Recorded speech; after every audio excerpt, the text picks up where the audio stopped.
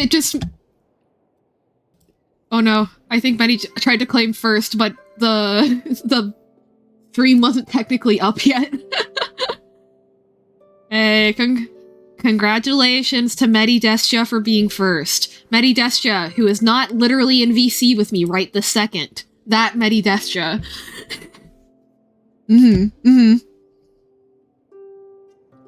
Uh-huh.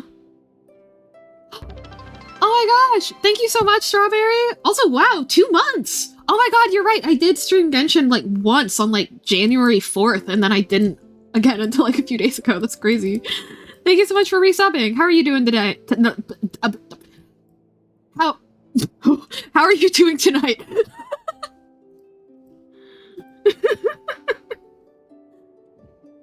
Who is Medidestia? That's a great question. Good to hear. We're gonna do Archon Quest 2. I'm very excited. Mondstadt, my beloved. Hello, Meti. Thank you for the wave.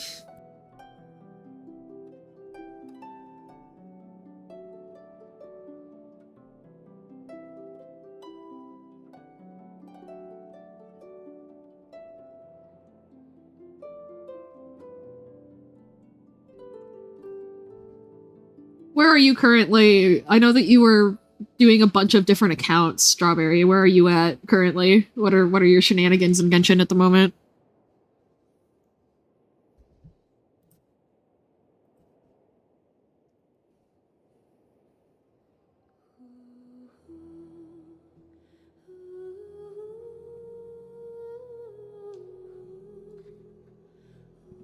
Gotta make another new Genshin account. Oh no, someone sent me Genesis crystals on the last new account I created, so I can't, risk losing it again? Question mark?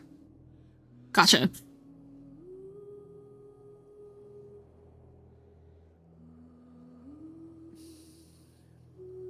After 6 months. Okay. Medi says that they are guaranteed safe after 6 months. They can't refund and have it be hit on your account after 6 months. Yeah, like, you just have to not use them until then, apparently. So, like, you can still use the account, just don't use the Genesis crystals for 6 months.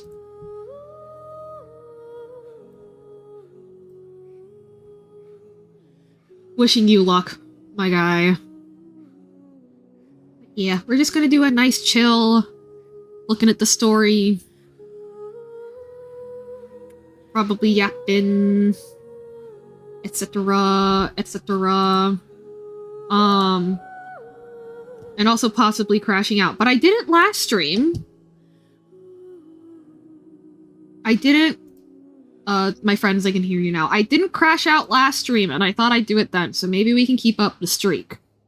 Maybe we can. Ooh. About that, I was streaming and I promised I'd spend them if no chargeback.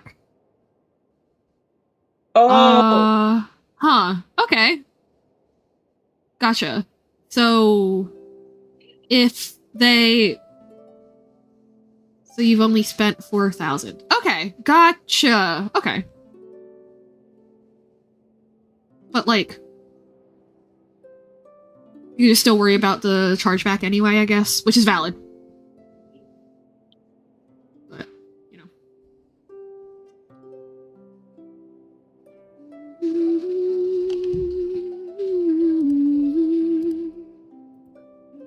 Oh, it's not scaring the right game. There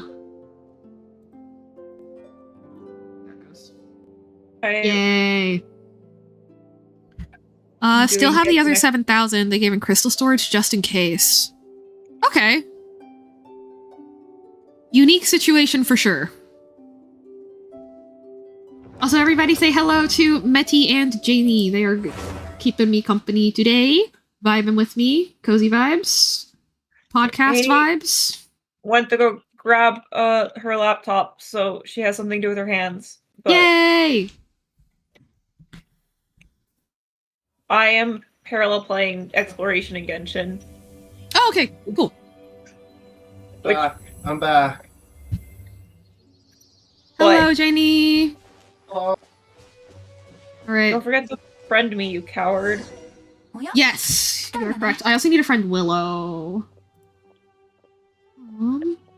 I can't write the second, actually. Later. There's a bench. I get it. If they do charge back the ones I spent, I should be able to purchase myself out of the negative. Oh, so that's why you spent that specific amount. Okay, I understand. Anyway, we would like to know more about the Animo God. Barabatosu? モンドから消えたよ。稲妻にいる雷神はまだいるけど、モンドの人々はもう長いことその神には会ってないんだ。どうして風神のことを？トワリンのせいかい？それは神のことだから。そういえばみんなは風魔竜をどう思ってるんだい？気になるな。ま、そんなに急いで教えてもらわなくてもいいよ。どうやら不満を抱く者がいるみたいだね。Actually, hang on. Let me try screen sharing just to see if it kills me or not. I think it'll be fine. I have your stream up. I'm just watching that way. Yeah. I didn't know if audio would help. To, know what I'm talking about. What am I doing? I know! Hi, I know! Can you please get down here?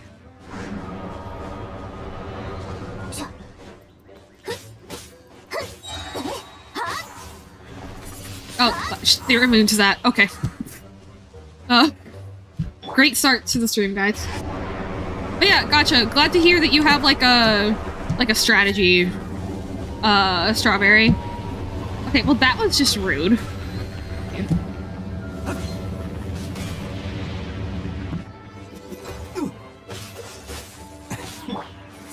Oh wait, 3 E ah 3 no.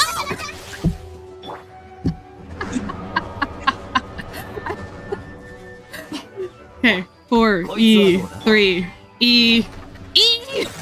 Thank you. No.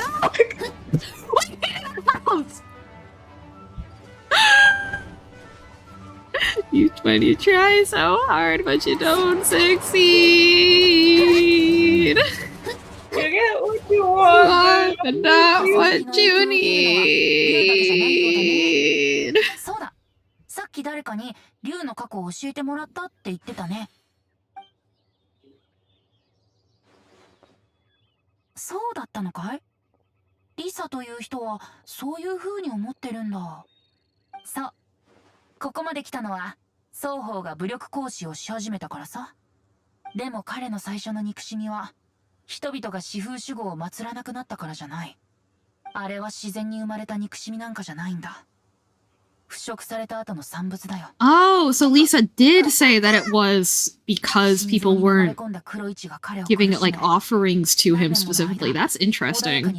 I thought that she cited the something else. I don't know. I guess I just misremembered. そうさ。人ならざる者によって結成されたアビス教団。人類の敵となる組織だよ。彼らのことはよく知らないけど、人間の世界に対して深い悪意を持つことだけは知っている。Organization of non-human things makes a lot of sense during Mondstadt, and it very quickly stops making sense as soon as you leave Mondstadt. And even then, in Mondstadt, you still have people with like cat ears and stuff in Springvale. 木々の隙間から流れる風は心地よく、僕の好きな匂いがする。君と一緒に木陰の下にいると、竜の涙が浄化された時みたいに、僕の中にある毒が消えていくんだ。うん、だいぶ良くなったよ。それで、お前は Is the implication that they just, with that blackout, just that they sat there for like a few hours in dead silence? Staring at each other? Yeah.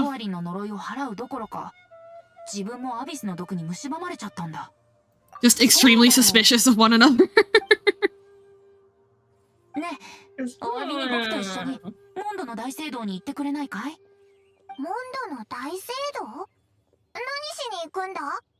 取りに行くんだ。ライヤ。ライヤ。グーよね。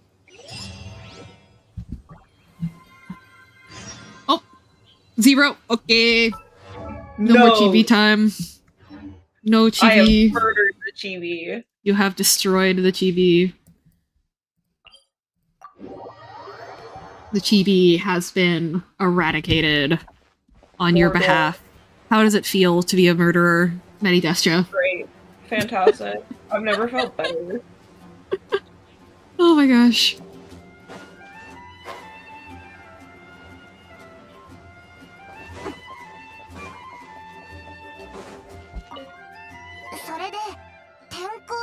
Oh, we have to do the stealth mission part! Ew! Ew! Oh, have fun! Guys, I'm going to embarrass myself so bad. I don't know if you guys are ready to see exactly how bad I am at the stealth section.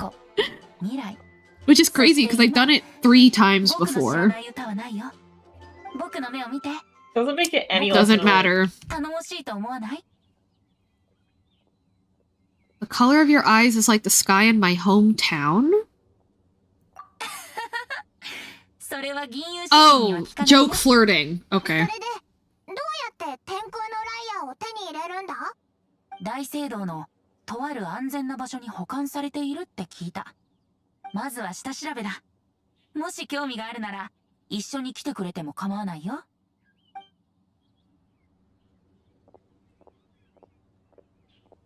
Look at those feet phasing right through those stone steps. Seems pretty godlike and suspicious to me. I don't know. I don't know.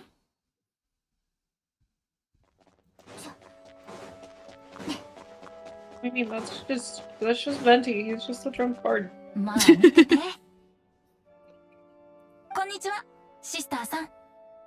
Oh boy, this is one of my favorite scenes still. 若き詩人さん。 He's just so goofy. 実はね、モンドの危機を救う方法が分かったんだ。あら、それは風神に感謝しなければならないわね。でも、それは騎士団に報告するべきよ。関係のない修道女に行ってもどうにもならないわ。そんなことないよ。お姉さんの力が必要だから話してるんだ。そう。例えば、天空のライアー。あれがあれば、僕は風魔竜を。お帰りください。Immediately just no. あれはとても凶悪な竜ではありま You've すが、 been banned. 代理団長様が意を決すれば、倒せないこともない相手です。それはダメだよ。そんなことしたら風魔竜が死んじゃうじゃないか。東風を裏切った愚獣です。 That foolish beast betrayed the winds is so harsh. Oh my gosh. They really don't give a fuck. Damn. お姉さん。 You have. ダメなものはダメ I よ。 beg of you, Onesa! That's so sad. この子に They're so お姉さんって呼 goofy. ばれると I feel so bad rejecting this sweet child. It's crazy. 仕方ないね。これ以上隠した Putting ま on ま a にするわけ grand にもいかない pathetic か。 performance. 僕の忠実なる信者よ。喜べ。今君の目の前にいるのが風神バルバトス本人なんだ。驚いた？泣きたくなった？使える神様に会えてどう？ Don't we? どうした？他に用がなければ私は戻って仕事をさせて She もら doesn't います。 even ask him to leave. Again, she's just like, bye.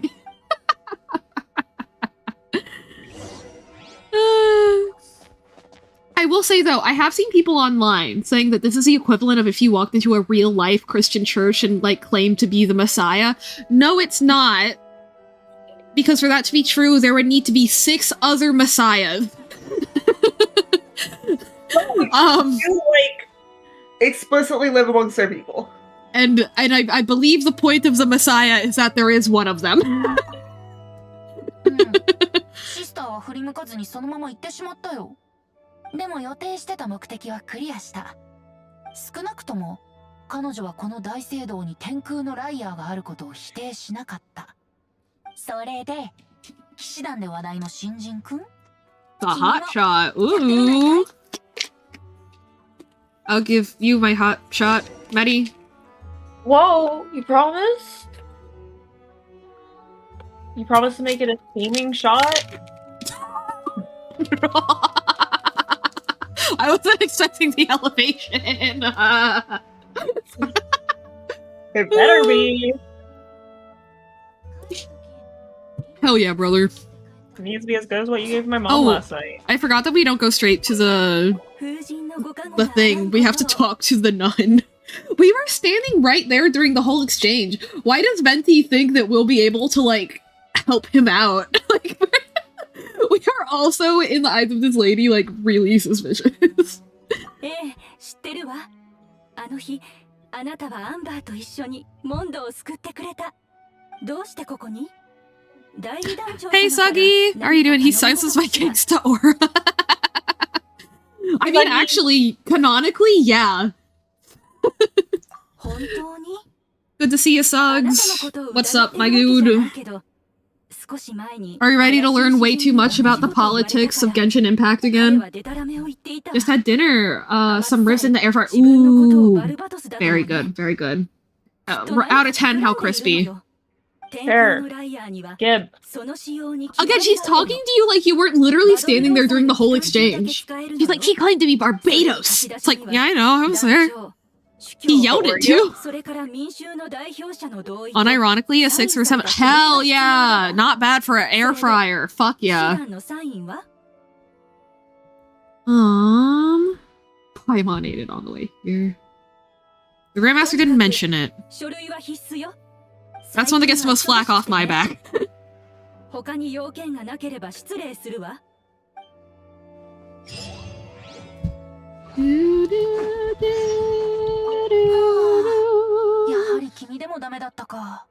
Really? Okay, Paimon, you cannot be roasting Venti. I know I'm saying that now and that's part of their dynamic for literally the entire series, but like, come on, Paimon.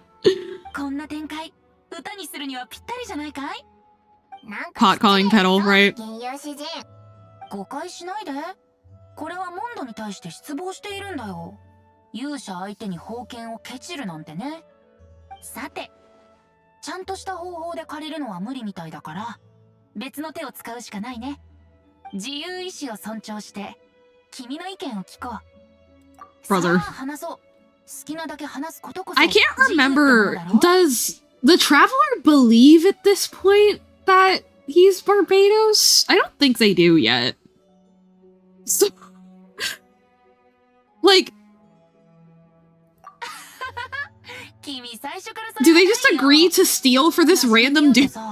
Wait, no, they believe that he's at least a god by this point, because he was the voice that spoke to them in the sky. Right. Okay. Yeah. I still think stealing...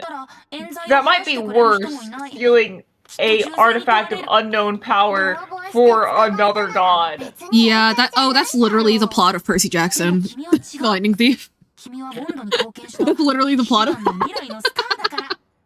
ミスしてもちゃんと説明したらごまかせるかもしれない。それにここの守衛たちは夜になると帰っちゃうらしいよ。 Hey, 5 stream streak! Thank you! You seem trustworthy. Person I've known maybe 3 hours max who may or may not have spoken to me before, right? Like, Congrats. Girl, you heard him say it. The nun asked you if you heard him say it. 確かにそう言った気が。だから Sorry, him going, oh, I guess I did mention that. Me trying to, like, drive by mentioned that I got broken up with last stream. Oh, did I even tell you that, Betty? That's how it got on track. Somebody was like, how was your week? And I was like, well, you know, had a flare up. I slept. Oh, wait, no, it was like I had a flare up, slept for 15 hours, got broken up with, stayed up for like 24 hours, got like X amount of sleep. And then actually, I think it was Suggy that was like, cannot believe you just get past that like that. Incredible. It was for the bit! The bits are important. Actually, okay, yeah, are we... Hang on. Hey, Suggy. Suggy, do you want to... Oh, that's why you said unironically. You were saying unironically because a 6-7 joke, not because you didn't expect an air fryer to do that. Okay. But yeah, oh, also, so you know how last stream I was kind of... Medi, should I go ahead and just switch to the just chatting screen at this point? Should we know better? Perchance. Okay, Soggy, are you ready? Are you ready for this? Cause you're about to learn some shit. Okay. So, hello Willow. Are you also prepared for a tale of woe? That's a tale of woe. But it's also okay, guys. I, in the past, like, handful of days, have truly lived through a Reddit story, and not like a believable one. Like, if I posted this on Reddit right now, I would get hundreds of comments telling, and it managed to get popular. I would get hundreds of comments telling me that it's karma bait, you know? This is not a thing that happens to real people. I told this to my father, and he was just like, how do you even, like, explain this to someone who doesn't know how the internet works? And I was like, I wish. Because the thing is, legitimately, so the reason, okay, so when I talked about how the breakup went on the previous Genshin stream, right? At that point, things were relatively amicable. I was hurt and not happy. I wouldn't call it 100% like great, you know, but I was like, I could be friends with this person. I could hang out with this person in a group, you know? Maybe someday we could be close friends again, you know, like that kind of thing. But then folks, okay. My friends. Okay,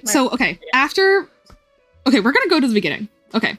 I dated this person for 8 months total. 5 months in, they have like a drastic change in their work schedule, and so we can't spend as much time anymore. But they're very diligent about always calling me to and from work, 40 minutes back and forth every single day. So, hour 20 minutes every day. Good deal for long distance, you know? Not gonna deny that. So like, everything's fine. But then they start saying, oh, I had plans with this other person. Totally normal. Oh, I had plans with my roommate. Totally normal. But then they kept talking about, like, to the point where I think some of my friends noticed before I did. They kept talking about their roommate. Like, specifically saying, like, oh, I had to go take care of them. And to be fair, this roommate's disabled. I'm disabled. I empathize with that. Like, I don't know what that's like. But we'll come back to why to be clear, it was never suspicious at the time, but we'll get back to why it became suspicious later. Nothing happened between them. This isn't a case where they were cheating. Thank God. I would have actually lost my shit. No, if they were cheating, I would have fully put them on blast or something. But I'm not gonna, obviously not, actually. But no, genuinely no, nothing like that. Like, I can guarantee that. So, over time, and it starts to get to a point where I'm like, I'm experiencing jealousy towards this person, and I don't like that. Because we do, like, overlap some social spaces, and that's really shitty. Because she's a great person, and, like, I don't want to be like that with, you know, I don't want to have that mentality. So I was like, hey, like, if you are such a central part of this person's support system that, like, you don't have time to spend time with me, then, like, I just, like, if things can't work out for that reason, that's perfectly fine. Like, this has been your friend for longer than you've known me. Like, I will respect that. You just need to let me know. Like, if you realize that this is more likely to fail than it is to work out long term, you need to tell me as soon as possible. Because I do not deal well specifically with the kind of, like, betrayal that comes when a person says, yeah, I just realized actually that, like, actually I didn't feel that way, like, this whole time. And I just didn't know how to tell you. I'm like, just rip off the Band-Aid, bro. Instead of lying to me for X amount of time. It's stress on you, it's stress on me, and it's a betrayal. It is. Anyway, so keeping in mind, I have specifically gone through 3 separate times a case where I was, like, flirting or, like, had, like, a situationship with a friend for, like, a while, And then at the end, they were like, oh, by the way, I just realized I was actually never attracted to you. Isn't that crazy? And I was like, yeah. You know, not great. So, specifically told them, like, I don't deal well with this. And it keeps getting worse and worse. It gets to the point where we're often, you know, only calling once a day. We're often not calling every day anymore.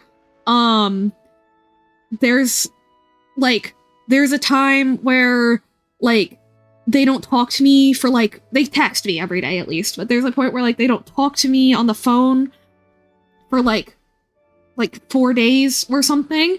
And, like, hey, that could be real.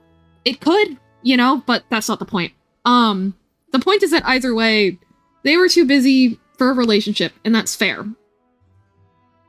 You could argue that it is on me for, like, sticking around with that, and it is, to be fair. Like, technically it is. But the thing is, like, I wanted a future with this person, and they were like, I don't think this is permanent. I think that maybe we can work things out. So, like, if you're cool for waiting and trying out things, then I'm cool with waiting and trying out things. I was like, awesome. That's what you do when you want to build a future with a person after 6 months of dating. And then December happens. They do not call me on Christmas Eve. They do not call me on Christmas Day. They don't call me on New Year's Eve, and they don't call me on New Year's Day. The week of Christmas, we collectively called for less than 2 hours over the course of 9 days. Fully off of work. It's just, oh, the holiday season. And that's fair. You know, they had family over and stuff. You can, but I need you guys to keep in mind, I was literally, this is so sad in retrospect. I was literally like, I really just want to call for like 2 minutes to say goodnight, you know? And they're like, I'm just so tired. And because it had been 6 months, so I trusted them. And because I wanted a future with them, I believed them and was like, okay, we'll stick this out. Like, things could work out in the future. And then it doesn't get better after the holiday season. It just doesn't. It stays the same. I'm getting more and more, like, depressed. And the crazy thing is, I didn't even realize it. I think day of, when I was in my crash out call with Medi was like, yeah, like, you haven't been streaming. I was like, huh? I thought about it. I was like, yeah, because the deterioration of it was like, we will call at this time for this long. And then over time, it became, we'll call at this time for this long. Sorry, I can't. And then progressively, it became, actually, I might be able to call today. But, oh, you know, I don't want to call you when you're on stream because I don't want to interrupt you. And so I'd be like, okay, well, if it's this, like, 2-hour window, then I just won't stream. But then they wouldn't call me and sometimes wouldn't tell me why until, like, way later because, like, work or lost signal or something. But, you know, it still hurts, right? And, like, them not being able to call me to and from work wouldn't have been a problem if they called me while they were at home. And that's the other thing. They never called me when they were at home, really. The one time they did, everyone else was out of the house. And the other time, it got cut off early. So, you know, and I didn't see any of their housemates. One of them was out of the house and the other one was busy. So I'm like, we'll come back to that later. This is a lot. It is a lot. Are we keeping up, chat? Are we keeping up? Is there any confusion? I'm always confused, but that's not your fault. True. Because honestly, I'm confused. I'm in there like swimwear. Did this person even initiate calls or conversations about having a call? Sometimes, yeah. But often it would get... it started with they would say, hello, I am awake. We will call it this time for this long. And then it became, hey, I'm awake. Getting ready for work. And then I go, oh, are we calling? Or actually, no, a couple times they said that, and I assumed that meant that, like, oh, we're going to keep doing our routine. It's just we don't need to ask if we're going to call anymore. And then they didn't call me, and I was like, oh, what's up? And then they stopped sending me, hey, I'm awake, I'm getting ready for work. And then, and again, the hard part of this is like, there is a reality in which they genuinely were just that exhausted, but I'm not going to elaborate too much on this, but you guys just have to trust me. In retrospect, they just weren't. I know that's technically speculation, and if this got back to them somehow, I'm sure this could fall back on me. But just logistically, because clearly I wasn't thinking super logically at the time, like logistically, without the rose-tinted glasses on, that just wasn't true. Which sucks for me. But at the time, I did the best with the information I had, which was that, why wouldn't this person be telling me the truth? And I want to build a future with them, so I'm gonna believe them. So Slay. I'm fine. I'm fine in regards to, like, my self-esteem relative to this. Anyway. Let's see, so I got to... Yeah, the deterioration of them initiating things. And, like, but the thing is, like, it changed from lots of calls to no calls, like, slowly over the course of 8 months. 8 months, right? Again, 5 months, it was great, and then there was a sudden downtick, but it was still consistent enough that I was, like, happy. Like, I was struggling, but I didn't feel like there was a conflict happening. But then it just kept getting worse past the 5 months. Like, months 5, 6, 7, and 8 just sucked. Increasingly each month. And I didn't even notice, because I was like, yeah, it sucks, but it's not their fault. I'm mentally ill. Like, this could be anything, you know? Maybe it's my peer. Like, I was... Ooh. Anyway. I patriarched myself, guys. It's bad. So... See, I got to the deterioration. And then... Bro, this is like a fucking confessional, hello? And so, like, it comes to sometime last week. They have barely called me that week. The calls have been less than 30 minutes long. I have said, I miss you a lot. And then one night, okay, so at this point, they had promised us a movie night together at some point, right? They'd promised that. And also, like, okay, this is mental illness stuff.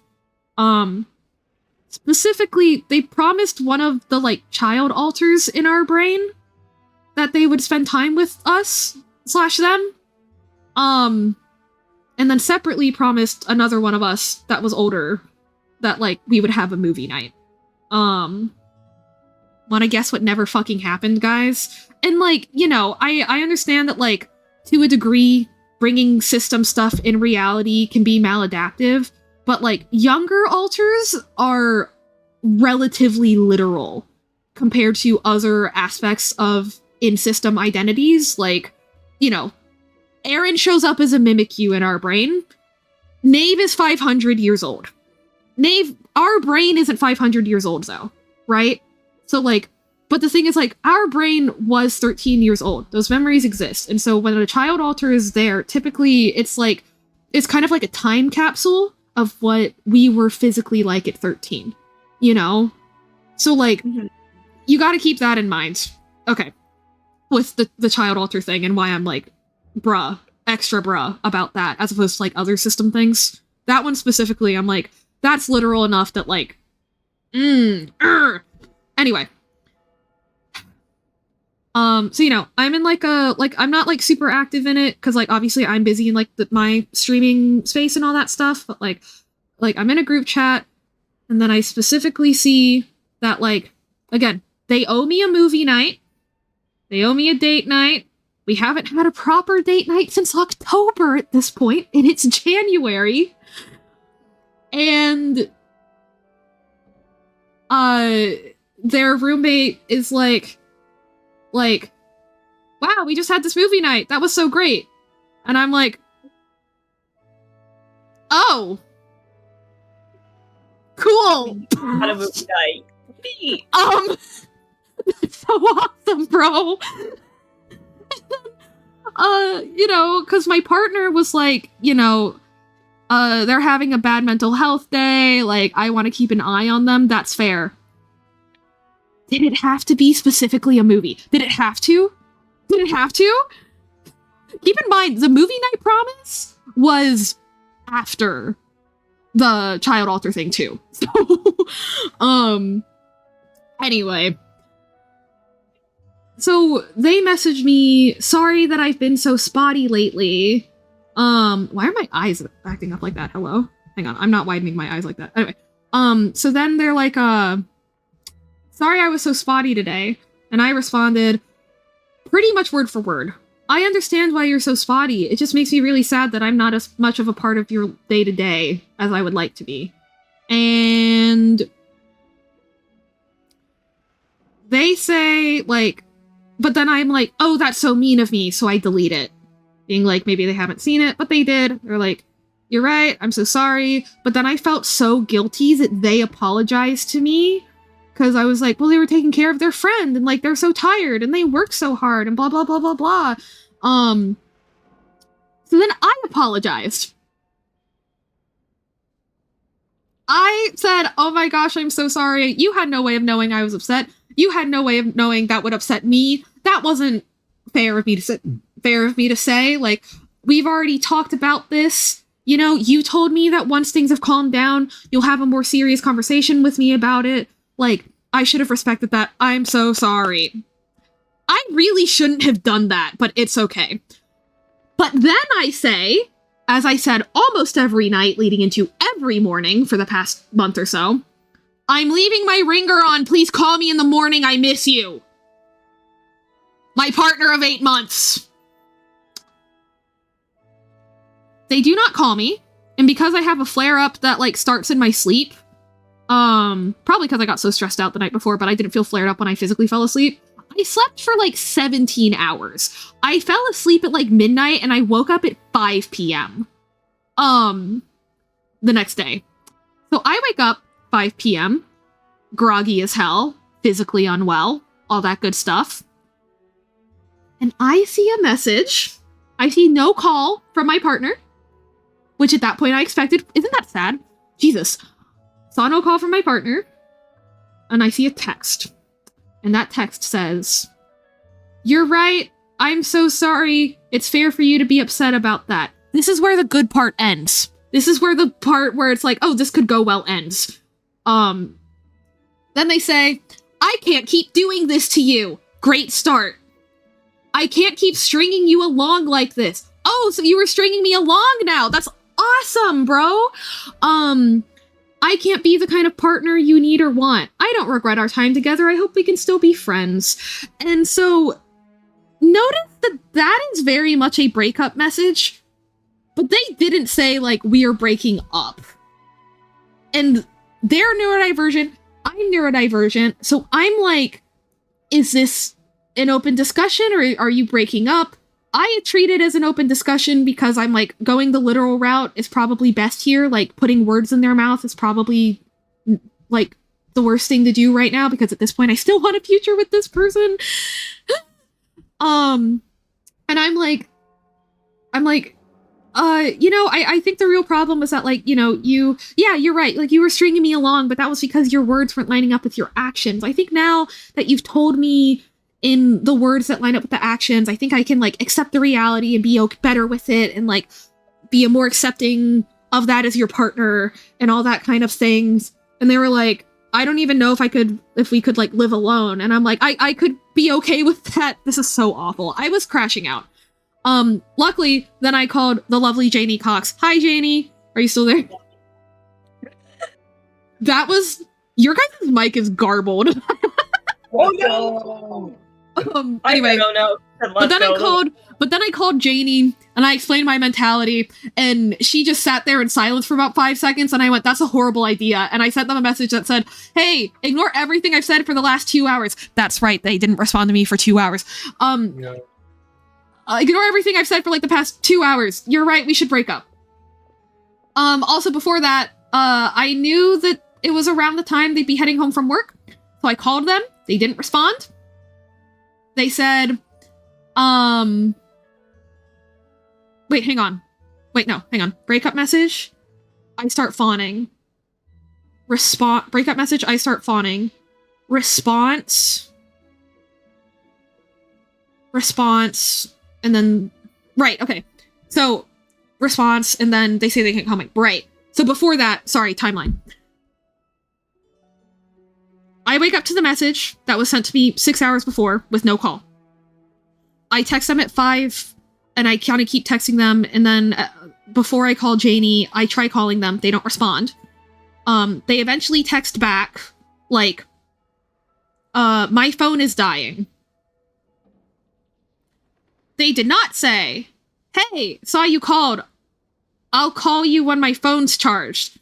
And at that point, I realized, oh my god, they're not going to call me. So I didn't even ask. And you could argue that that's my fault, but I disagree. But then, you know, sent a few more texts in the bargaining stage. Then I called Janie, sat there in silence for a minute, and Janie was like, and then I luckily was able to come to the conclusion that that's a really fucking bad idea. Snoozing ads for the third. Oh, I'm out of ad snoozes. Okay,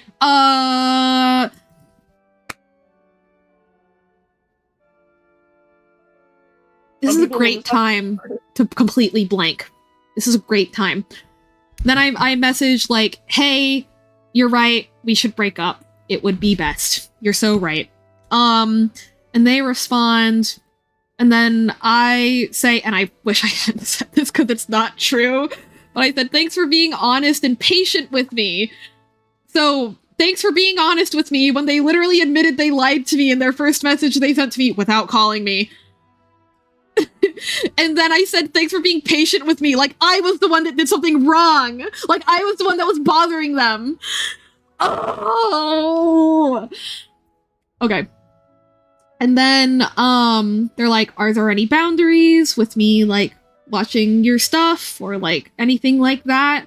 And I'm like, no, I guess.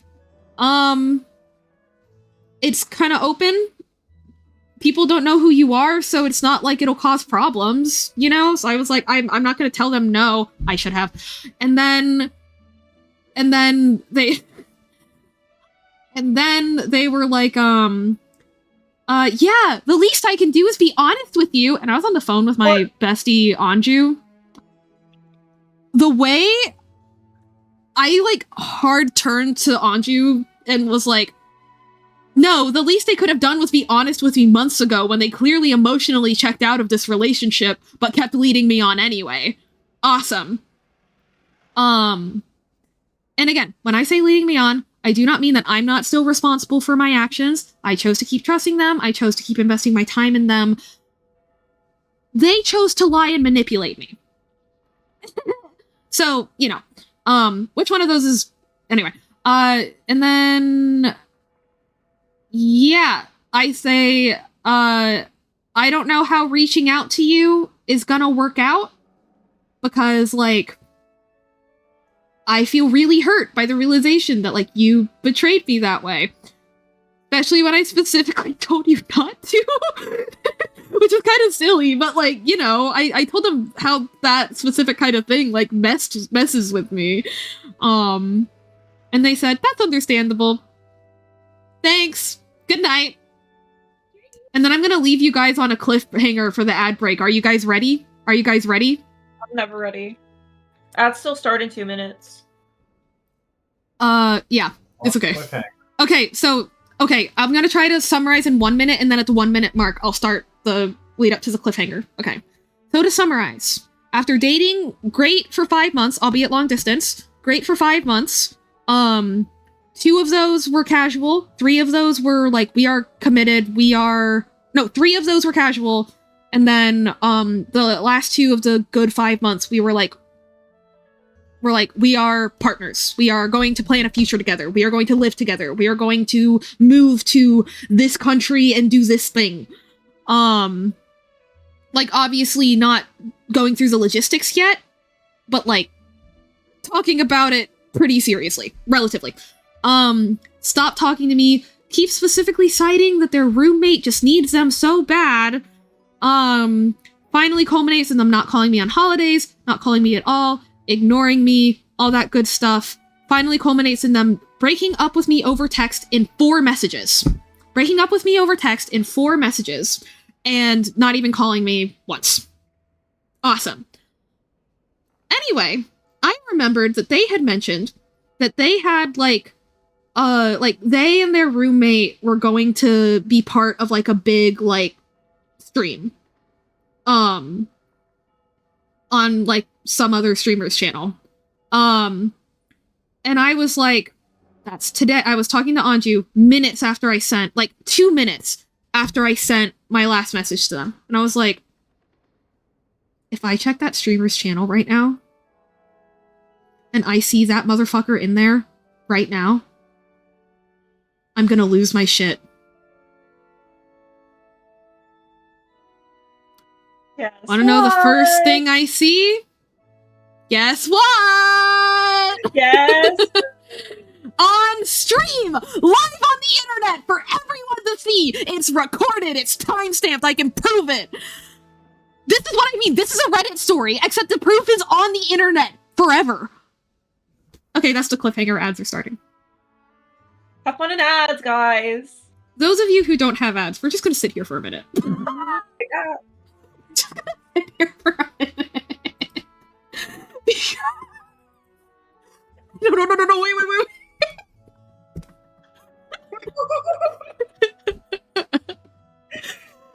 Actually, I did the perfect amount of snoozing ads and stuff. That was awesome, actually. Incredible. Pro yapper. Oh, why are the ads not showing up for you? Ooh. Hey, maybe. Willow, did you hack twitch.tv/I am Basilia? Suggy, can you hear us? Oh! Okay, y'all are the active chatters. Here we fucking go. So, I'm talking to my friend, who is also aware of this stream. And, but they, not this. Oh. Wait. Uh-oh. No. Oh, we're still good? Nope. Ah! So even worse cliffhanger now, goddamn. I'm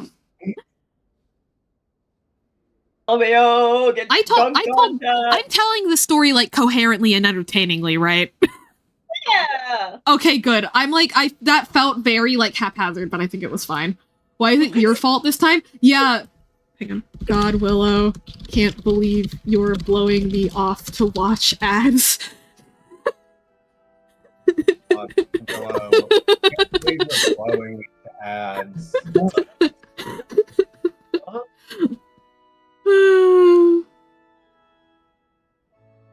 All right, we're gonna sit here for a few minutes. How are you doing? Oh wait, no, you're. How are you doing, Strawberry? Are you enjoying the story time? Hi, Strawberry. Me next. Yippee! I hope you're having fun. If you're not playing basketball. Wild! Insane story time. Yippee! Okay, Bucko, whatever you say. As if you ever had a chance. What time are you free? Oh.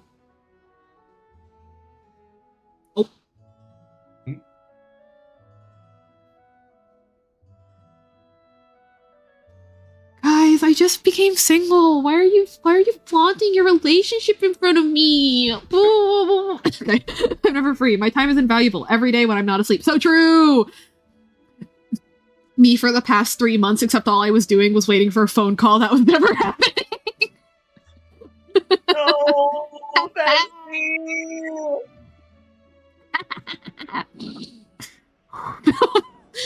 Anyway.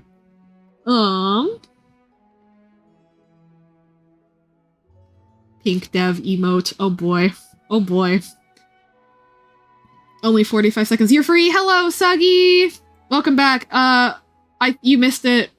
You said, I'm never free. My time's invaluable, except when I'm asleep. And I said, me for the past 3 months, except my time was not invaluable. My time was being spent waiting for phone calls that were not happening. Oops.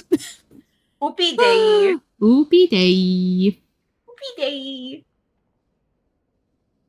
Your time is invaluable to me, twin. Aw, thank you. Yay.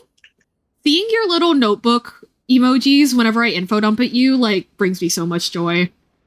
Like, yeah. On getting artificial grass ads. Artificial grass ads is insane. Shit talking Will is hard and they don't even know. Shh.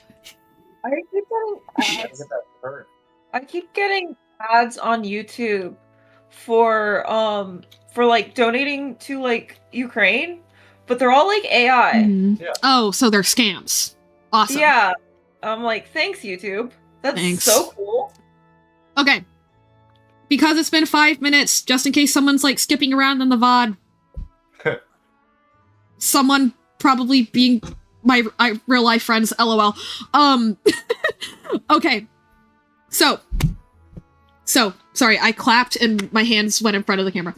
So, okay, again, basically the same thing. Dated for 5 months. 2 of those 5 months were serious, talking about a future together. Also, I assume that their roommate, their best friend of 10 plus years, knows that we are serious partners. Put a finger on that one. I assume that she knows. 'Cause why wouldn't she? And so, like... yeah. And then they start ignoring me, they start not responding to my calls, they start citing that same roommate as, like, the reason that they cannot spend time with me because she needs more support, which I'm sure was genuinely true a good amount of times, but we have reason to believe it may not have been every time. Accidental homewrecker, am I the asshole? Yeah. And then, finally, they, after a few days of not calling me, they finally, break up. Oh yeah, by the way, they never called me. The last time they called me was before the movie night thing. So, epic. So they blow me off from a promised movie/date night to go have a movie night with their roommate instead, because she was having a bad mental health day, which was true, to be fair. But, you know, no shade to her. Absolutely none. Blows me off for that. Does not call me again, not even to break up with me. Breaks up with me in 4 messages. Great. Literally 2 minutes after we've broken up, I find them on a, like, massive, not massive, but, like, way more than is reasonable immediately post breakup for a relationship you were supposedly invested in for 8 months. Way more than is appropriate for that. Laughing, having a good time. They're even helping set up. They're giggling. Hearing them laugh made me feel nauseous. Just clicked off the stream. I was like, wow, that's so fucked up. And so I message one of our friends, one of our mutual friends, and I'm like, tell me why I just broke up with this person. And they are already live on stream. They're already, and, you know, I get through the whole day of, like, talking to this person and all this stuff, right?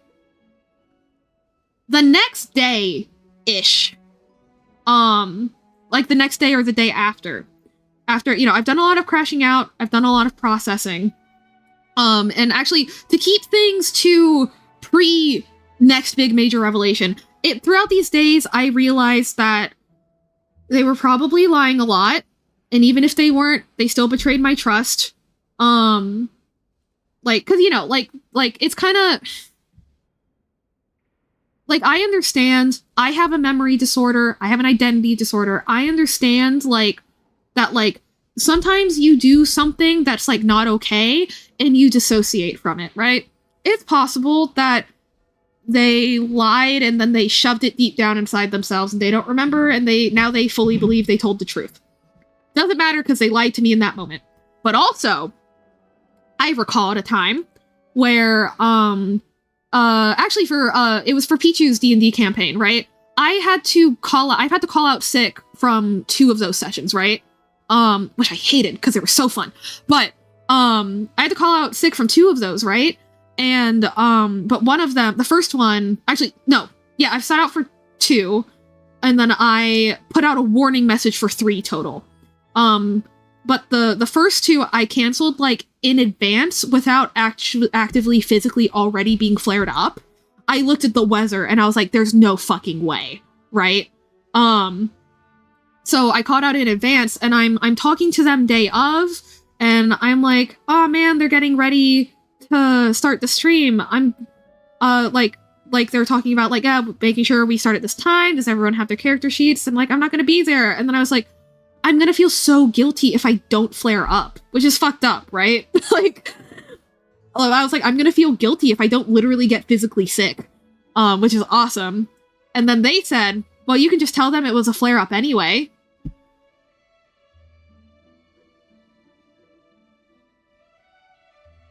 Crazy. So there's a really cool thing that happens when you lie about things. And it's about serious things, especially like your health. Where if you do it enough, people stop believing you. And not only that, but once you lie about something important, you know, once you cross the boundary of like, haha, funny lies to like, oh, white lies, but I understand it. Once you've crossed that boundary into just like straight up blatant lies that are only for personal gain, like, that's, to me, is in that third zone where I'm like, no. Not only am I not chill with that, but like, that could cause problems for me in the future. I'm not going to do that. They said I didn't even think about it that way. Sorry. And because ironically, I actually was flared up. I just didn't realize because I was so brain foggy that I didn't notice that I had brain fog. That's the whole point. I didn't really think much of it. I just went on because they said sorry. I was like, okay. But in retrospect, I can't help but connect that dot to, sorry, I have a headache. Sorry, I'm not feeling well. Sorry, my alarm didn't go off and I don't have energy to call you and rush to work. Sorry, my roommate is sick. You know? I don't know for a fact, but it's a little bit of a problem there. And see, that's the problem with doing things that break people's trust, is you open up speculation for everything you did, everything you fucking did being a lie. Like, you know, the problem is less so whether they actually did this or not, and the fact that, like, genuinely their actions make it so that that speculation is genuinely reasonable. This isn't me having a conspiracy theory. This is logical. Genuinely, you know? Although, a complete conspiracy theory that I had was that their roommate didn't know we were, like, seriously dating. Because they never called me when they were at home. They kept occasionally telling me, like, yeah, I'll talk to her about, like, other means of supporting her that maybe would leave me with more free time. Kept telling me that they were going to have that discussion. Never did. Never told me about that. First time they told me that they were going to have that talk with her was in November. Never happened to my knowledge. So I'm starting to think in the back of my head, what if they're hiding this from her? No, they wouldn't do that. But then we break up. I'm like, I've had a lot of problems recently with ignoring my gut. Right now, my gut is telling me that this bitch's roommate and best friend of 10 plus years doesn't know that they're seriously dating a person, much less that they broke up with them over text after 8 months of dating. Great. You know? And so, hang on a sec. Gotta recalibrate real quick. That's my crazy conspiracy theory. You know, and I'm going back and I'm dissecting, like, okay, unfortunately it's pretty obvious, like, my friends agree, etc., etc. This is when they completely checked out and started lying to me. This was probably a lie, all that kind of stuff. Super fun. But ultimately doesn't, whether or not our speculations were true, ultimately doesn't change the fact that, they fucked me up, they betrayed my trust knowingly, if not on purpose, but knowingly, not maliciously necessary, but they knew, and they chose to do that. All that kind of stuff.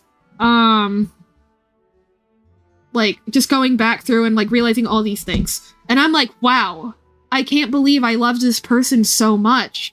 But the reality is that they're like this. And, like, they didn't even do things to enforce the high opinion I had of them after that 5-month mark. They just didn't contradict them, necessarily. Not enough for me to think something was wrong, right? And then as soon as I realized something was wrong, it was like, oh, rose-tinted glasses off. Fuck.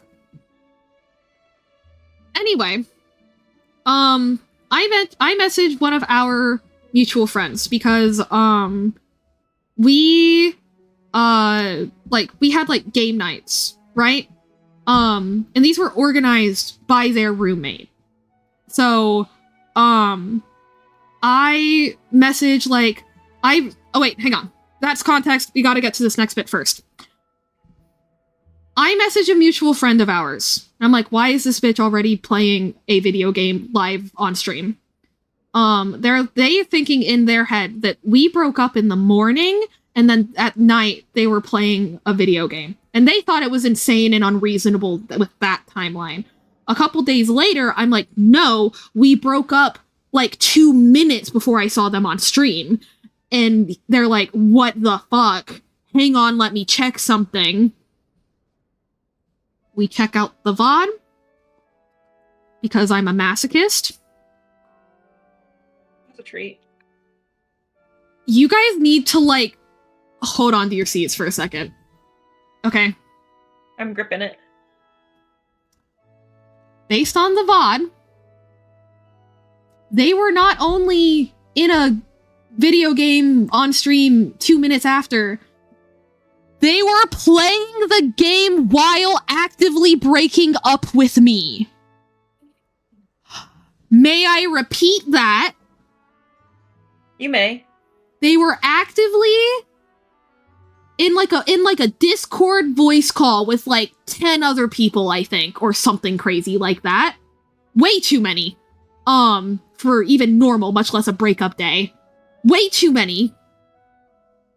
And then, see, literal South Park stuff like, that's what I'm saying. This doesn't happen to real people. This isn't a real story. But it is, and it happened to me. It's fine. And so I'm like, holy shit, that's so unbelievably disrespectful. That is not the behavior of someone who even cares enough about me to be friends. I told them we could maybe be friends, and that my DMs were open. No longer true. So anyway, but we participated in game nights that were hosted by their roommate. And so, which like, it was very kind for her to invite me to them because like, it's like their friend group and then me, you know, like they absolutely did not have to do that. Like they'd been friends for, again, like a decade. Like them inviting a newcomer was very kind, you know? It was still pretty casual, but even then, I was like, wow, nice. So I sent a message to the, like, general, like game night thing. It was like, hey guys, I have to dip out of these just for, like, personal reasons. I can't really share more without it getting really weird, like, weirder than me saying it's just for a mystery reason is. So I'm just gonna have to go. I'm so sorry. Please feel free to reach out individually. I just can't, like, do this part. You know? Love you all. See ya.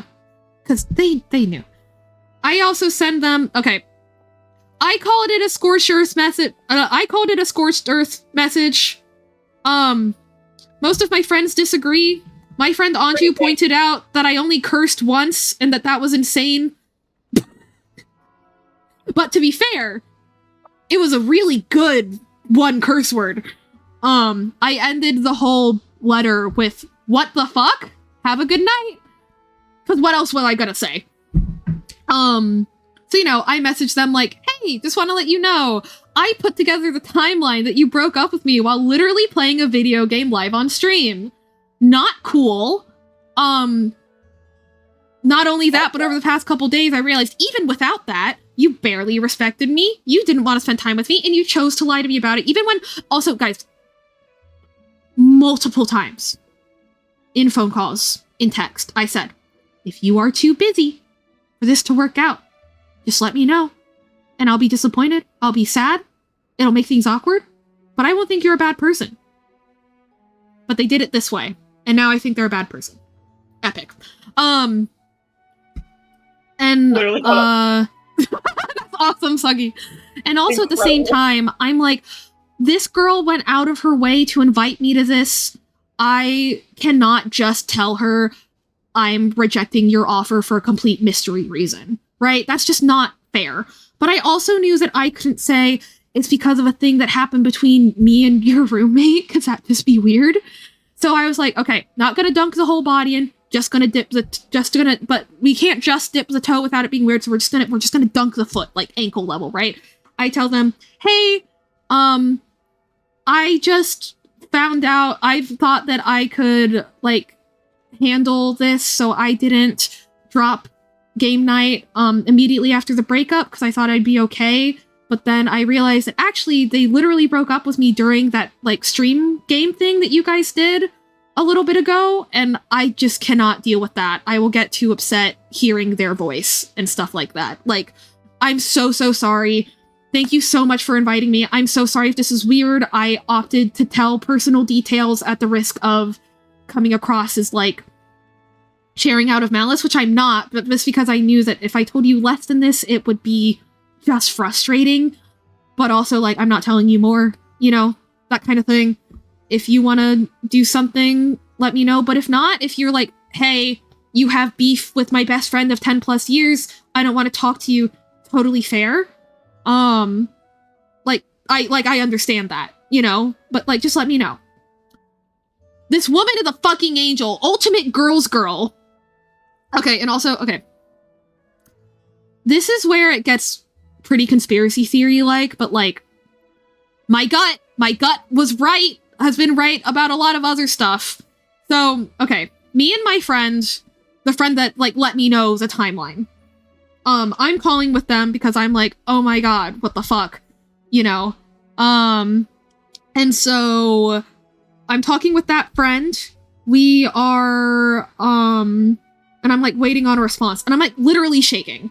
I'm like, I can't believe I did this. That's so unfair of me. What's wrong with me? And everyone's like, no.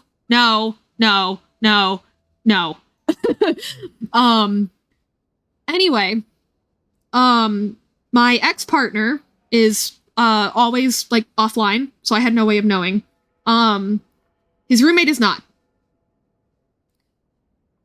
Me and my friend watched the roommate go from offline to online with the little cell phone thing for about as long as it would take to read that message. Fully offline. There's a pregnant pause, like a 10-15 minute, like, gap. And then I get a message from the roommate and my ex at the same time. Now let's put our thinking caps on. I think she read it, put her phone down, got up, and was like, what the fuck? And then they parted ways and just decided to message me separately. Now, this woman is an angel. She messages me back. Oh my god, I'm so sorry that you're in that position. I cannot believe they treated you like that. They are stupid. Their best friend of 10 years. They are stupid. It's stupid that they did this to you. I hope you heal. Thank you so much for letting me know. I don't think that's the reaction of someone that knew this happened. I don't think that's the reaction of someone that knew. You know? Anyway. Awesome message. She sent me a whole paragraph apologizing, saying she wishes me well, saying that we're still cool, that, like, I'm still welcome to talk to her and her friends and be in their community and stuff like that. Want to know what my ex sent me? Suggy. Even though this will create an awkward gap where I'm just waiting for your message coming through the lag. Guess. Guess like one of the stupidest things you can guess. It is, I think, one of the worst possible responses besides just, like, actively coming and killing you. It's not nuclear bad, like, it wasn't mean, violent, or anything. It was just like, what the fuck? Like, the only way it could have been worse if, like, they came in and started, like, actively being mean or, like, berating me. Harm to you, but, like, it is probably one of the worst possible responses. Like, even at this point, with all of my friends now disliking them, when before they had a pretty high opinion of them too, no one expected it to be this bad, even after all of the stuff that had already happened, that we'd already realized, of them, like, lying to me and shit. Oh, guys! Even worse! they cared even less. Guys, you gotta remember, they don't care enough to say something emotional like that. Your reactions imply that they cared what Basil was feeling, or you gotta remember wanted to engage with what Basil said. You gotta remember, they broke up with me after not calling me for 3 days, and also they broke up with me over text in 4 messages. No. They messaged me, and I'm literally going to type what it looked like into the chat, just so y'all can see, okay? I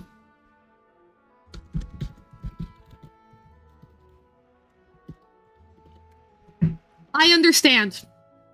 Good night. Not even 4 words. Not even 4 words, because they made good night 1 word. It was... That's all they had to say after their roommate was so nice and so considerate, and she had done nothing wrong. She had done nothing wrong. She had literally done nothing but be used as a prop for this person to have an excuse to not spend time with me, and, like, was just nice to me and invited me to hang out with her friends.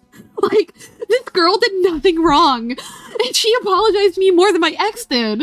They did apologize to me twice, I think, in the breakup messages. But, like, yeah. Yeah. So, and also, even though I'm not talking to them right now, because I want to get my head back on straight first, I am still in those, like, group chats and stuff. You know? Like, I haven't left the game night one yet, because I want to... Not everybody's responded, and, like, I think that's just because they are adults with jobs. But, like, just in case I want to stick around in case somebody wants to say something before I head out. You know, I want to be considerate that, like, not everyone is checking these group chats every single day, right? The roommate is, like, extremely, like, diligent, right? Like, if you send her a message that is about planning or logistics, she responds to it as soon as humanly possible.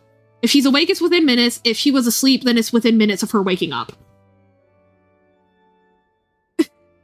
So, like, okay, also, game night, you know, one of, obviously, like, we had, like a D&D campaign. Like, duh, it's game night with a bunch of gays. There's gonna be a D&D campaign, right? But it was pretty slow going because, obviously, like, you know, we're not playing D&D all the time. So, you know, we're not at like a ending point in the story. We're not even close, you know? Like, bro, anyway. So, within 12 hours of me saying, hey guys, I'm leaving for mystery reasons, they send quite possibly what is one of the most suspicious messages they could have sent that could maybe lead to someone connecting dots somehow. I doubt they will, because it's not that explicit, but, like, you know what I mean. And they're like, hey guys, so, about specifically the D&D campaign, we should talk about starting over, you know? After the next session, you know? Decent stopping place. It's not. Let's just talk about starting a whole new game. My character is a joke character. It is not because my character was so lore relevant and so important. Like, y'all know Fern? It's like Fern 2. You know? Like, the bitch that just runs around eating mushrooms doing nothing lore relevant. It's like that. That's what most of my D&D characters are like. You know? So, it's not like that. Well, no, I quit. I told people that I wasn't coming. And then instead of being like, damn, we're gonna miss Basil, but, like, that's okay. They immediately, within 12 hours, like, hey guys, what if we ended this campaign now? And I'm like, genuinely confused, because the obvious thing to do is, like, wait a couple of weeks and then be like, because the context is, I think that they got in an argument with their roommate, and she was like, let's not do the D&D thing now, you know? And that's my conspiracy theory. I have nothing to prove that. It's vibes. It's a gut feeling. Okay. We love speculation. We love speculation. I deserve some speculation. As a treat. Some toxic speculation. But to be clear, this is like full-blown conspiracy theory. Not even truly hinted at being true, like the did the roommate even know thing? That's still also not 100% confirmed, but you know what I mean. So, like, first of all, planning and logistics message that she has not acknowledged. Red flag for them from her, number one. And also, they sent this, like, hours before that person would reasonably have been awake. And again, she's organizing these events. Like, they're roommates, but, like, she's kind of in charge, so it's, like... So sometimes, like, they plan together, but, like, she's in charge. So it's like, hey, did she even agree to that? So it's either, like... Anyway, I think that that's just a panic excuse they came up with. But, yeah, theory being, I back out, but because I tell the host a more specific reason why I drop out, I think that they have a conflict. D&D, because D&D, like, D&D is so involved, it's long sessions, you know, it's not just a casual board game, like, you have to foster relationships between your characters, you know, all that kind of stuff. So, like, I think that she was like, no more D&D, what the fuck, you know? And, instead of doing the smart thing, and just, like, waiting a couple weeks, and then being like, oh my god, guys, I'm so busy with work. You know, the excuse they gave me for months? Hey guys, I'm just so busy with work, like, I can't keep writing and, like, figuring out maps and, like, logistics and all this stuff. I'm just so busy, like, we can keep hanging and stuff like that, like, but, like, I just can't, you know? But that's not what they did, though. They chose, quite possibly, the most suspicious option that they had. And it's very interesting, because they were legitimately smart about everything up until, like, the last week we were together, right? They waited 5 months, plenty of time to build trust, had a legitimate, like, thing, which was, like, work schedule being crazy, and then after maybe a while, and then, hey, maybe after the work schedule calmed down, like, because it was holiday season, still, like, they had less free time than they did before the work schedule changed, but, like, enough free time to spend time with me, for sure. You know, maybe they were like, oh no, I actually kind of don't like this person enough to put a ton of effort and time into them, but I still want to have them on fucking speed dial, so I'm, you know, I think that, I don't know when it started being on purpose, but there's definitely a point where it started being on purpose. But, like, I really do think it was just, I like this person enough to keep them around, but not enough to truly invest in them. But because it had been a full, like, 5-6 months, I was like, yep.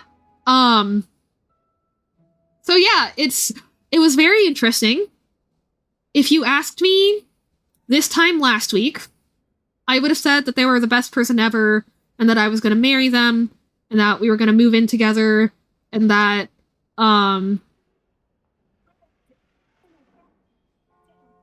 Are one of you talking, or is that a game thing?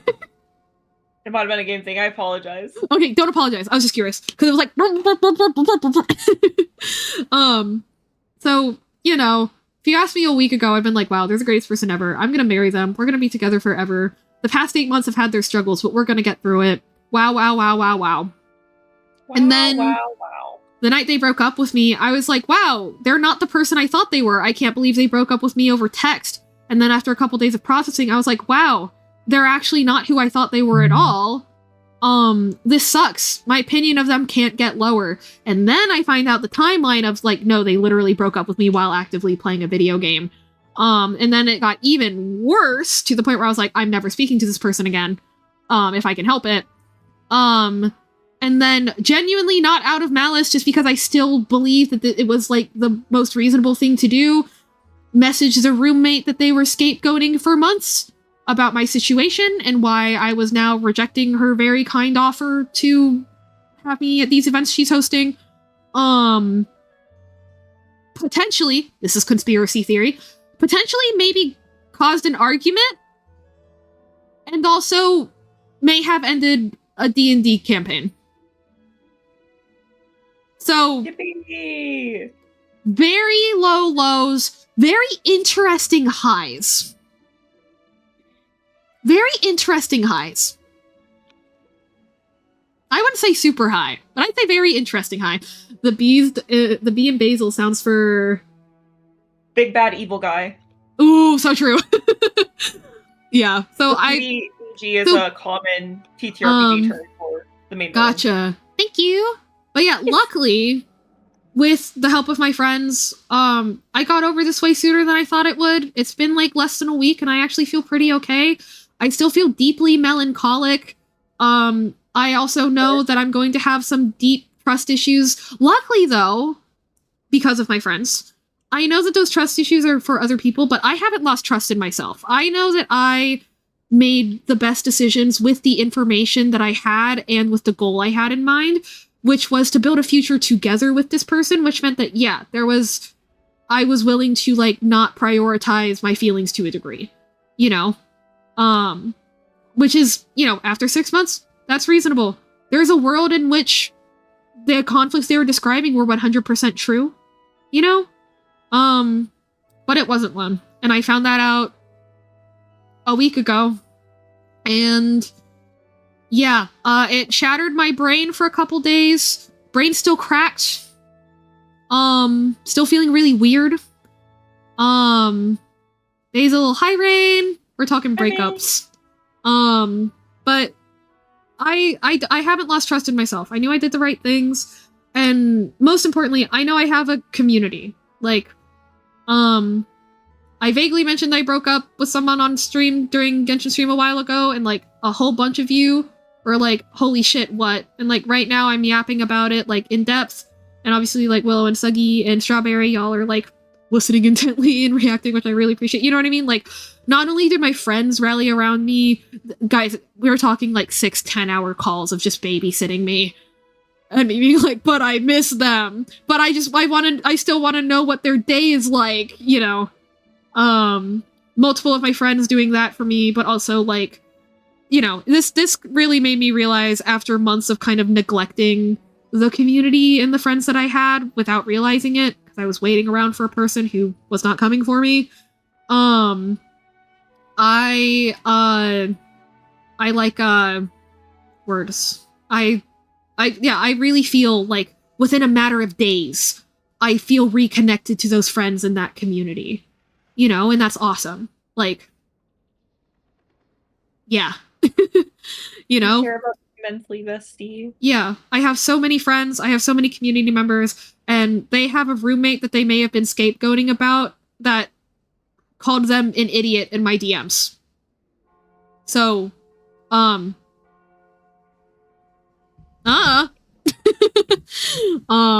more importantly, they had me and they lost me. Hell yeah. Yeah. So, TLDR, fell for the classic patriarchal bait and switch. I don't have to try to be in a relationship anymore. Good luck. Fell for the old patriarchal bait and switch. But then, the roommate that I was low-key jealous of turned out to, which I could have figured this out on my own earlier, but I didn't, because I didn't think to investigate it in my brain, because I was like, the roommate that I was like low-key jealous of turned out to like literally be the best person ever, which I kind of knew. Like, actually, that was a thought I had multiple times. I was like, maybe she doesn't know how serious the dating situation is, because I feel like she wouldn't love that they're like blowing me off specifically for her, you know? I don't think that's something she'd endorse, but maybe they're not telling her, which is understandable. She's having bad mental health days, but I don't know, like, surely at some point she noticed, she'd be like, have you talked to Basil recently? You know, I don't know. But, I truly think she didn't know. Because that message she sent me, apologizing to me when my ex only sent 3 words, I understand, good night. That is the most girl shit I've experienced in my life, outside of, like, physical altercations where I was being defended. You know what I mean? Like, again, they're her best friend of, like, forever. And she wasn't even, like, wow, I never expected that. Or like, I hope you guys can be friends sometime. Or like, it was just like, wow, that was fucked up. I hope you're okay. I'm so sorry this happened to you. You know what I mean? But like a paragraph. Like, that's so meaningful. And low-key, they might end their D&D campaign because I left. So that's pretty cool, in a way. In reality, it makes me deeply sad. But on the surface, that's kind of awesome. I'm not, like, because it's happening to me, it makes me sad. Deep down. But the part of me that's severely dissociated from myself and the events that happen in my life, that is kind of mentally reading this story out like it is a Reddit story and not something that literally physically happened to me, is like, wow, that's awesome. Hell yeah. Like, if this happened to my friend and they were like, I ended a D&D campaign by leaving and being honest, I'd be like, fuck yeah, girl. But it happened to me, so it makes me sad. Through the power of dissociation, I get both in, like, extremely potent measure. Oh yeah, that's another thing that happened recently. I was like, because one of our alters is, like, very uncomfortable with saying, like, I love you back. Like, she does love our friends. It's just she gets really uncomfortable saying it back. And it's so weird because sometimes, like, especially after your system cracks, like, you can kind of, like, remember sensory-wise from a first-person POV what another alter was thinking or feeling. And, like, I was having one of those days where it's like, wow, do I even have DID? Or am I just, like, being weird and, like, using that as an excuse and, like, oh, I have a dissociative disorder. That's part of why I didn't notice. Boo-hoo, you know? But then, it's Pandora. Medi said, I love you, and I have the sensory memory of her being like, shit. Like, I'm not saying that back, but I don't want Medi to think I don't love him back, because I do. So what do I do? Pandora hates me, I get it. Yeah, and that feeling is so foreign to me. I say I love you to everyone day and night. Like, that is my bread and butter. I love letting people know how much I love them. Love you too, Rain. You know what I mean? So, like, that's very interesting.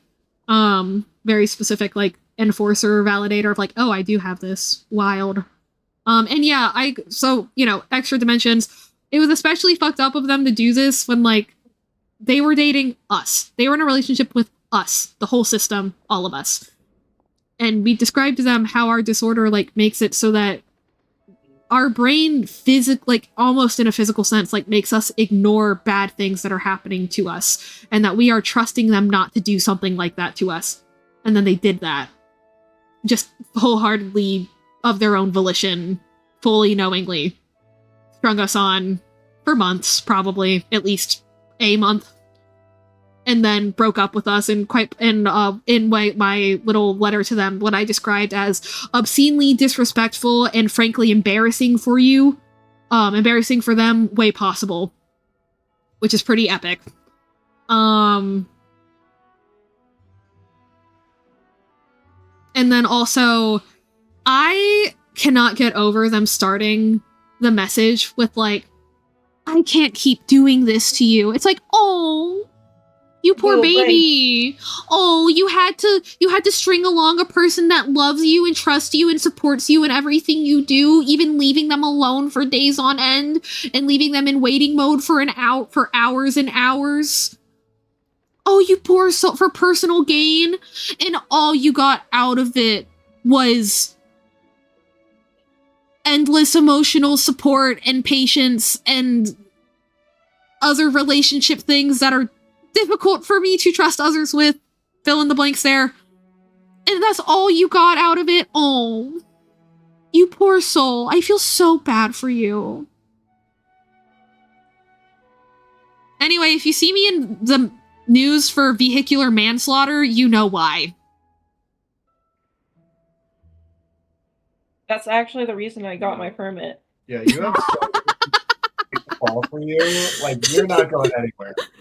I will also say, I feel also, again, speaking of, like, good friends, I feel incredibly lucky, because I was like, holy shit, that was my living situation. I have spent 5 months with that being my living situation in my brain. And then amazing friends were like, deadass, we will pay to have a cool roommate and support a disabled bestie. I was like, holy shit. And I trust these people with that, you know? So I'm like, yeah. I'm incredibly lucky. I'm unbelievably lucky. Yeah. Been a crazy few days. Like I said, very low lows, very interesting highs. Yeah. Learned a lot. Huh? Had some good lessons. Learned a whole lot. Dodged a huge bullet. Hell yeah, brother. And now I'm gonna go back to streaming for obscene hours every day. Although luckily, it didn't affect like my commissions and like income. It's just that I wasn't streaming myself doing work. I was doing it off stream. So, rip. Would have been a lot cooler to stream it, but oh well. You live and you learn. So yeah. But obviously, you know, the solution for this isn't to immediately be extremely distrustful of scheduling conflicts with future partners. That's not the solution. But I am gonna have a compromise. A boundary of like, if you tell me we're gonna do this thing, you tell me a time, and you meet it unless there's an emergency. And no, these things will not hit as true emergencies for me. Just being real.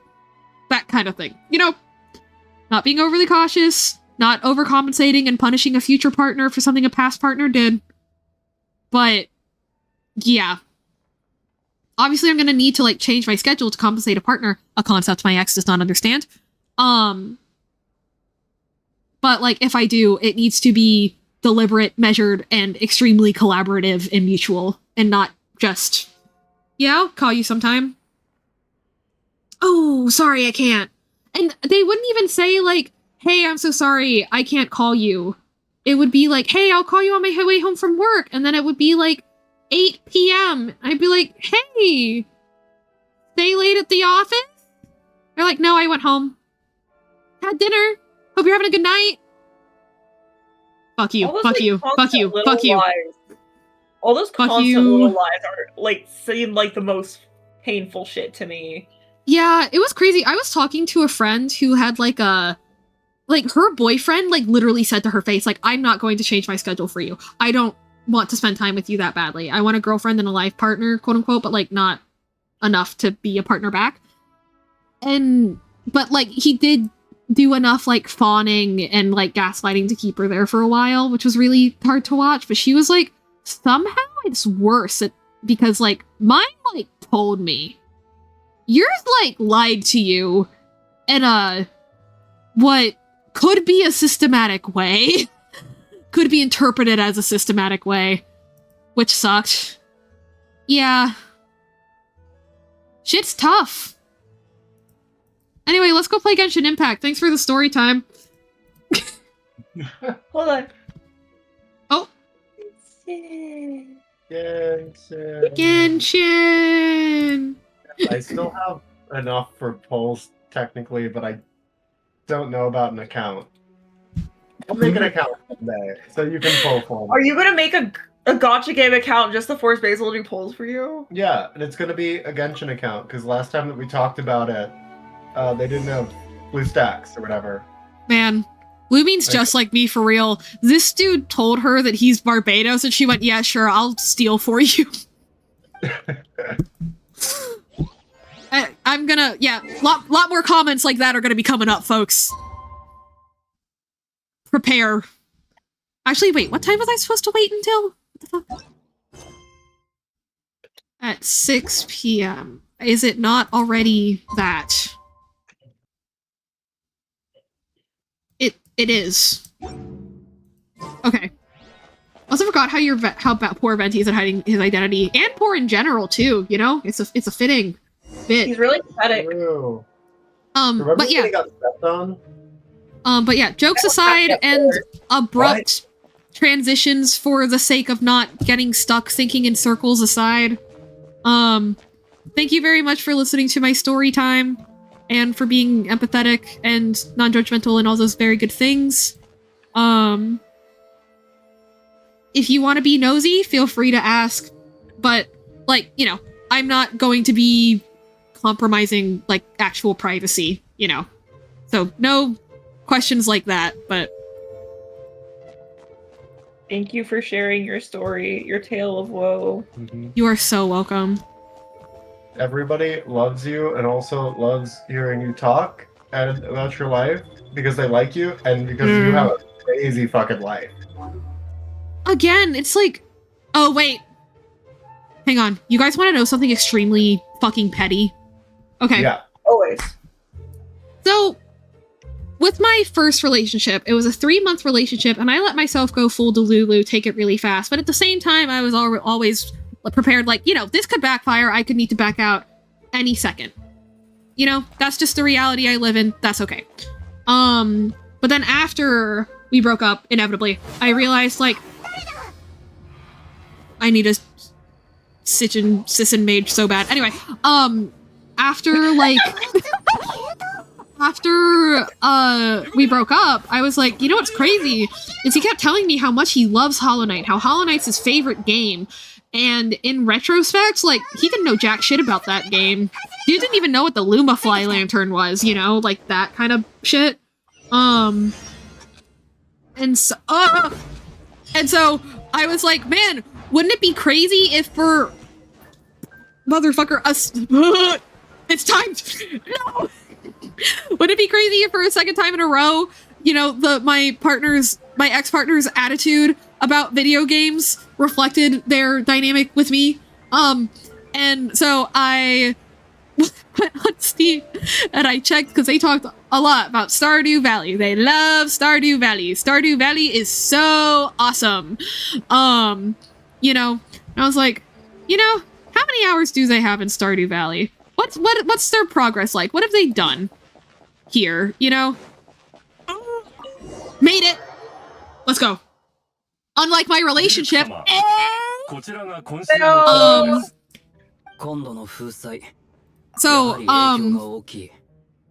hi, Twilight. Hello, baby. She agrees with me. And so I go check Stardew. I bought Stardew in 2024. So about 2 years ago solid, right? Right? Yeah. I have 900 hours in Stardew Valley. 600 of those obtained, like, within that first year. I played, believe it or not, I played a lot less Stardew Valley this last, in 2025. And I have all but 6 achievements. This person bought Stardew Valley in 2016. You guys want to know how many achievements they had in Stardew Valley? A game that gives you, like, multiple achievements each for making money, planting crops, talking to NPCs, fishing. Suggy, okay, actually it was better than that. It was only, like, 16. But, like, do you know how hard it is to get 300 hours into Stardew Valley and only get 16 achievements? You have to, like, try to do that. My dad, who has played, like, 5 video games in his entire life, most of them being, like, Wii Fit, Wii Sports. I said that to my dad immediately, but I didn't even have to explain, like, do you know how hard it is to get that in Stardew Valley? He immediately was like, ew. So yeah, if I had $1 for every time one of my ex's attitudes towards their quote-unquote favorite video game, reflected their dynamic with me, I'd have $2. Cannot believe that it happened to me twice. Maybe I should post this story on Reddit, honestly. Maybe I should. And then we could do our reading Reddit for TikTok podcast. It is... Okay, hang on. Janie. Yeah? What if I write out my life stories in the format of Reddit posts and we read them without telling, you know, new listeners that that's the plan? A fake Reddit podcast, but it's also like, that's genius. Like, obviously at the end we would need to, because people would look for posts, we would need to say, like, okay, I wrote these, but these did actually happen. A little disclaimer somewhere. Yeah. That would be a really awesome, like, okay, Janie and I have been joking about starting a podcast for 3 years, and now we might actually do it. So we've been bouncing ideas back and forth. We've been talking about it a lot more lately. Yeah, sorry, new Draw My Life video drop. Please, that'd be so funny. That would be so funny. Also, it's really funny because obviously I'm mentally ill and Anakin Skywalker's just like me for real. And I ship that motherfucker with his dad, teacher, brother, boyfriend, friend, Obi-Wan Kenobi, because I can. And so obviously I projected that shit onto my partner and I was like, ha ha ha, you are Obi-Wan now. And it was really funny because I was like, man, I gotta be careful to like deliberately disassociate things that I like from them so that I don't like get like flashbanged by emotions whenever I try to read Star Wars yaoi. And it was really funny because actually the easiest one was that because I was just like, Obi-Wan Kenobi wouldn't do this to me. Amazing.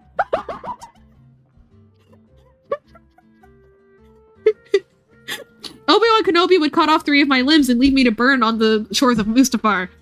Yeah. But he wouldn't manipulate me like this. I figure should, yeah.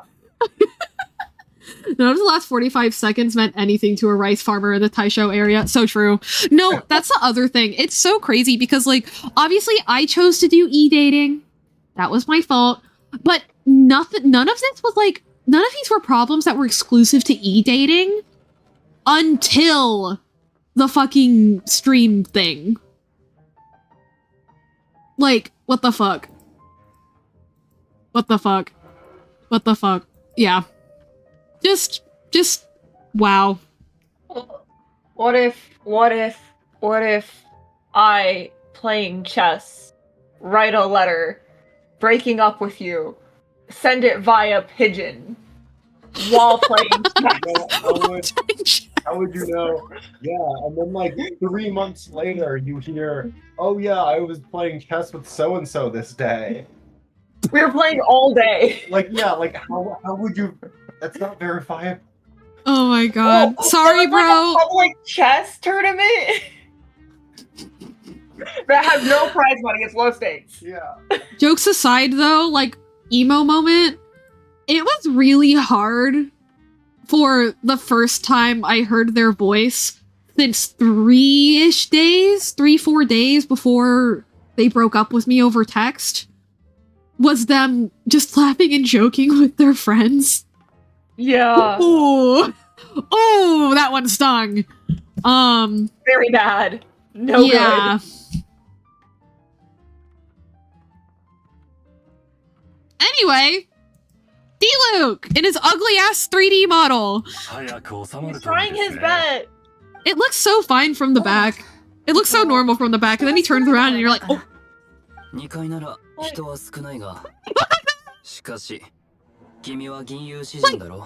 if you've seen any of his 2D art, guys, that's not his face. That's not what he looks like in any other source. Actually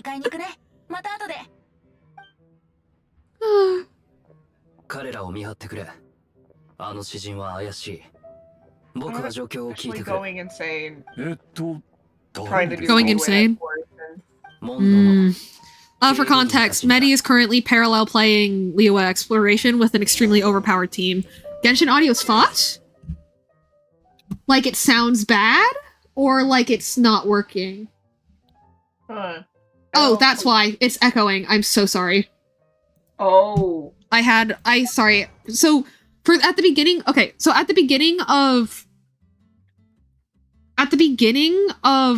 wait, how is it not noticeable before? I wonder. Anyway, before Genshin streams, I changed the source of my music, the, like, connection of my music source from my streaming service to, Genshin's menu, so that you guys can hear the music as, like, the load-in, you know, set the vibe. We're playing Genshin today, folks, blah, blah, blah. And I forgot to, but that means that I need to mute. Oh, it sounded fucked on the voices, not the music. Okay. Like, I was like, the music was definitely making sense. Anyway, but that means I need to mute the source, on, this scene. And I forgot to do that. So, thank you. Does he follow it? He follows us with his head. Way to be subtle, Mr. Ragenvinder. He's not Very very not obvious. He's not even trying to hide it. That's so funny. This man is part of the biggest, most secretive spy network that spreads all across Teyvat and is so elite that like he literally had to almost die to even be allowed to know about it, much less join it. And this is his espionage. This is his intel skill. This is his spying skill, keeping an eye on a suspect. Amazing. If he didn't want you to know that he was watching you, you wouldn't know. Just saying. He's playing mind. He's playing mind games with you right now. Hang on. You're not watching. D-Luke is very good at what he does. D-Luke is very good at going in and beating people up and doing the right thing and standing up for what's right and whatever the fuck. D-Luke is not subtle. This man is the autism final boss of Mondstadt, okay? Before Durin arrives, this man is the autism final boss of Mondstadt before Durin comes in. You cannot tell me otherwise. Durin is mega autism, and I love him for it. How did you find the thief, D-Luke? So true. They'll never notice me if I order cider instead of dandelion wine. Hey, Golly! Oh my gosh, it's been over a year. You're right. Yeah, because you rated me, like before the new year. That's awesome. I hope you're having a great day. Your stream, I think your stream was on like right around when I started our Marvel Rivals stream earlier, so I didn't get to even lurk. But I hope you're having a great night. And if this is alert because you're headed to bed, I hope you have very good sleep. You did miss an awesome breakup story though. Oh, also, hey, Willow, Suggy, Strawberry, since y'all heard the whole thing, I'm going to warn you right now, I will be telling that entire story in full again in the future. Okay? You're just gonna have to make your peace with that. That's just the Basil experience. They should be it is, but like, you know, I just want to make sure. Remind me in advance. I ate the last of my popcorn. Can sleep another day. それは珍しい。ええ、天空のライアーは風神様の宝物。これほど貴重な文化財を。金にならないものを盗むバカがいるとはな。うちの酒蔵を狙った方がまだ儲かると思うが。おお。ああ、話がそれたな。金髪と緑色の二人はあっちにいたようだ。ありがとうございます。This is such an awkwardly long pause. That's awesome. Okay.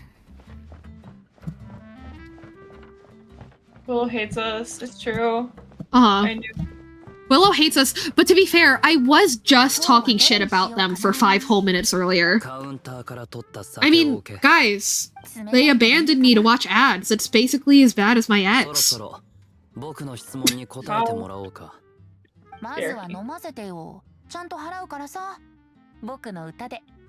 night, Suggy. Coughs and has. I don't know, Willow. You might need to tell him good night more than once. You know, for it to really settle in. Whoa! Hey, welcome in. Everybody, welcome in. Hang on, sorry. I just got off of telling like an hour-long insane breakup story, so my brain is all fogged up. Hello, Coley. Thank you so much for the raid. It's so good to see you. It's crazy that we've like known each other for over a year. That's awesome. For people from my side of things. Gonna get you a shout out, please follow Coley Molly.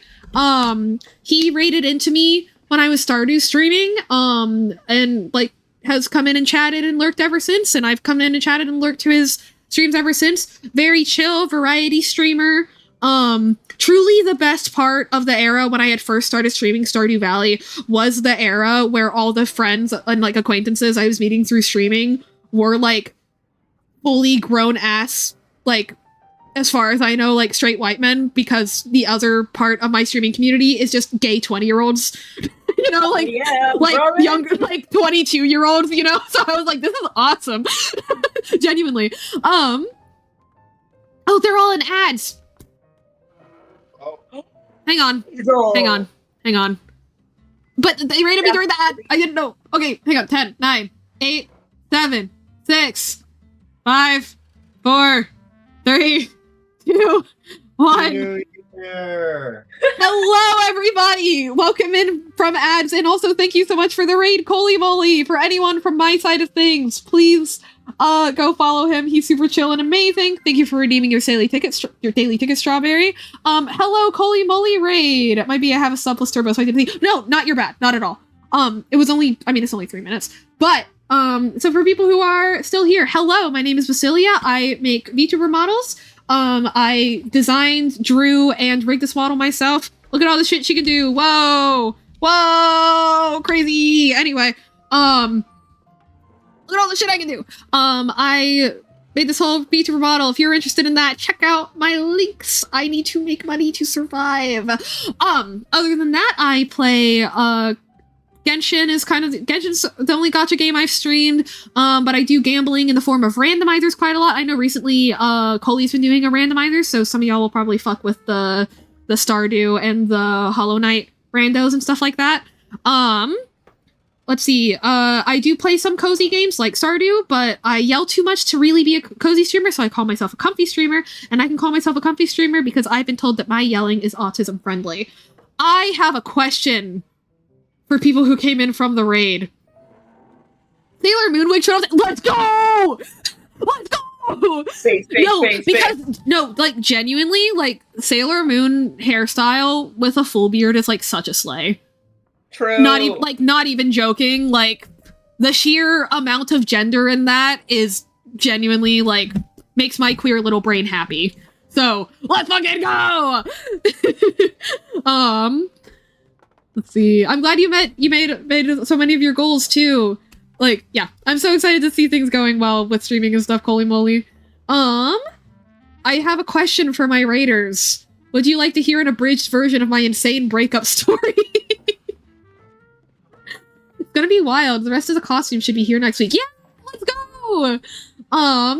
And also, yes, so I, also for a little bit of background, on what I'm doing right now. I started playing Genshin Impact almost immediately after it released, my, like, junior or senior year of high school. I fell off of it about 2 years ago, but I kept up with the story, and then I realized that because I played it in release order, I haven't actually experienced most of the story in chronological order.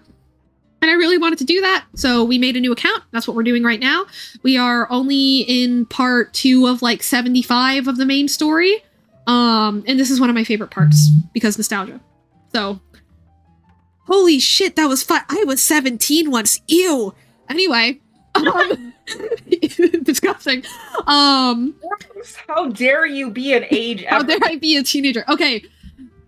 I'm gonna make it abridged because I imagine some of y'all are gonna want to go to bed. Coley included. But, okay. Extremely summarized. I dated a person for 8 months. 5 of those months were great. I dated a person for 8 months. 5 of those months were very serious. Talking about a future, thinking of moving to another country together, all sorts of stuff. It was long distance. I chose to e-date, that's my fault, but actually none of these problems are exclusive to e-dating. Sometimes people be crazy. About, like, a few months ago, they have a crazy work schedule change, and we can only call, like, once in the morning and once in the evening, but I'm chill with that because it's not their fault. But then after their work schedule calms down, you know, it's the holiday season, but they have a decent amount of free time. They're still not calling me. They're calling me, like, it was slow. It wasn't sudden, but, like, slowly over time, they started calling me less. They started calling me less without like, they would tell me, like, yeah, I'll call you after work.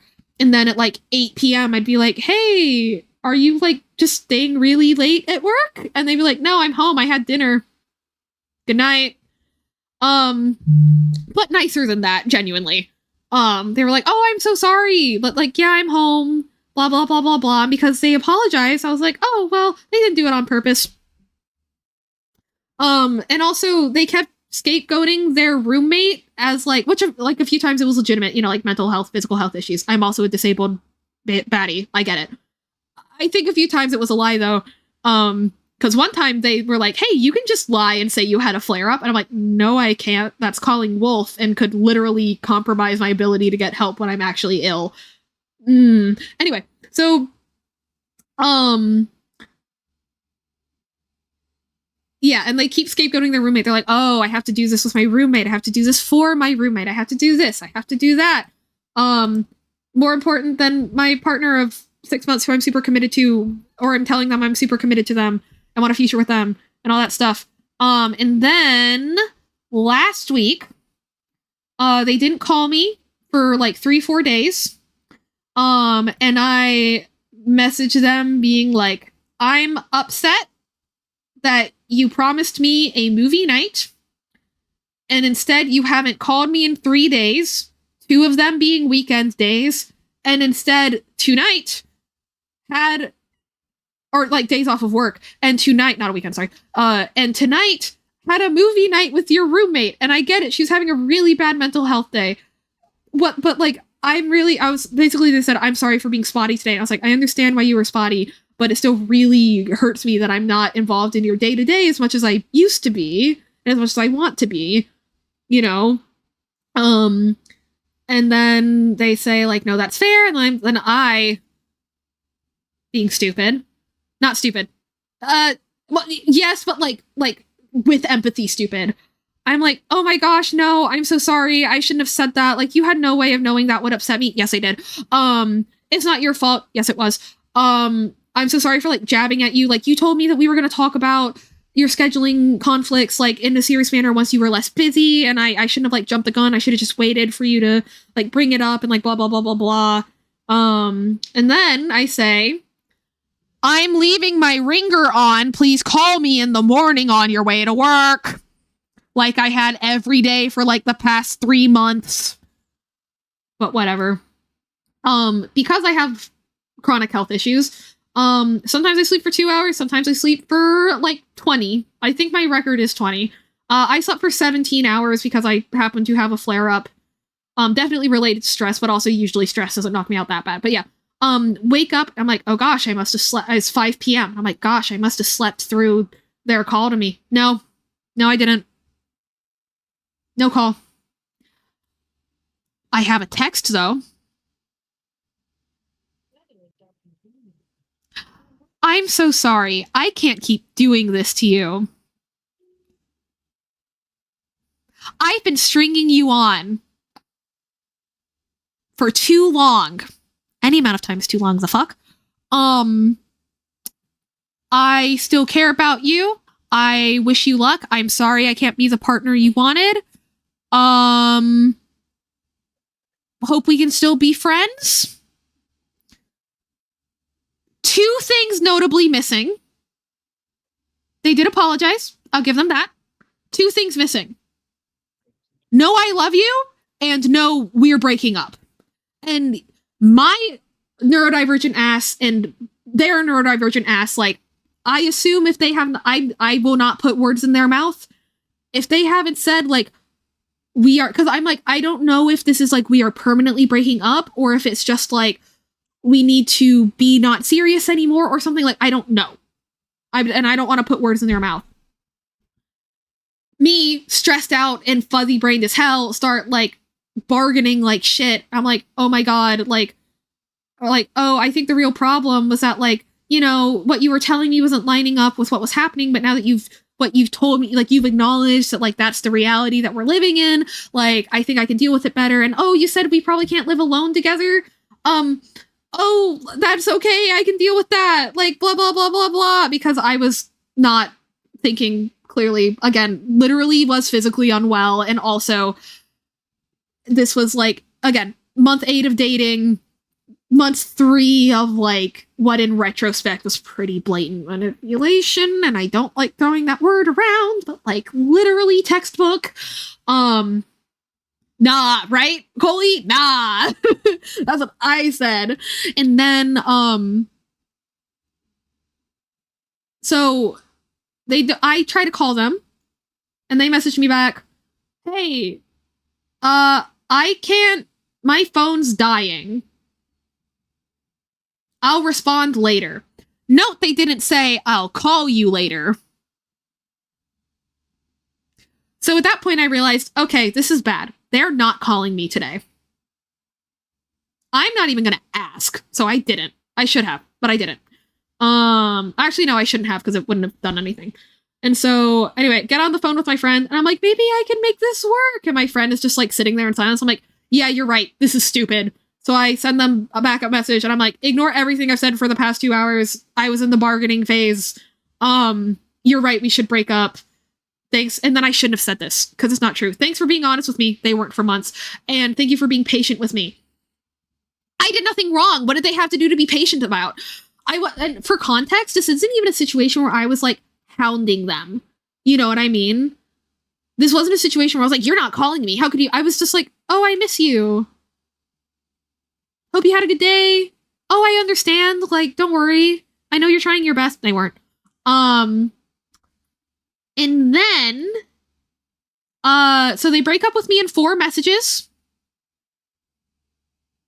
Break up with me in 4. No, I love you. Just great. See, guys, this is how you end a 3-month situationship, not an 8-month-long relationship with 5 months of like serious like planning and shit. But whatever. So, and then not only have they broken up with me over text, I knew that they and their roommate had like a game night thing planned that was going to be streamed. But I also knew it was like really casual. So I was like, surely not. Surely not. Right? Because like, that'd be crazy. Not even kidding. Had to be less than 2 minutes after we've ended our exchange. I go look on, because they told me like, oh, I'm going to be on this event on this channel. And I go look at that channel. One of the first things I see is their fucking ass. One of the first things I see. And they're having a good old time. They're setting up. They're in the game. They have a little technical issues, but they're having a good old time chatting with everybody. Over text is crazy. Yeah, it is. And then I'm like, wow, they started playing this video game like 2 minutes after they broke up with me. That's awful. And I messaged our mutual friend who also knew about the stream. And I was like, tell me why I just broke up with them and they're already streaming. And then I talked to them about it. But the thing is, they thought it was crazy, obviously, but they thought that we'd broken up in the morning and this was happening at like 9-10 p.m. No, it was like literal minutes afterward. And then the next day I'm like, oh yeah, I don't know if you realize, but like we didn't break up like in the morning and it was just, the same day. It was like literally 2 minutes. And they were like, huh? What time did you see them? And I was like, let me check my messages with Medi, because I texted Medi about it. I was like 9:50. They were like, hey, so they were like in the game at like 9:25. They were in the game and on stream. Guys, before this has been a pretty bad, but like, unfortunately common story. Lots of people go through this, you know, where like a partner stops trying and you keep trying and it takes you too long to realize that that's what's happening to you. It takes you too long for you to break up with them. You live and you learn. Up until now, this has been a pretty classic story, with the exception of the odd little quirk of them scapegoating their roommate. But whatever. This is where it turns into a fucking Reddit story. I reiterate, they were live on stream playing a video game with like 10 plus people. Not even competitive. It was casual, just like fucking around. While breaking up with me. Not after. It was already bad when it was like 2 minutes after. Not just the same day. Not just 2 minutes after. During the conversation. So at this point, I let go of any illusions that I might be able to be friends with this person. But ooh, Ako Taco. I do game nights that their roommate hosts. And one of the things that we do is D&D. So I cannot deal with them. I cannot deal with doing 5-hour D&D sessions with this person. I can't handle talking to this person for 10 minutes anymore because I'm so fucking mad.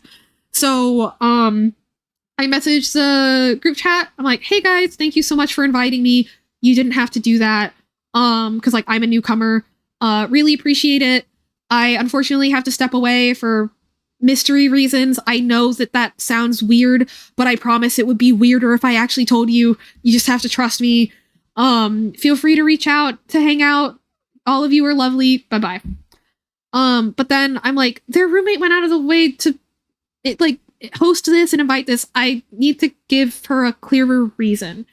And at the same time, I've had a conspiracy theory in the back of my head for the past couple days leading up to this that she didn't know that we were like close, that we were like seriously dating because of a few little details that kind of added up. It's still not confirmed necessarily, but I message her and I'm like, hey, I just want to let you know, like, since you're hosting this, A, thank you for inviting me, and B, like, I just want to let you know more transparently, this is because of how my ex, your best friend roommate, broke up with me over text and during a live stream. I just can't deal with that. I know that this is really abrupt and might be overly personal, but like, I just knew that like, if I told you any less than this, it would just frustrate you. So I decided to tell you this amount of information at the risk of oversharing. Thank you so much. At the same time, I send a message to my ex for closure. Very classic.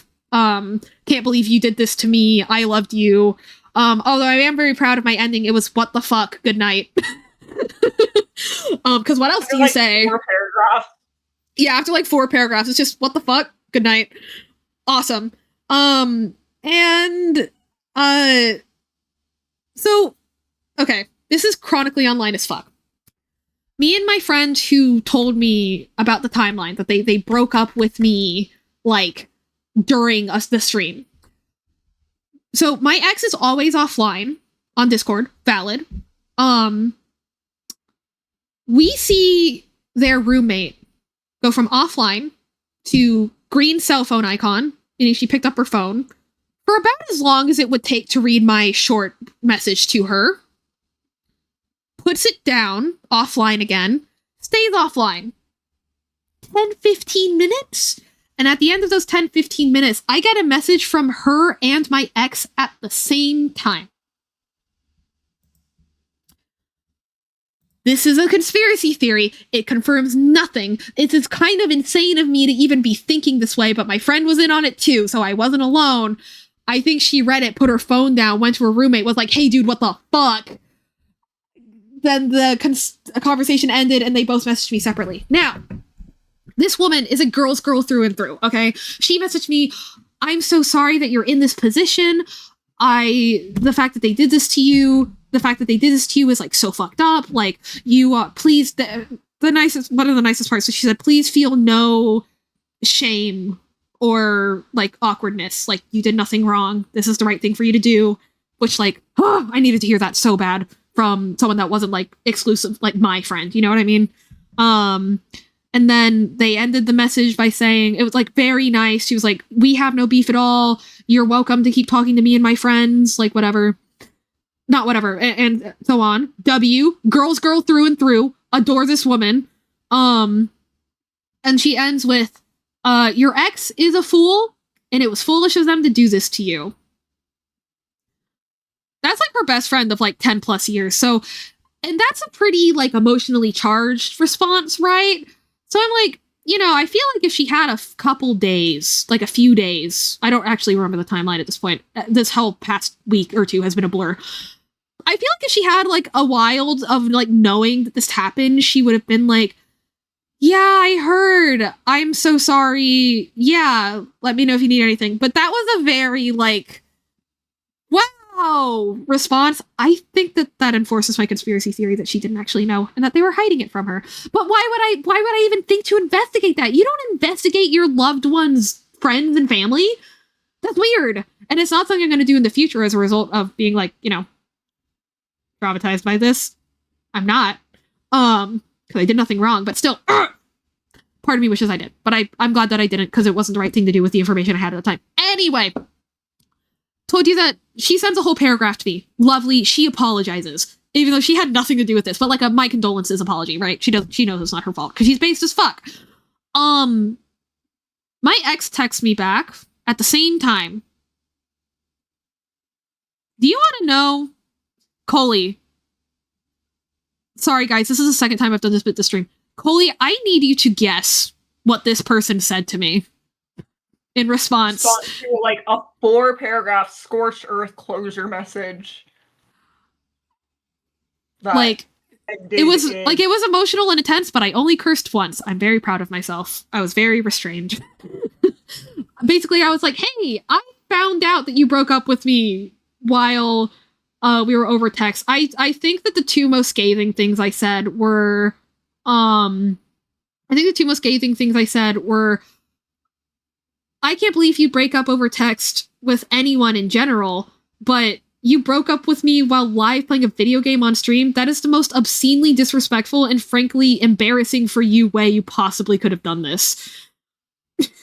And then I said, you did all of that just so you could go fuck around in front of an audience that isn't even yours. They don't stream. It's not even like their audience, their chat, their stream schedule. It's like, it was, anyway. Probably something equivalent to a caveman grunting. Hey, we got a winner. I'm gonna type it in chat so you can see it. Are you ready? Yeah, I do think that's the closest. Because it's the what they said back does not actually meaningfully interact with anything you said at all. I understand. Good night. Not even 4 words because they've turned good night into a compound word. 3 words. They broke up with me in 4 texts after lying to me and hiding a pretty big detail about our breakup from me that not only were they not going to call me, but it wasn't because they were just so emotional and they couldn't handle it. It's because they were hanging out with their friends. Not for emotional support, just hanging out with them. If they've been hanging out for emotional support, that'd be like entirely different. Yeah. It was like, guys, it was like 10 plus people. Don't want to have excuse doing it over text. For the record, I even know for a fact that they didn't like one of those 10 people. So, insane. Yeah, so, and then it's a little hard to explain. Oh yeah, right. And then, we think that there was an altercation between them and the roommate, right? Who's super based. I mentioned the game nights. One of the things we did was D&D. And I sent a message first to like the D&D whole group being like, hey guys, I'm dropping. I'm so sorry. So the smart thing to do after having an altercation with the person hosting your D&D session is once a person very obviously and mysteriously leaves, is you wait a couple weeks and then you give the same excuse you gave to your partner for 3 months that, oh, you're just so busy and you can't keep writing and... Sorry, I adjusted my glasses and my model freaked out. I can't keep doing writing and making maps and planning and all this stuff, so we gotta end the campaign, but we can still hang out and stuff, though. No. Within 12 hours of my message, they send quite possibly the most... Like, if there's any possibility of the people that didn't know that we were dating finding out, it's because of this. Instead of doing that, or even waiting 24 hours... Within 12 hours of having sent my message, or maybe only a little bit over, within 24, closer to 12 within 24, they sent a message that was like, hey guys, what if we started over? We're coming up at a checkpoint that we're not. So like, how about we talk about maybe starting a different game, huh? I'm sorry. And it's embarrassing, for them, but it's also like, I'm weirdly indignant. Because ultimately, they were smart for a really long time. They waited 5 months and then started slowly decreasing the amount they were investing in me. And specifically, like, knew that I would empathize with, like, things like physical illness extra and everything like that. Knew that I am accommodating enough that, at least at the time, I wouldn't really question a lot of the things that they were saying, like all that kind of stuff. But then, like, they break up with me, but then I guess they just got so sick of me or so bored of me or whatever that they just decided, yeah, I'll just go break up with them over text. Yeah, whatever. Yeah, instead, I let their roommate know. I conspiracy theory after this, but I think that she wasn't happy, and as a result of that, I think I may have ended a D&D campaign. That's pretty cool. Also, especially stinging for the I understand goodnight message. Our last call, which was multiple days before they broke up with me. It was like less than 30 minutes. One of the things they said was, I love hearing you angry rant. It's so cute and entertaining. But they didn't seem to like my that angry rant that I gave them that last time. So but also, man, did they even think I was that cute anymore? Like, what the fuck? What the fuck? Ugh. Anyway. So yeah, once again, my life is a Reddit story, but I think this is the most fake sounding one so far. Is it actually? I don't think so. It's not? Okay. But even better than this one. So for a bunch of other stories, I have eyewitnesses, like, because I know people think I'm lying, and I don't blame them. So I keep track of, like, who was there, who knows, you know?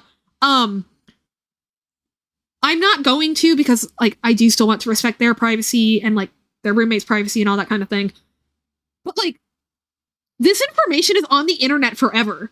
That data uploaded to the internet, that data will physically exist on this planet Earth at least until the end of our lifetimes. At least. You once the data's made, you can't take it back, bro. Like, once you put it up on the internet, it saves. But yeah. Anyway, TLDR. What the fuck? Good night. Yeah. How's this happened? Time for you to be on the other side of this chapter. Me too!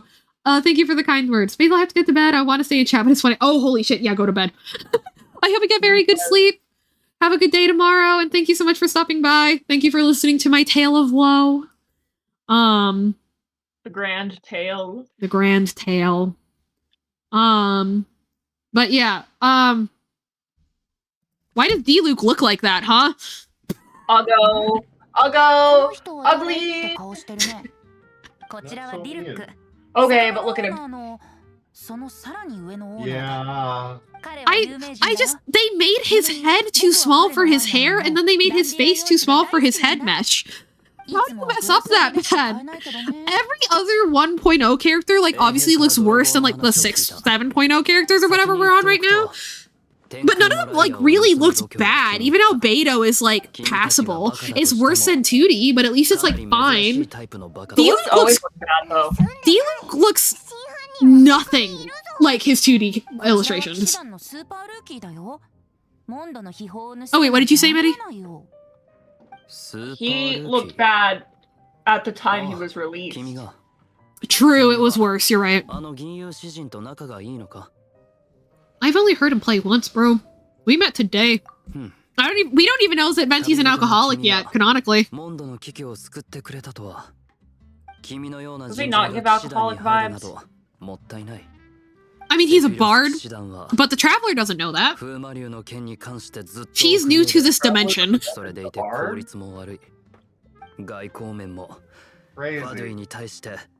Okay, but like meeting at a tavern, well.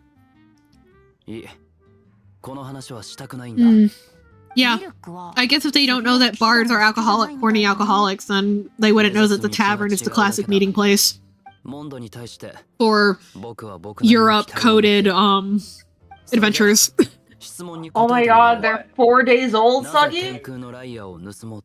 They've never played freaking tabletop role-playing games? What a fool.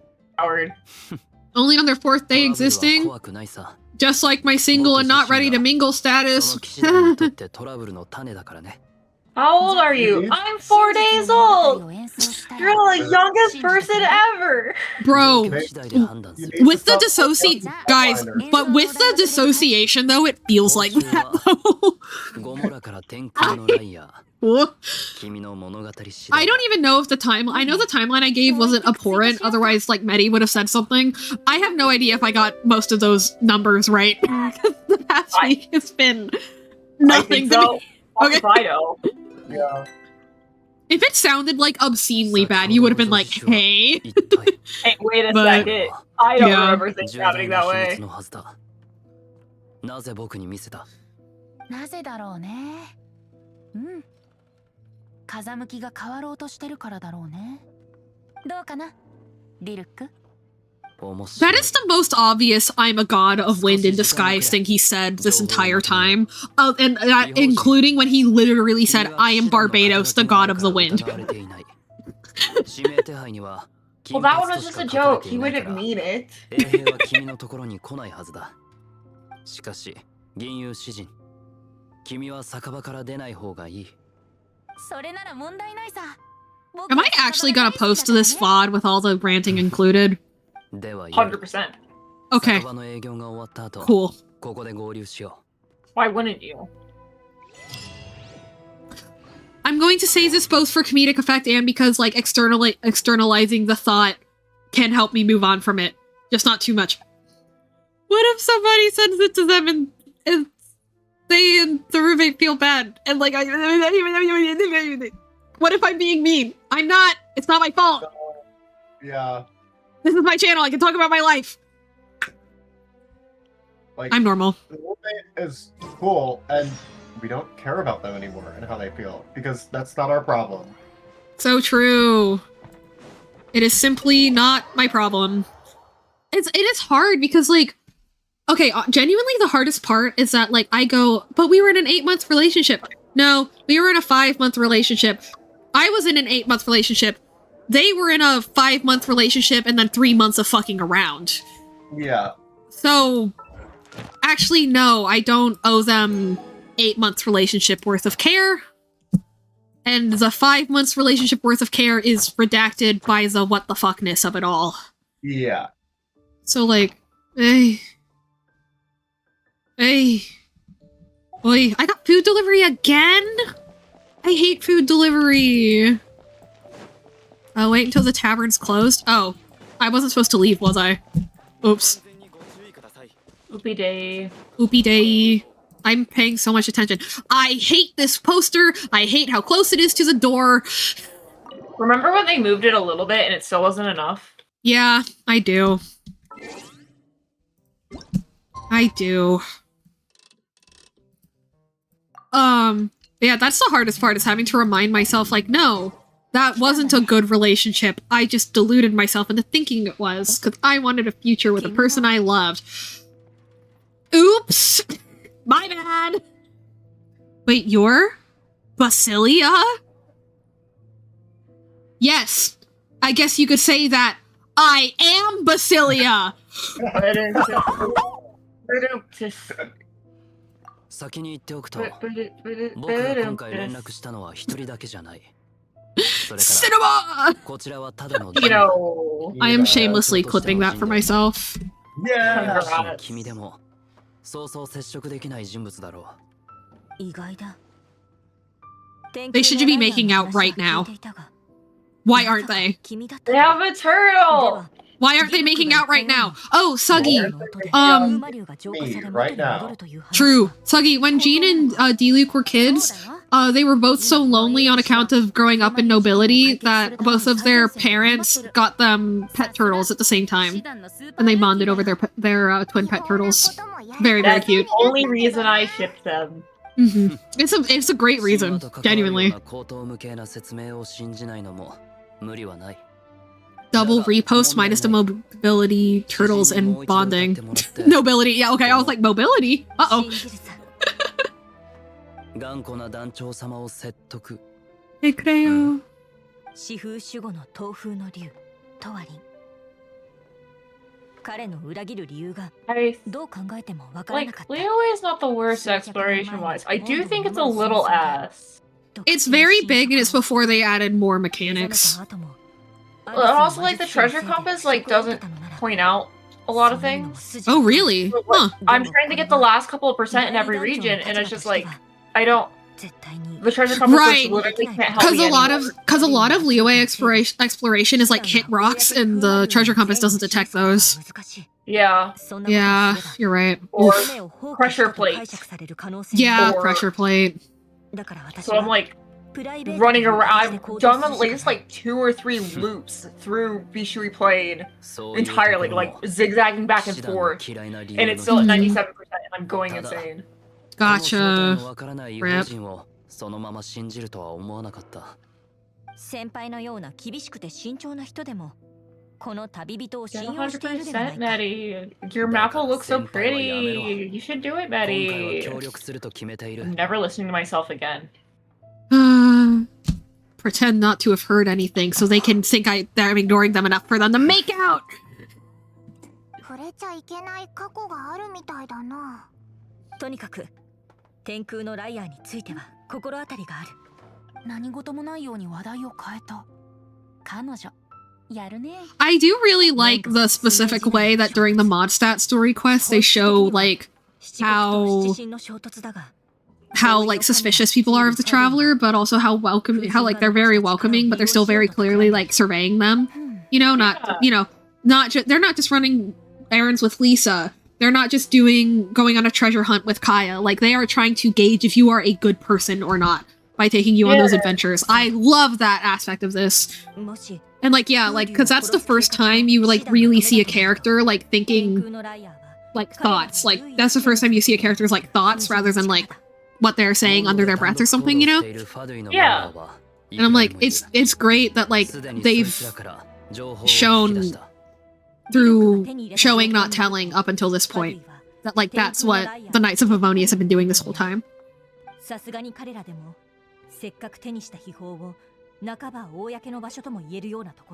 Wouldn't it be crazy if like you in your wouldn't it be crazy if you in like your Chick-fil-A uniform went and stole something and then hid it in the Chick-fil-A? That would be really funny. Repeat that, what?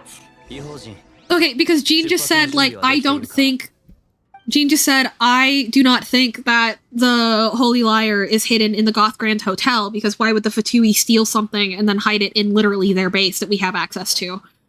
And so I was like, yeah, imagine if in real life someone committed like grand theft while wearing their Chick-fil-A uniform and then hid the thing they stole at a Chick-fil-A. That would be crazy. I would just think they're crazy, cool. Well, maybe not cool. Maybe not cool if they're working at Chick-fil-A, but... Or just a Chick-fil-A cosplayer, you know? Also, how would you know which Chick-fil-A it's at? Yeah, I guess there are places that just have a fuck ton of Chick-fil-A's. I've never been to those places, but I just kind of assumed they exist. Maybe if you visit here, I can drive you around to both of the Chick-fil-A's. Whoa, I've never been to Chick-fil-A. Really? I don't think so. Have we ordered one? No, like around here, but like, do we want to go to Chick-fil-A? It's decent. Their sauce is really good. But you can also just like buy it, I think. That's such a good deflection. I think you're the god of Animo, but I don't want to think about that right now. Like, that's basically what he said. It's not my place to pry. That's such a believable, like, deflection, you know what I mean? Just like, yeah, you know what? No. Yeah. Not my problem.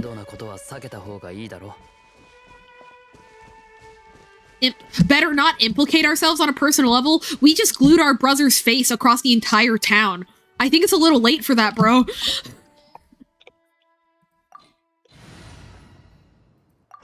We even made a girl fly to put them up. Well,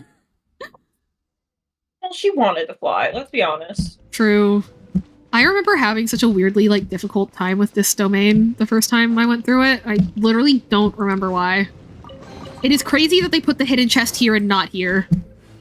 That's literally insane. Well, did you have a difficult time with it because you're going straight into the fire like a crazy person? No, I actually spent, like, way too long trying to, like, dodge them and then put them out and not fall off because I was playing on mobile for the first time and etc. That's fair.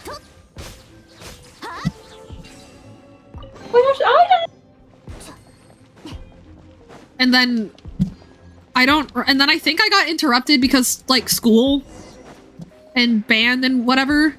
And so, like, even during COVID, we did, like, a really weird, awkward online marching band thing. I don't know. Don't eat me is crazy. Do human eating things often show up in Fatui Straw? Actually, they're from in-game Russia. Actually, that's fair. That's kind of fair. What if they have a bear? Yeah. Or a robot. A robot that'll eat you. Suggy, do not tell Pichu about the bears. Suggy. I just remembered. What is it? Because I keep on talking about this to people, but I feel like I'm getting it wrong. We got bear once. Like What? sent to us. かなりのビビリだな。 Oh, Meat? bear meat? We Yeah. did? Yeah.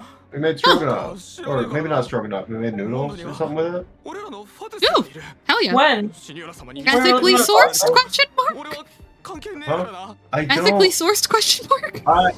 Well, that's largely what I'm asking. It was mailed to us. って言ってたよな。 Whoa! I. Oh, Oh probably my god! Probably hunted. I remember, like, so the way that I always tell it to people is like, yeah,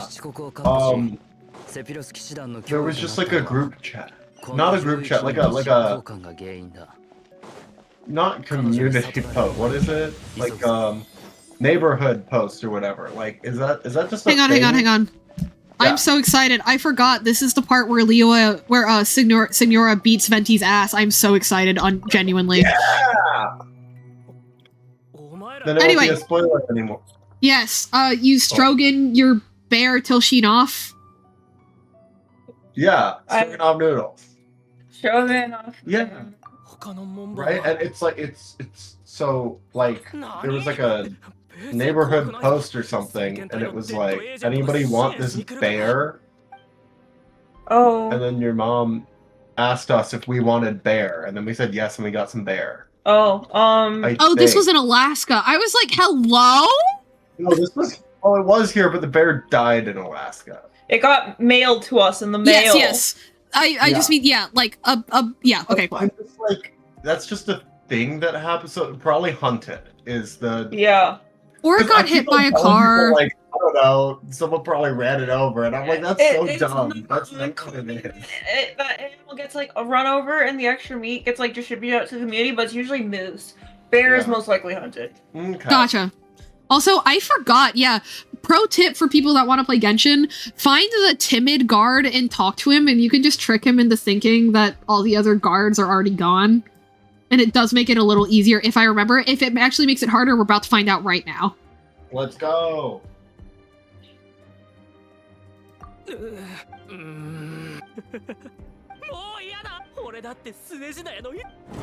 He will not falter. Okay, maybe it actually made it harder, and I forgot. Okay, actually ignore me. Wait. 2, Q, 3, no, 5. 5! E, You got this? Okay. E, 1, swirl. Cool. 鍵はここにないって言ってたな。 I'm so good at this game. 部屋を探してみるか？ So, yeah, I think I either chose the wrong dialogue option towards the end, or actually, there's nothing you can do to escape that. Although, actually, I feel like I remember that the fights being, like, spawning more enemies depending on what you choose or something.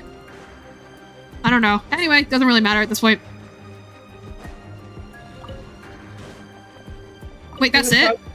Citizen. He's a proud okay. Am I crazy, or did everyone think it was Sneznaya for like years, and then one day we all realized it was Snezhnaya? Am I I crazy? think I've definitely heard both. I've never heard it the correct way, apparently. It is, because it is. Okay, that's cursed. Yeah, that But, one's like, incorrect.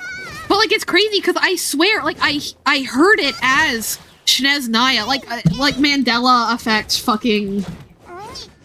You know, Yeah, hey, that's what to be I always fair, said it. they mispronounce things from other languages all the time. 鍵はここにないな。 Yeah. Especially names. Especially names. So, like, it's not unbelievable that even though, yeah, the spelling was pretty obviously Snezhnaya, that they just pronounced it Sneznaya because they can. It really isn't that unbelievable, you know?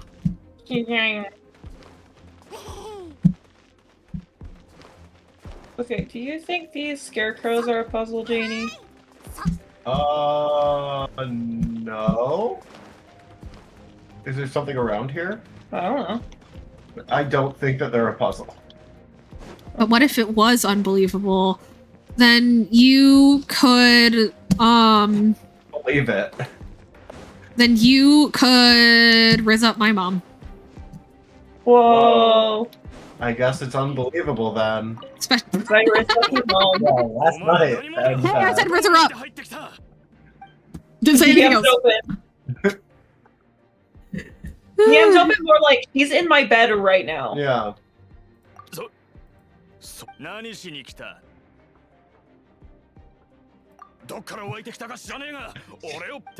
riz on my lair until I'm your mom. Okay, well that's unfair. Wow. Wow! That's an awesome reaction to being offered an apple. Hey! Okay, whatever.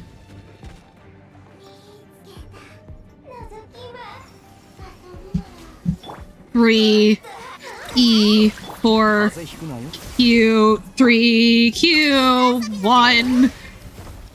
Why aren't you breaking? You're not in the fucking. Okay. Where's the? Thank you. Okay, cool.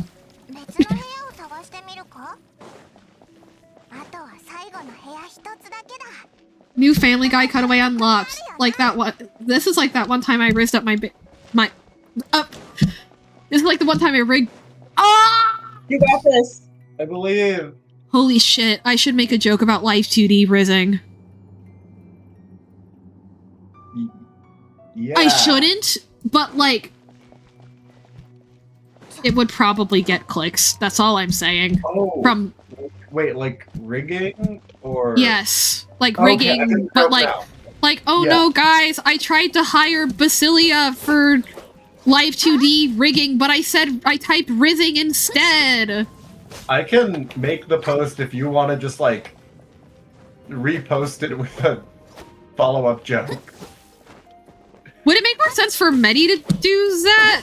Probably, yeah. Probably. If you wanted to. Yeah, do it. Okay. All right, we'll do that after stream. I know. Oh. I'm gonna send a little reminder message. Okay, I just think the faster I repost it, the funnier it is. Okay, Yeah. hold on. You know. I'll have it typed up and ready for you. Okay. Thank you.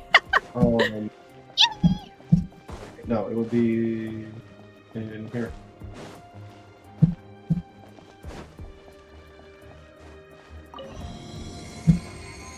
Okay. Little weird to have literally nothing in that gigantic rectangular room. But okay. Oh, this is also like a weird bit, isn't it? Yeah. 5 Q E 4. Fuck, where'd you go? I hate.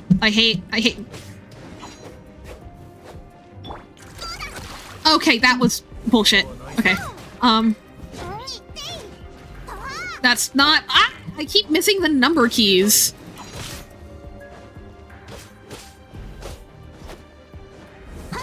Okay.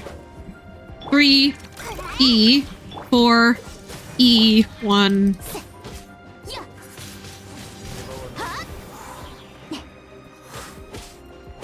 Three E 3 Q.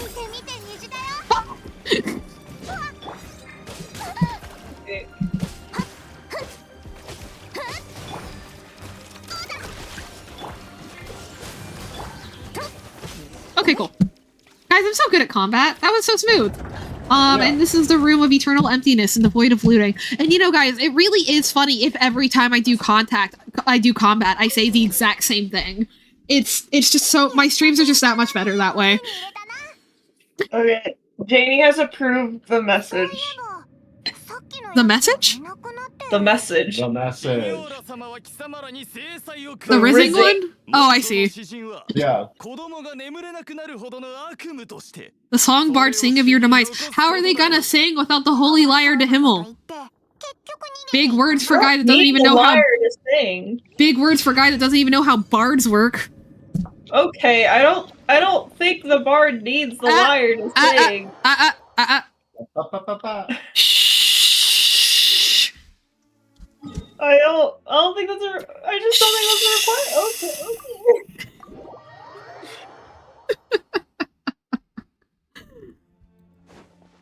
Hush. I'm rizzing you up right now. Fuck reputation quests. Fuck resin. Oh no, there's so many things to do. That's the point of gacha games, is they make you want to play once a day. Oh, yeah. That's the point. Oh. Wait, am I stupid? How do you spell lawyer? No, I got it. Law? Lawyer. Yeah. And I looked at it and I'm like, that looks wrong, but I know it's right.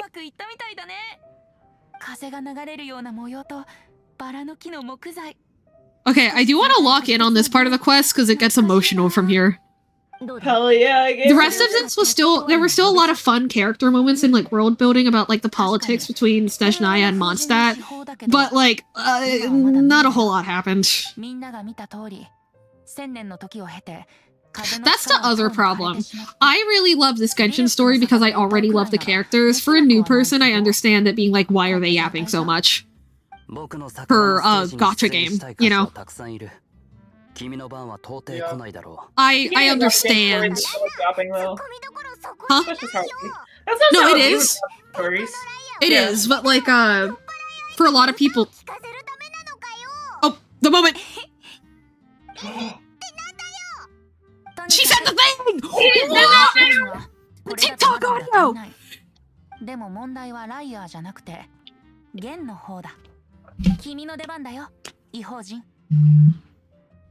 I don't know how to fix instruments.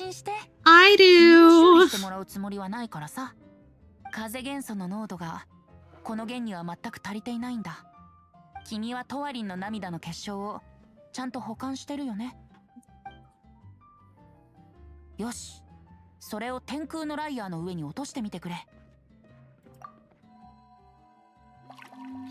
I also remember it took me like 5 minutes to realize I was supposed to be clicking something.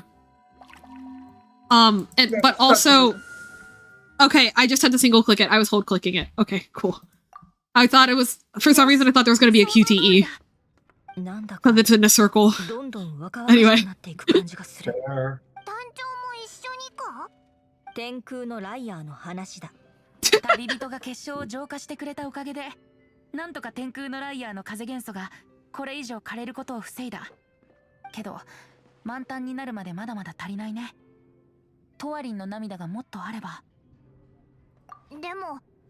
I care about the Valen, so I will ask how we can help instead of proposing hitting him.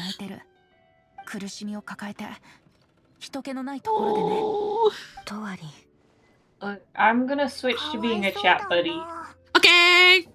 Gracias. Thank you for keeping me company during story time. Alright, guys. See you in chat. Mwah mwah.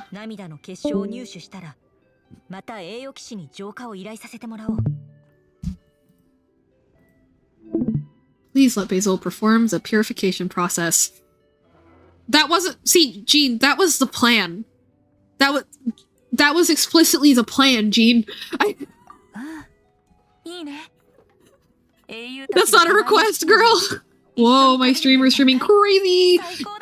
You have managed to, like, accidentally swerve miss all of the streams, Genshin streams specifically, which is kind of funny. I just stretched and, like, popped on my bones. But I will posture check. Thank you!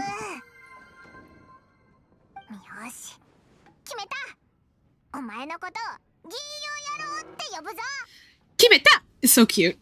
I'm so upset about it. I know! Aww. Oh, I forgot D. Luke was talking. I usually like to stick around for the extra oh, okay, they started over.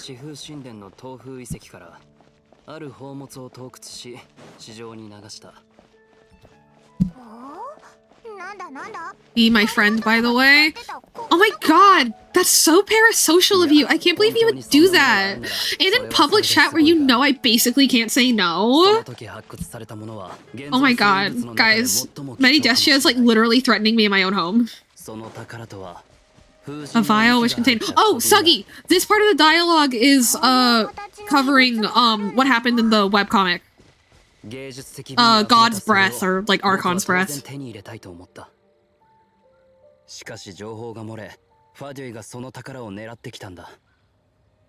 彼らは偽物を作り市場へと流した。そこで僕が取った対処は、その真偽に関わらず、すべて買い取ることだった。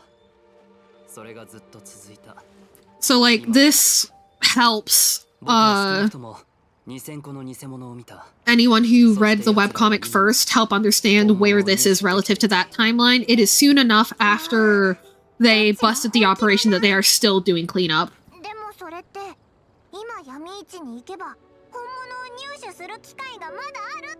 Nope, it got injected into a teenage girl. Rip in peace, Kale. やってみるといいさ。たとえ偽物だったとしても、僕は断らないよ。入手したらワイナリーに来るといい。 And yeah, the fakes still have potent effects. They're not just like empty bottles or something. So, woof. We'll go here and use the path. Kale, my bean, my beloved child. So true. My chronically ill fictional bestie.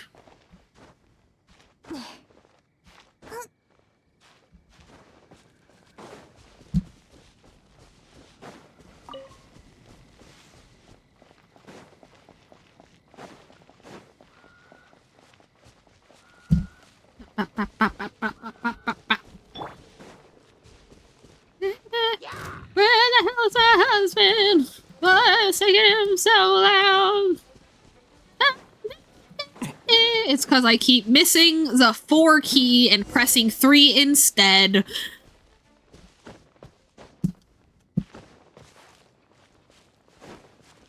I always forget the name of the disease, so I end up calling it Ebenezer Scrooge, which I'm pretty sure is wrong.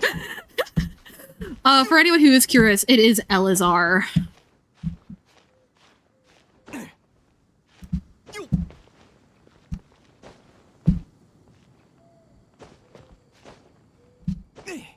So Ebenezer Scrooge is I think that is a funny substitute. I approve.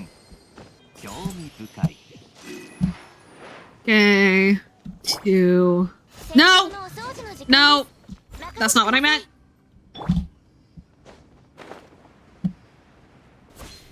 I missed— wow, that was like really bad. Okay. 4 E Q 1 E hit 3 E 1.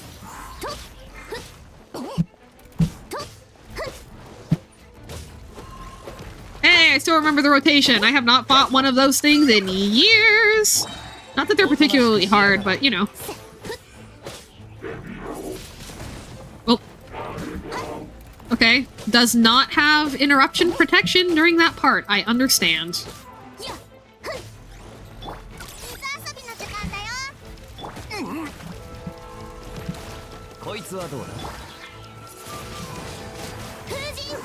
Yay!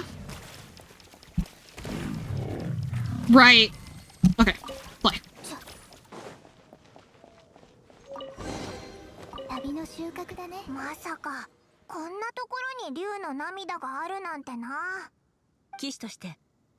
That is so real of him, though. Because he already, like, has a lair that's a giant temple.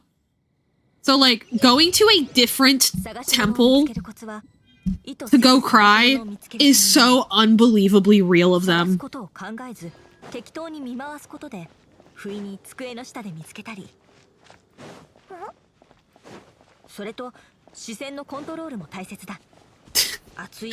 Gene translating. Let's go. That is because growing up, her best friend was D-Luke, the autism final boss. Anyway. Sound like that would climb on. Pet tortoise! Oh, it was a tortoise? Hornet was a turtle. Before, during the Mega Boss. Great. そうだがいや、想像できない。なんか意外だ。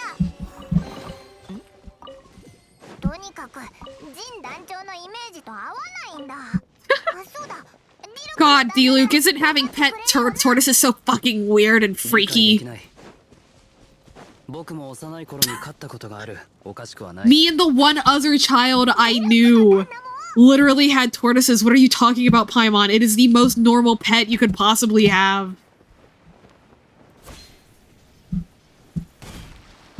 What is down here? No Oculus? Just a weird little camp? Most common pet in Mondstadt.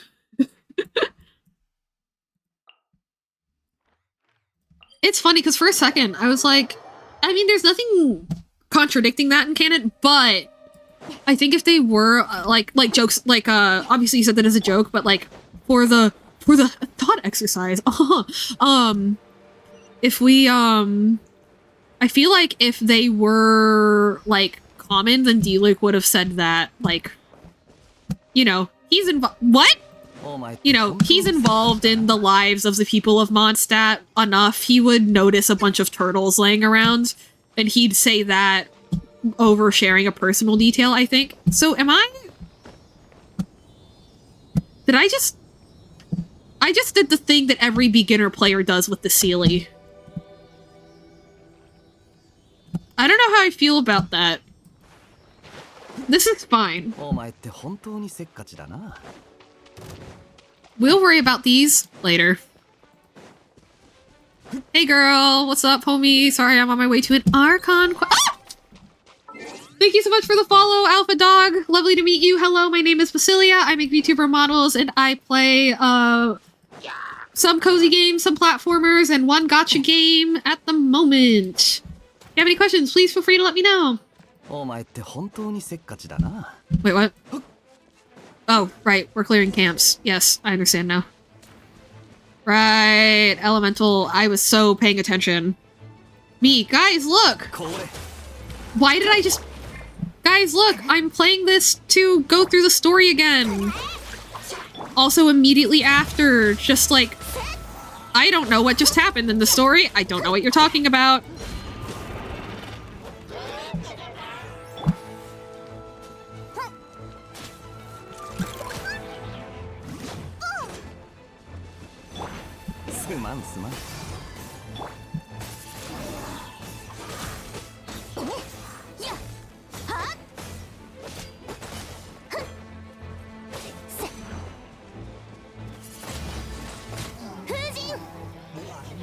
Oh, it doesn't get rid of the Abyss Mages for me? Aww. I have to clear the whole camp? The whole thing? Ugh. God, I can't believe this game is making me play the video game. That's literally insane. How could they do this to me? A veteran in the community. A valued customer. A whole camp? Gaming? And my Gamba sim? No way. With the frizz? Oh, I had a shielder. Right. The shielder with the shield. I'm gonna die. That's fine.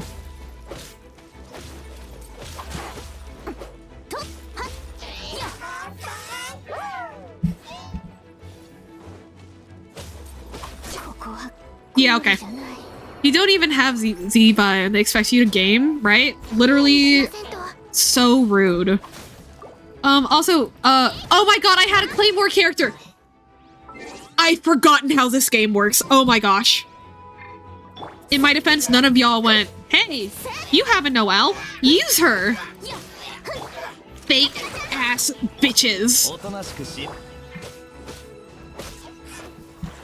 In your defense, half your team is only half. Yeah. This isn't embarrassing at all. I am still the greatest Genshin Impact player that's ever lived. And y'all just have to live with that reality. I thought about reminding you about S.H.I.E.L.D., I just simply did. So like I said, fake ass bitches. I hope my parents didn't hear me say that. Cause like I tell them like, oh no, like I curse for lighthearted things. You know, I don't like, again, in my like quote unquote scorched earth message to my ex, I cursed once and it was genuinely for like comedic effect. So, or not comedic effect, just like, wow, there's no way to end this because this is borderline comical. See ya! You know, just, what the fuck? Good night!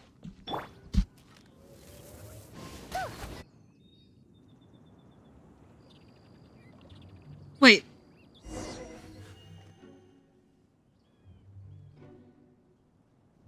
Hang on.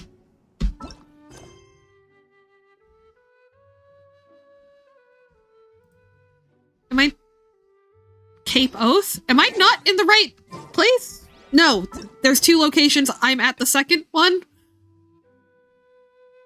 Yes, okay, cool. For a second, I was like, am I doing a side quest? I don't know why. In my memory, the triple thing had a different quest attached to it. I don't know where I got that, though. It's fine. We're finally friends now. Yay! I also need to remember to friend Willow.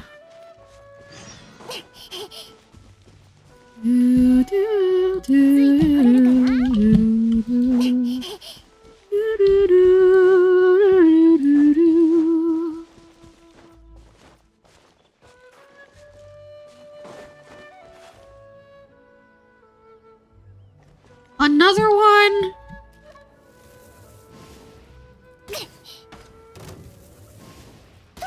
Wow, that didn't do anything.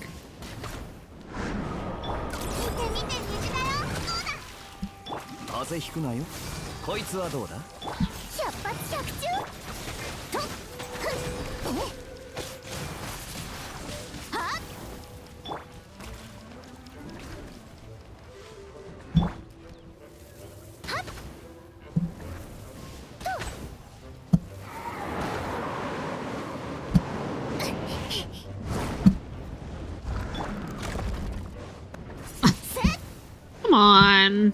Get down here. Let me kill you with my sword.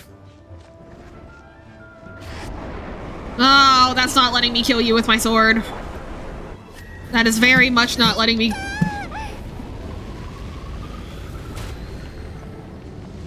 Am I stupid? Yes.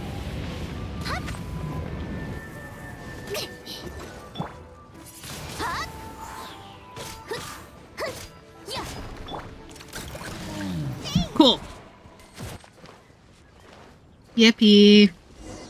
Cherish them while you can. So true. Very, very true.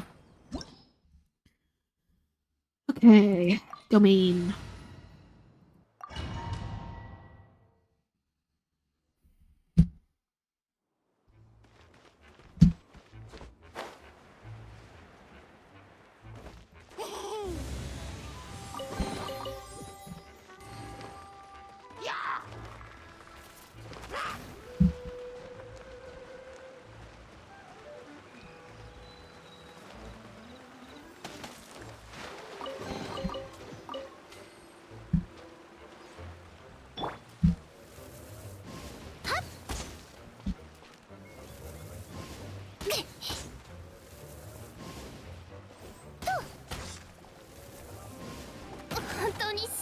Oh, they're slimes!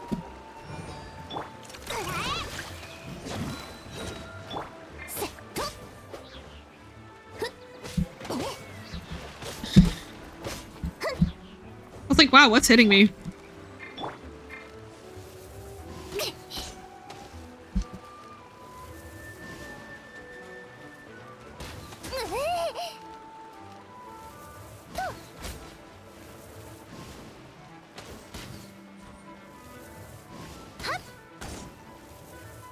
Oh, there's a barrel. LOL. Clip. Oh, thank you. I meant to infuse that with water or something. I didn't, though. So it didn't matter, and no one will believe me. Oh my god, I'm going to die. No, I'm fine. Okay, okay, okay, okay, okay. Get out of the box!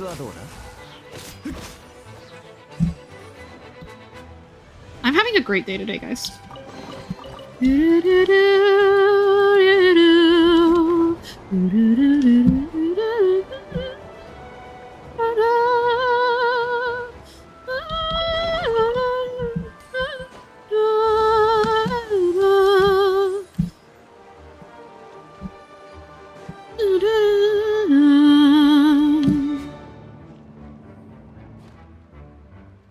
Hello? I had to take one more step. That's so awesome. There is no scuff at I Am Basilia channel.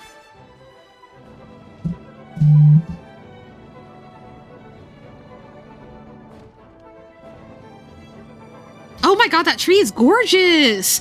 Oh, is that a giant vision? Is that a giant Animo vision? Whoa. I never noticed that my first playthrough. Gotta get a look at that. Not enough to, like, dive off the map, but just, like, gawk at it for a sec, you know? Like, is that... Is there not a good angle to see it at? Oh!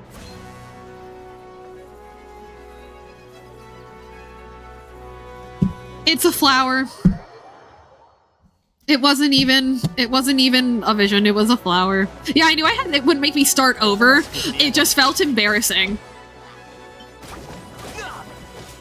Oh, fuck you.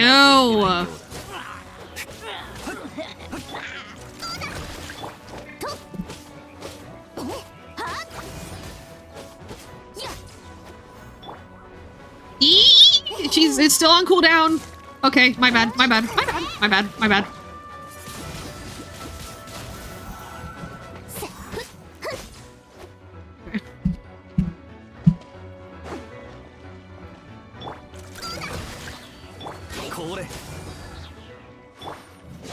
Oh, can I please get an E, please?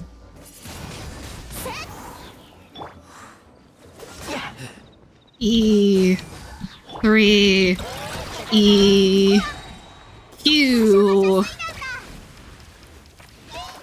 Fuck you and everything you stand for. Thank you. One swirl. Swirl. Okay. That was one of the better ones. I'm improving. I'm improving. I am now saying the elemental reactions out loud instead of frantically shouting key names in a vague semblance of a rotation.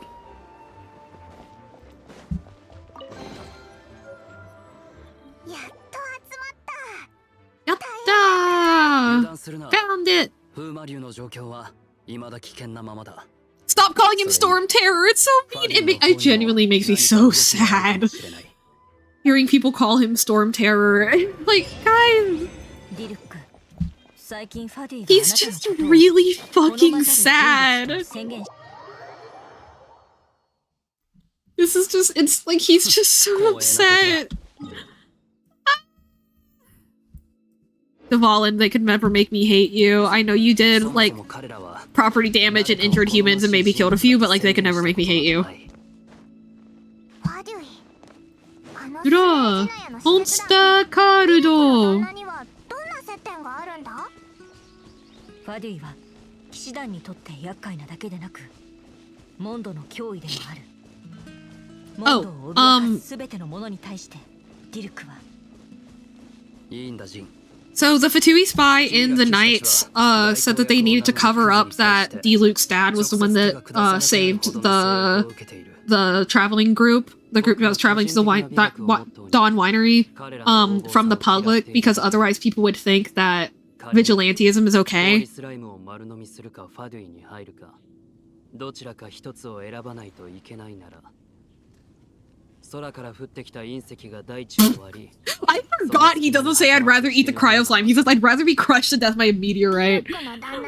Anyway, so like he blames, and then also when the knights, or when Il Dottore, the doctor, the harbinger, killed Ursa, and then the knights were like, oh, diplomacy, bureaucracy, I guess you're just allowed in our city now. So yeah, Diluc not only hates the Fatui because of, you know, the thing that they made that killed his dad, the conspiracy that all of that is, that he kind of knows about now, like uncovered some of it, and them like clearly having ulterior motives with being in Mondstadt and helping Mondstadt in order to gain political favor. He not only really hates the Fatui, but he also very much dislikes and distrusts the Knights. He still respects Jean individually, because the way he sees it, she's been taught that, like, this much red tape is just the way that, like, these things need to be done. And in a way, like, you know, once you have all the red tape in place, it is hard to take it off without messing things up. It is. But, like, yeah. Like, he still respects Jean, but he's very, like, conflicted about it on account of, like, you know, you are enabling behavior that ultimately enforced the fact that the public does not know that my father is the one who rescued everybody from this threat, because he's an ordinary man and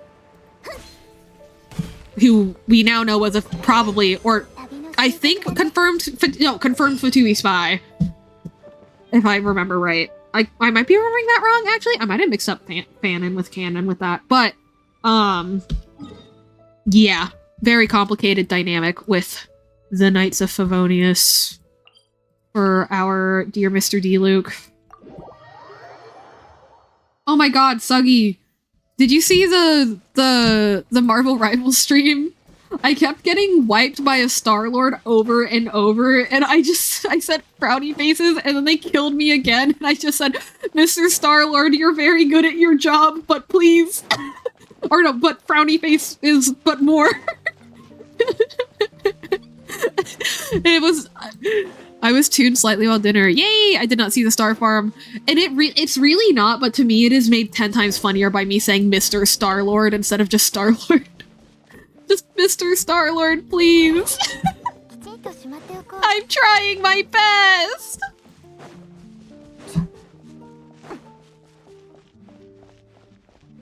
Bro, who called the cavalry? Get it? Because Diluc was the cavalry captain until he turned 18 and the knight stabbed him and his dad in the back.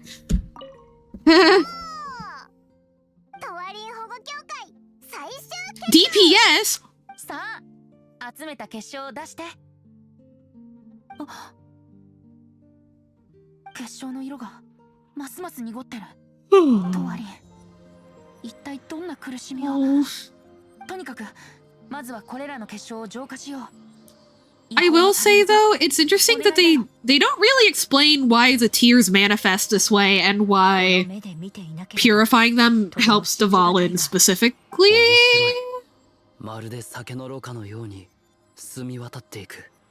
これだけ涙があれば十分だ。I guess it's just like この前みたいに good vibes tainted by bad vibes, purify the bad vibes out, infuse the music with the good vibes, and then pray it works. I think that's kind of the vibe. Preparing. Boop, boop, boop, boop, boop. Complete. Yatta!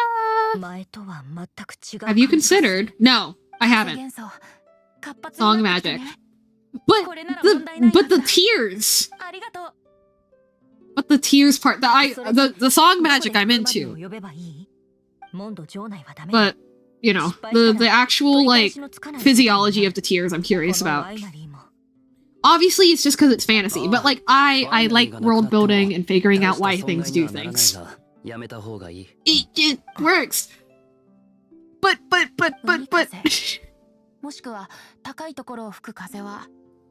Man, where's Ant Demon? I need to rant about how I keep seeing videos that are like, everyone says lightsabers have meanings when actually blah blah blah blah blah. Because like, obviously for a while it really was just rule of cool, but over time people have made sort of canon things about different kyber crystal colors that like do have significance, starting mostly during the Clone Wars TV series it became canon. And Clone Wars was adopted into the Disney canon, so it is currently canon to like the main Star Wars franchise. Hey, thank you so much for the follow, AJ Extreme. Lovely to meet you. My name is Basilia. I yap a whole lot in the background. I will play cozy games, this one gacha game, some platformers, Hollow Knight, Silksong, and no matter what I do, I yap. Also, I make VTuber models. I, designed, drew, and rigged this one. Holy toggles. Whoa. Crazy. Anyway, thanks. Yeah, I hope you're having fun. I had a friend in high school named AJ, and I remember we lived in the same dorm our freshman year of college, and everybody was like, bro, please, for the love of God, shave off your mustache. And he turned to me, who was like, Aaron, you've known me since I was 7. Please back me up here. And I was like, AJ, you really need to shave the mustache off. I played Genshin as well. Slay! Nice to meet you. But yeah, I started playing Genshin pretty much right after launch. I fell off 2 years ago. Thought about reviving my old account. Never did. Then realized that, oh, since I played basically since released, I didn't actually play the story in chronological order. And I love the story. So I'm going to start over. And that's where we are. Hope you enjoy. And yeah, if you have any questions, feel free to ask.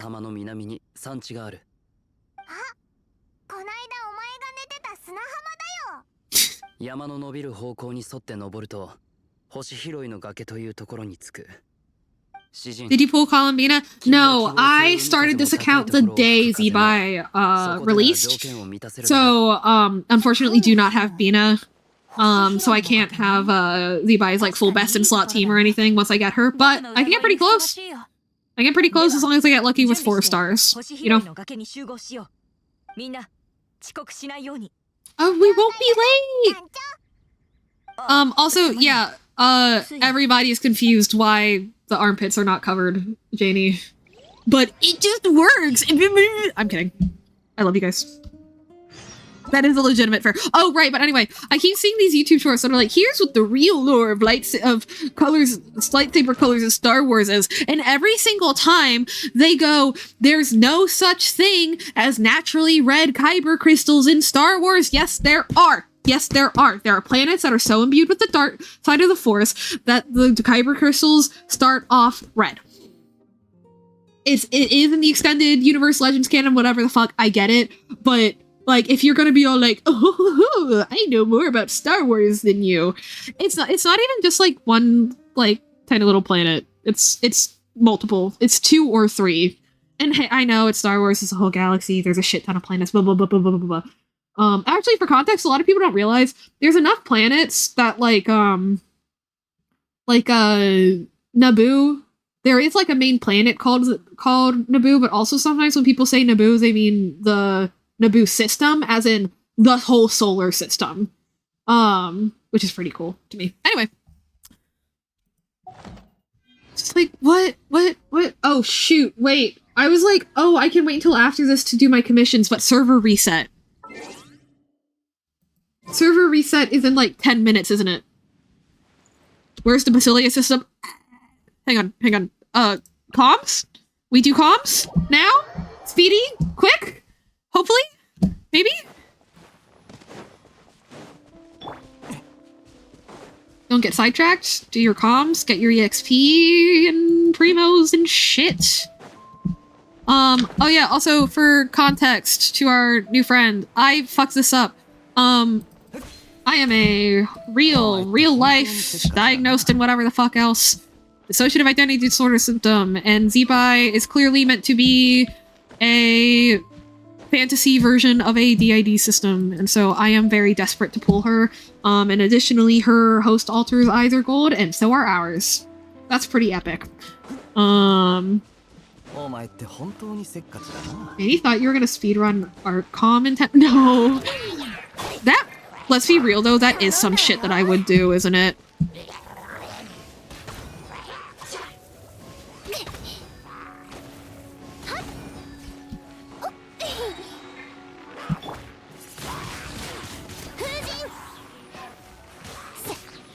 Understandable. I struggle when I play as well. Yeah. Like, I'm getting used to keyboard. I haven't played on mobile even in 2 years.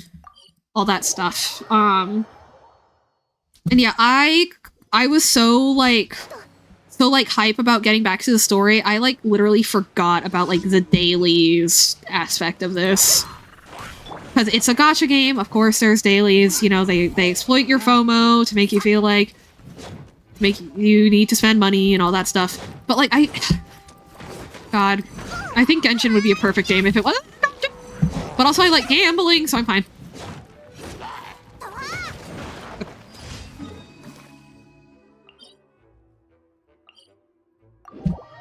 I play it on my tablet sometimes. Gotcha! 20 minutes into a Roar 2 run and my screen is just every color imaginable and every shape unimaginable. Oofda. What does that mean, precisely?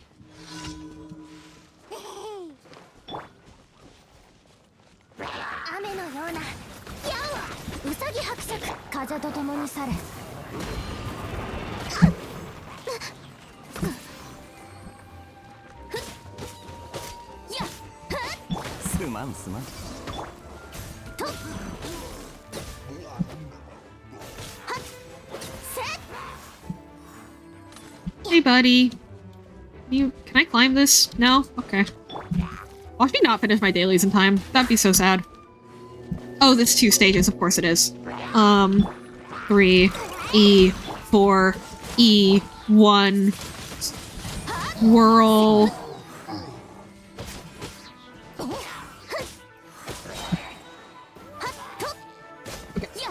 Is that it? Okay. Delivery. It's either in 10 minutes or in an hour and 10 minutes, but I'm too lazy to look it up right now, and I might as well get them done quickly. So we can get back to the story. So, you know.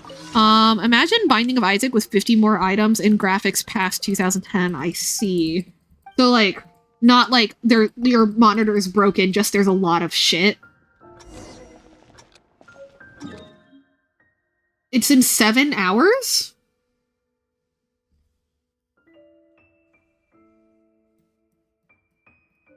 Are you sure?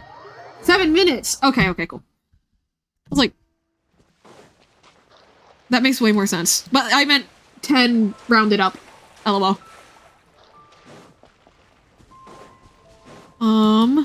Okay, which one of you people ordered food?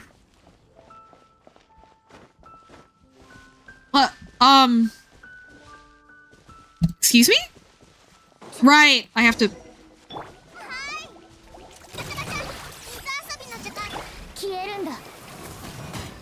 it didn't get the water. I don't know exactly why I thought it would. That was kind of my fault. You're zoning. No, don't apologize. Run away, run away, run away. Okay. F. Look, there's such pain. I don't care. Take your meal. Mission complete? Okay, no, I have to talk to Sarah. Okay.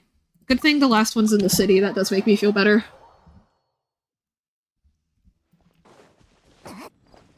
Wink.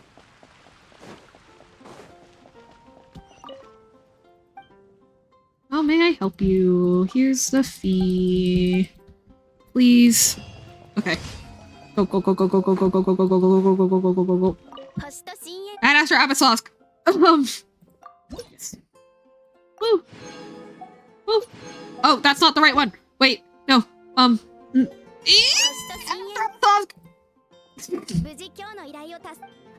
have a full 5 minutes left. Why am I acting like this?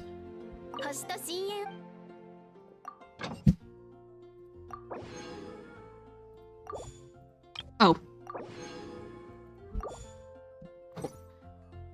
Alright, I am curious at this point what primos we are at, and so on and so forth.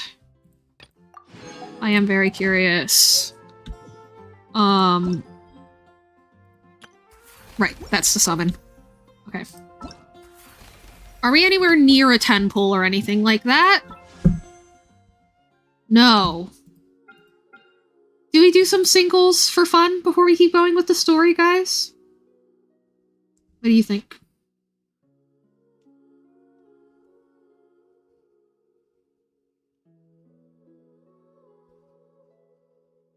Invite Kuching in the event tab. No, thank you.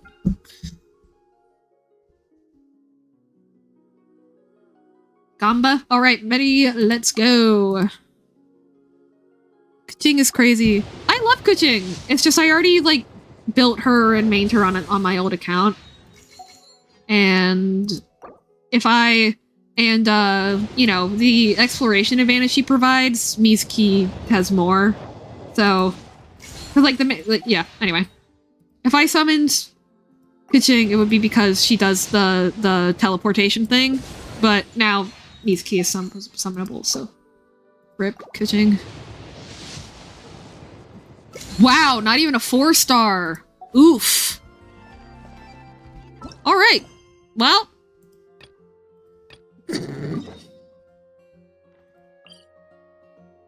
Rip me, I guess! Same, I have Kuching in my accounts. If I didn't pull Nod Cry... and Durin, my account would low-key be brick since I don't have Mona yet. Gotcha. I mean, maybe for Abyss, but, like, in general, like, it's hard to brick an account in Genshin. If you hit it enough times, it will die. How many pity? Probably, like, 20-something? I literally made this account on...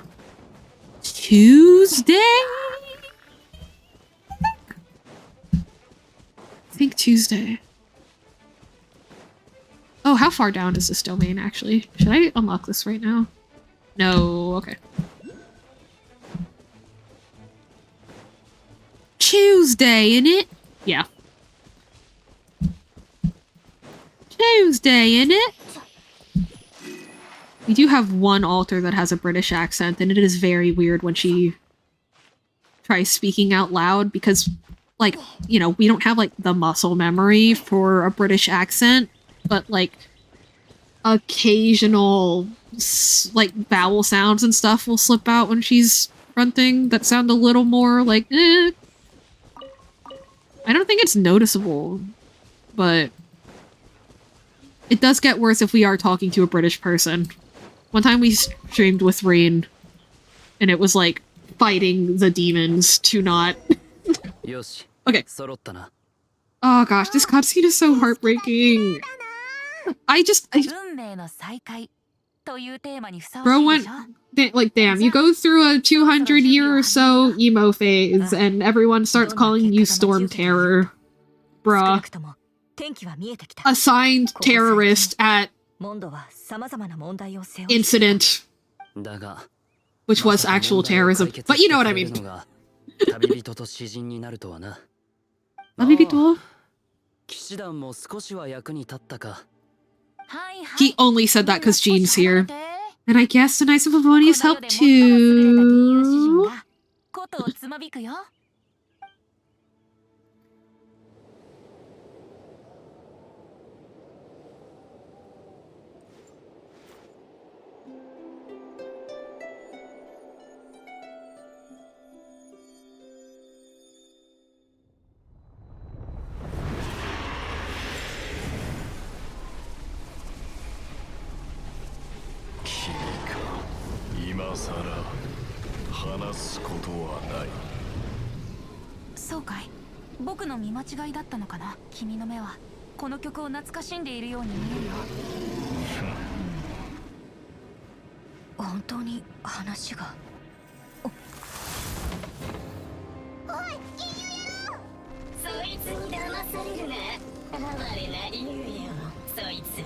Boo! Boo!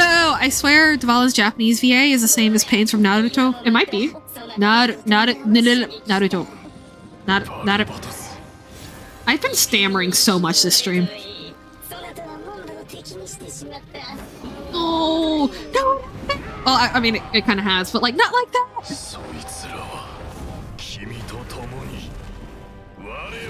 Oh, he's your best friend. He was just taking a really long nap, bro. Chill.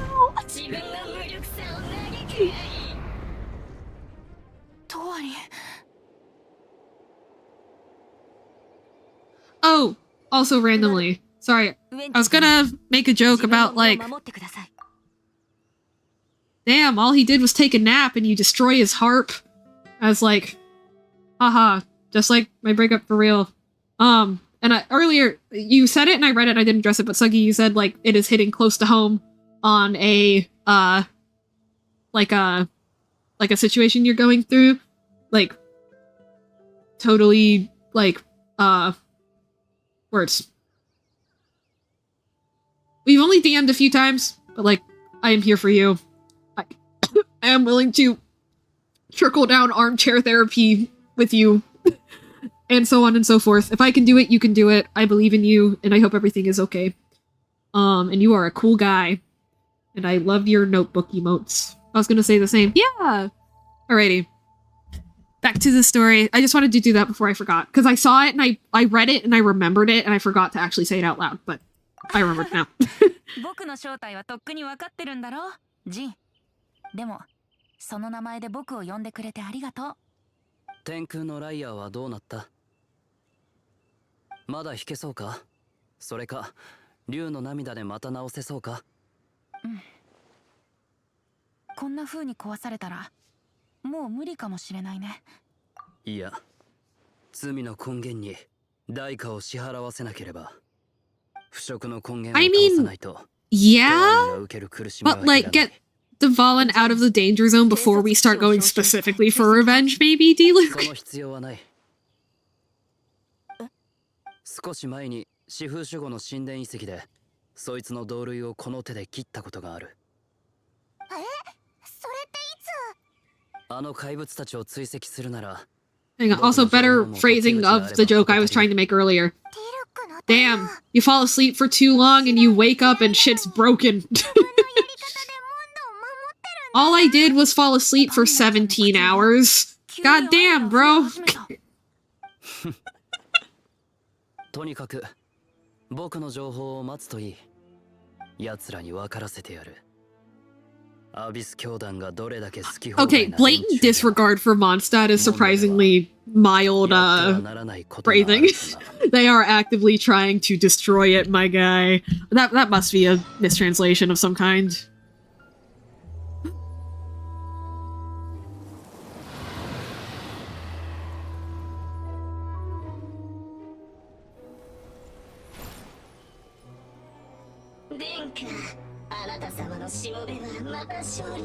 Yeah, and it's so interesting because like your twin thinks he's acting in Dvalin's best interest. He believes that like Mondstadt, and again, he is right in a way. He like really believes like Mondstadt has fully forsaken Dvalin and that this is like a better future for him, is doing all of this. It's like, whoa, you know? Like, you know, it's really interesting because, like, at first you think, oh, it's an evil twin.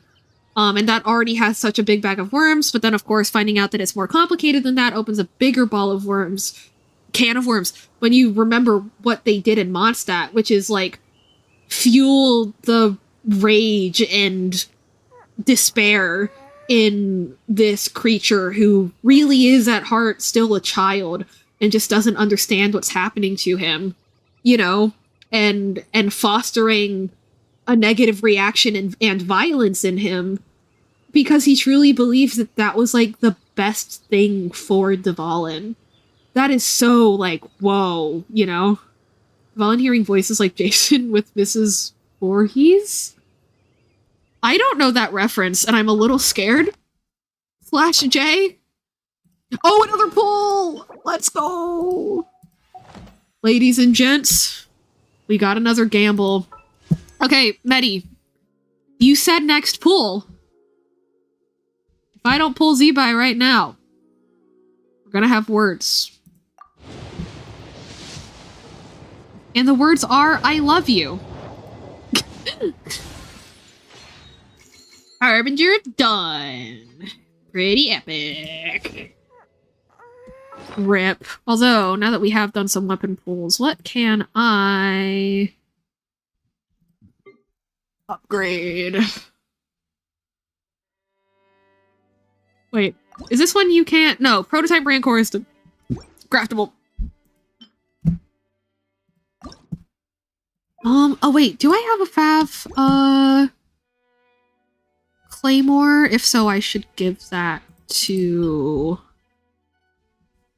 you know,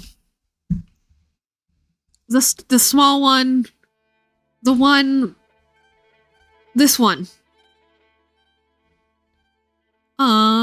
Oh my god, her best in slot, but actually pretty decent. Next one for sure. Oh shoot, what, oh, was it the Fav sword? That makes sense. I guess. Just energy. Anyway, where's Kaya? Kaya... No. I forgot what I actually pulled. Harbinger of Dawn. Okay, gotcha. The one you pulled. I've already forgotten the one that I pulled. I'm being so dead ass right now. Harbinger of Dawn.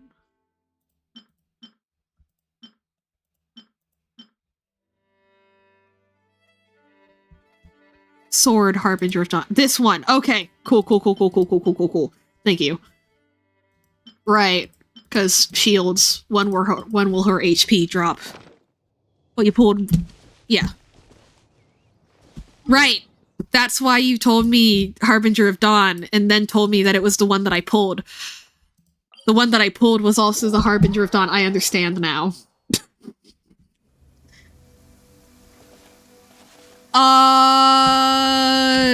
Sorry, girl. What do we do? We need 50 more primos to do another poll tonight, at the least. Actually, hey, chat, how are you feeling, like, stream fatigue-wise after listening to me yap?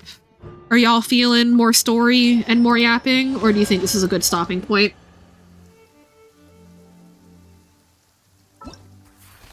Because I am streaming very late. You're so good. Hell yeah.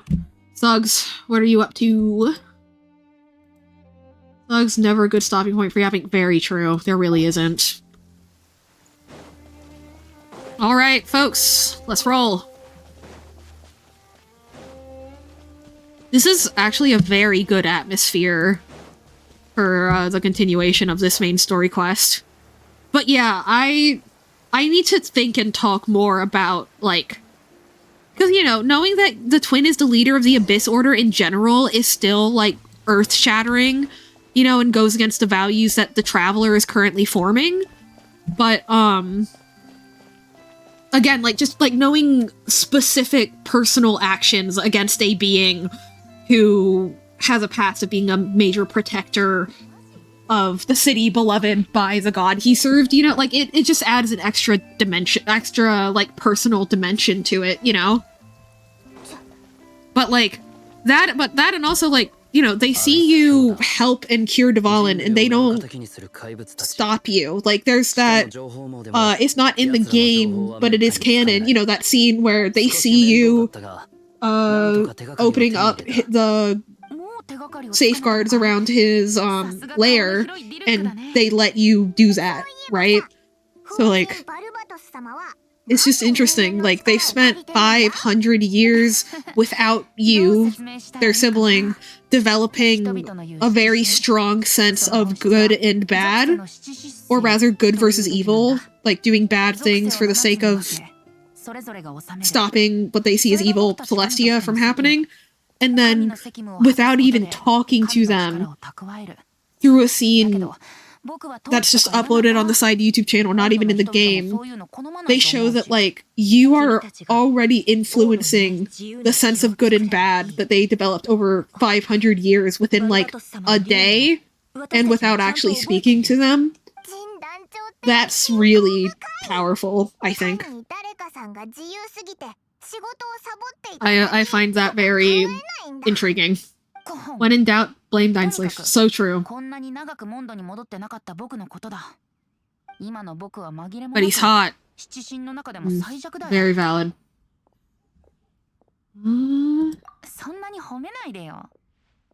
The weakest Archon. Oh, hang on. Okay, so the Archons have no-sees. The no-sees are in the shape of chess pieces. Ventes is a queen, but he says he's the weakest, and there's like another queen piece. I think, because, you know, if you sneak a pawn across the board and you get all the way to, like, the enemy's, like, starting row, like the back row where, like, their major pawn pieces start, you can exchange the pawn for a queen.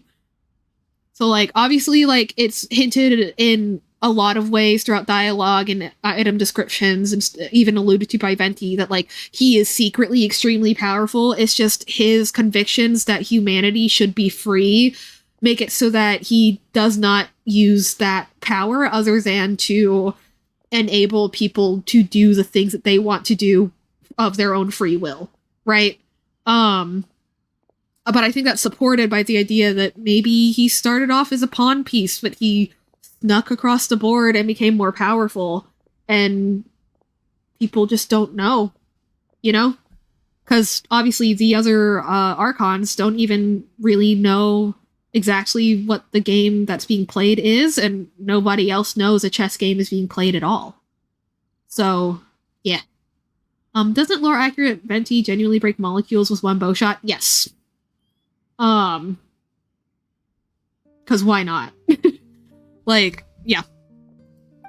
He, and also, not gonna spoil why in case there's new people, but, like, also canonically, does have control in the, like, domain of time. So, but again, like, just his convictions about free will for humanity, giving humanity as much free will as it can under Celestia's corrupt rule, like, he just doesn't exercise that power. Except for defense, right? It's Rothnapo, baby.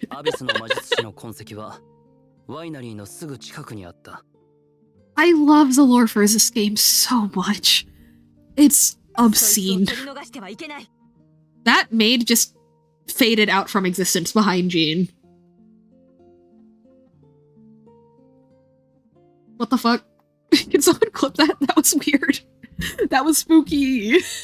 Obviously, it's just because it shifted to nighttime, and there's not workers outside at nighttime. I know, but, like, you know.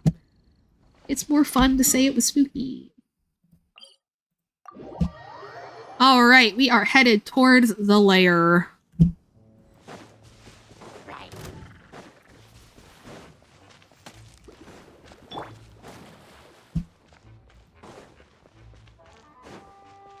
Well, Venti, Zibai, Istarath, Nepo, baby. So true.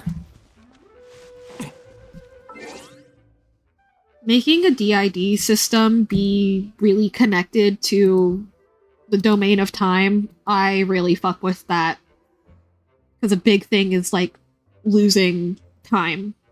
You know? Losing time, or like, feeling like you've suddenly been thrown backwards or forwards in time as, like, different altars come closer to the front or fully take front and stuff like that. I fuck with that. Good. My brain worms continue. I'm supposed to fight those things, aren't I?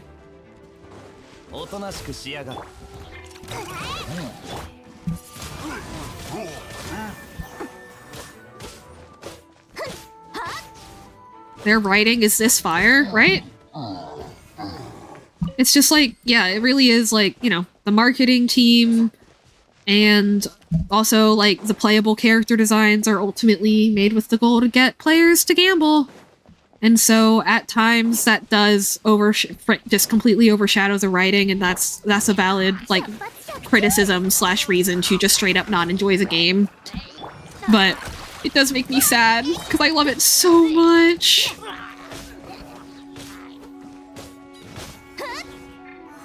Oh, already did. Nice.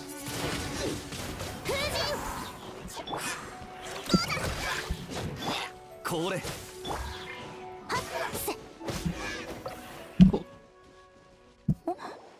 これはアビスの魔術師を倒した後、何かエネルギーが散らばった。このエネルギーは僕とトワリンのつながりを根絶させるためのものみたいだ。Oh!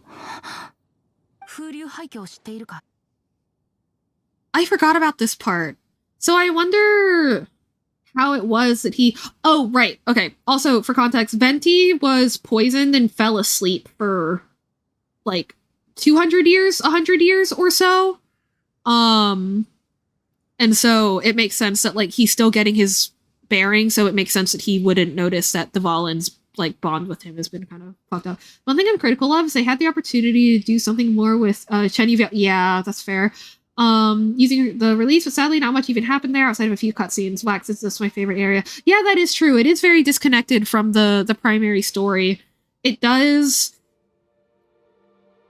like emphasize, it does it touches on the themes in a meaningful way, like the main themes of the series in a meaningful way, but it doesn't necessarily connect to the plot in a meaningful way. You're right.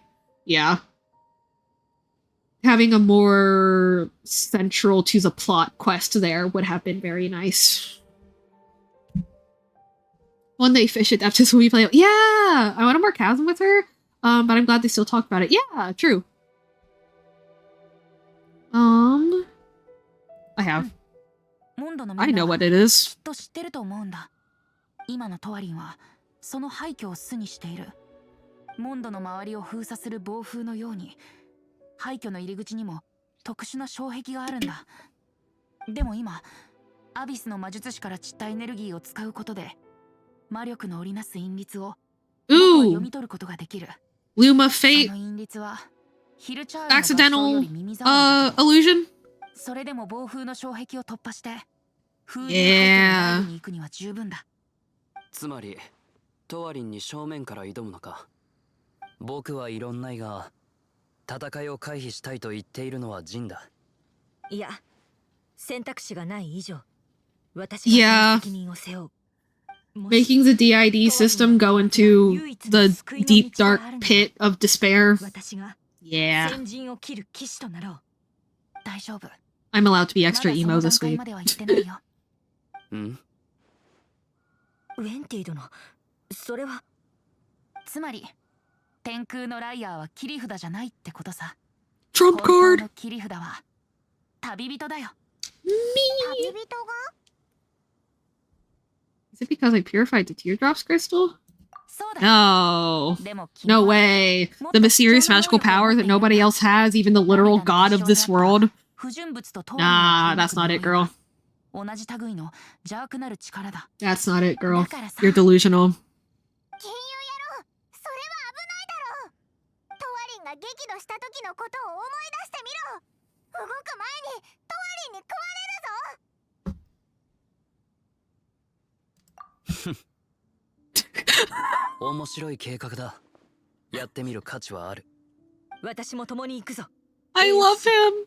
敵はアビスの怪物と竜。威圧感がすごい。 Cause that was more of like a harumph than the normal like I agree like noise. That was like a you know. A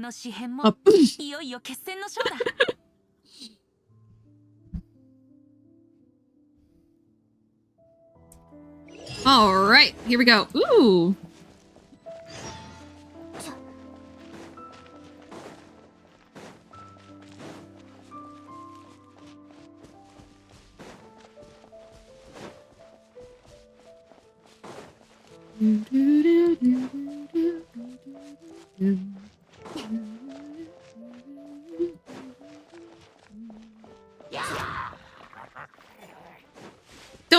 my music? What?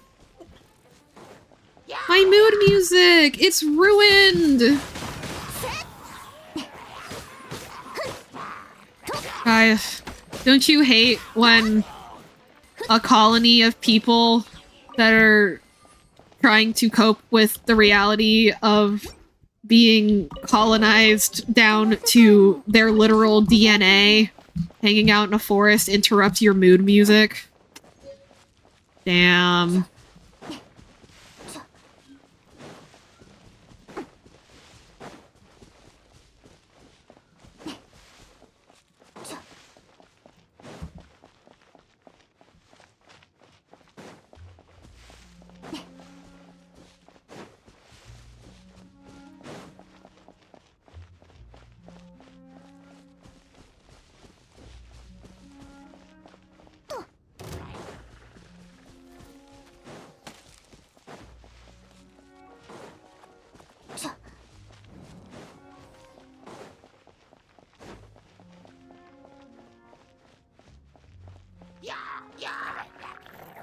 It is especially interesting walking through this as the Traveler. Because again, like, their twin caused this. Orchestrated this, you know? Oh, there they go. Bye, guys. Oh,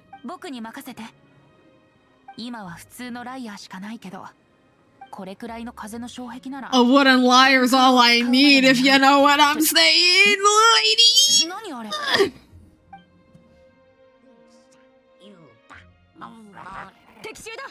Anyway.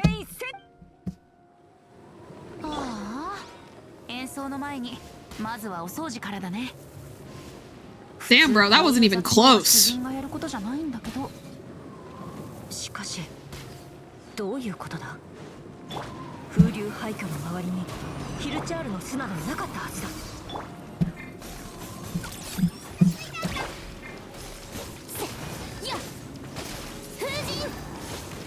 I meant to hold E there. That's okay.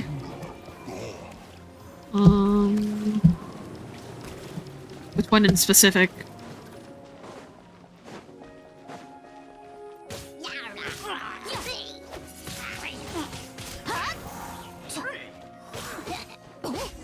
Okay.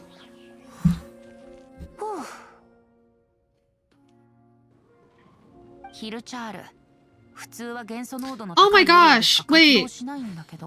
I just randomly had a thought where I was like, huh, a few hours in, I guess because I was like, okay, chat gets a little less active at the 3-4 hour mark. And I've been kind of using that as like a, oh, I should end stream here. But actually, maybe it's just because that's the point where people like really just like bundle up and watch as opposed to like being a chatter TM. Huh. That just now occurred to me. Anyway. That's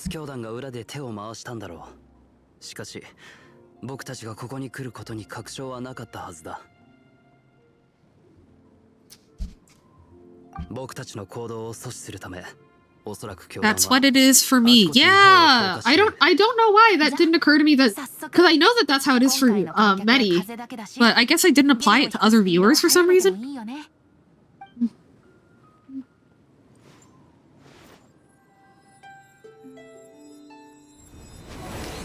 Oh. Okay. All at once. Wow.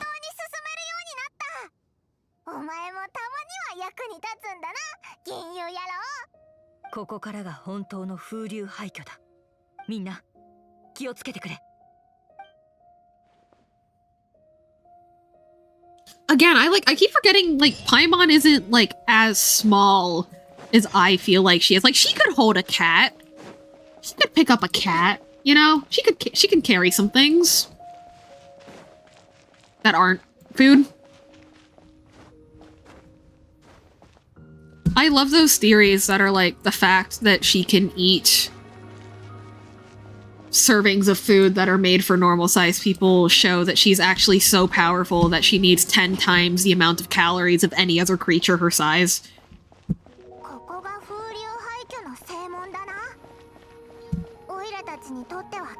Yeah, it really is surreal, like, really imagining like what it's like walking through this as the traveler who's seen so many worlds and knows so much, and seeing these ruins and probably having enough experience of just like wandering the universe to really kind of pick apart what's happened, and then again to later find out that their twin who knows those same things about other worlds is the one that like encouraged Dvalin's current path. Whoa. Welcome back from ads, guys. I was just doing more speculating about like, you know, the traveler's relationship with Mondstadt's current state and their twins' hand in that, when in the future they find out that they orchestrated the current state of things. あそこの雰囲気は利用できるかもしれない。回り道になるけど行こう。回り道になるけど行こう。行こう。マイクオッケー。行くよー。この廃墟にアビスの魔術師が隠れてたりしないよな。もし出くわしたらそこは勝ったことのあるディルクの旦那に。Oh, random. I did once see somebody saying that they don't think that Mondstadt's soundtrack being so flute heavy is justified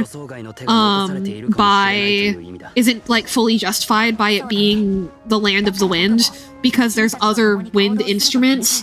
But the specific reason is because, again, it's not just the City of Wind, it's also the City of Freedom, and every other wind instrument really relies on resistance between your air and the instrument to produce its sound, whether it's a reed or like a mouthpiece for horn instruments, right?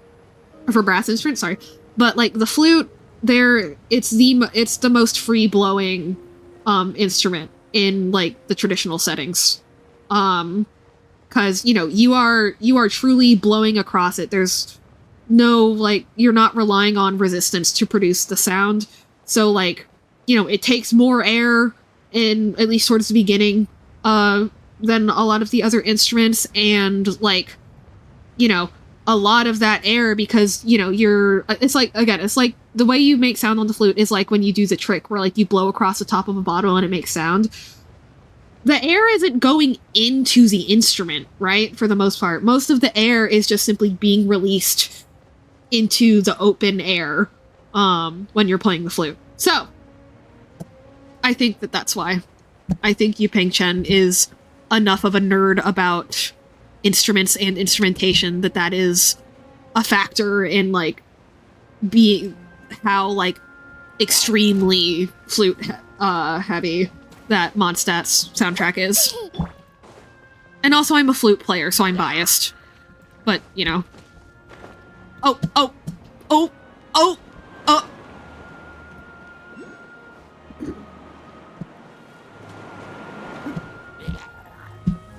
Oops. I'm gonna ignore that chest for now. Forgive me. Save of the century, right? Woo! That would've sucked. I don't know, I'm really trying to appreciate, like, the atmosphere of things during the story. Because, you know, I think the first time I was going through the story, I was like, okay, I rushed through this so I can do open world exploration later. But, you know, you don't see the world with the wind, you don't see this part of the map with the wind barriers up again after you clear them. Like, wow.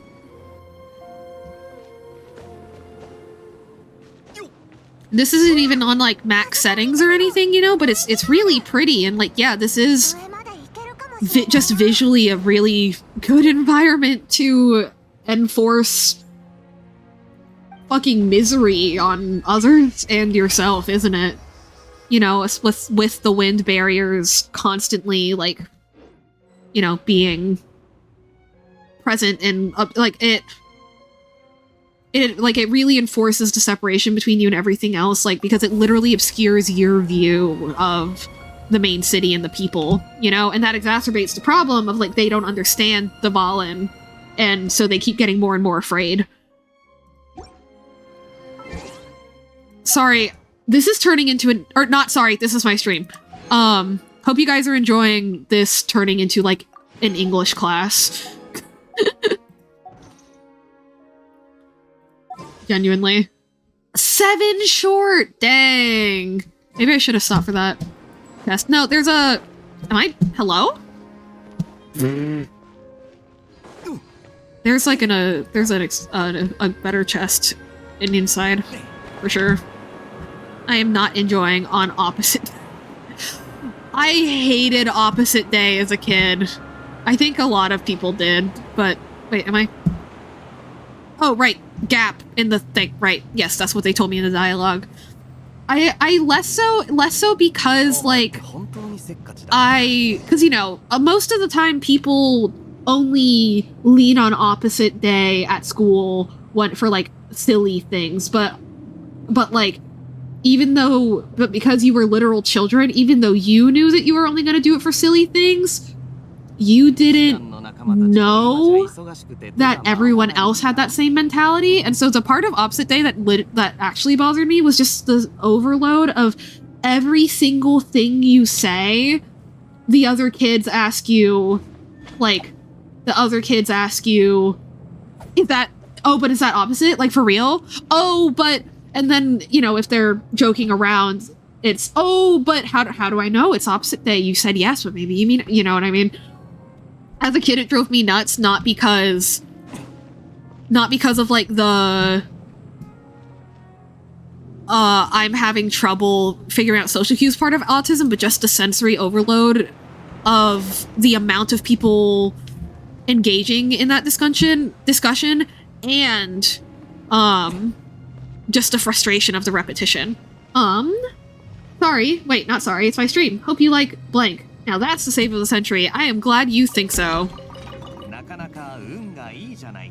Yeah, that Tumblr post really changed my perspective on things, where it was like, instead of apologizing, thanking people for waiting. Like, instead of apologizing for being late when it was, like, really unpreventable. There are cases where, like, you should apologize, but, you know, like, for casual things, like, saying, thank you for waiting for me. Thank you for waiting for me, as opposed to, like, oh my god, I'm so sorry. You know? So yeah. Like, especially for stream, like, you know, it's open-ended enough that, like, yeah, if en masse chat is, like, not having a good time, you know, then, like, I do want them to speak up, because obviously it's my stream, but, like, you're my audience too. But, like, yeah. Like, phrasing like, hope you guys like that, because that's how it is. Like, it's a little funny, it's still a little deprecating, so, like, it does signal, like, I'm aware that this might not be for everyone, so if you want to speak up, like, that is open as part of the little monologue I spouted, you know what I mean? Like, I feel like it's a good compromise between not fully deprecating myself, but still being, like, but still, like, making it clear that I am deferring to an audience, you know what I mean? Yeah.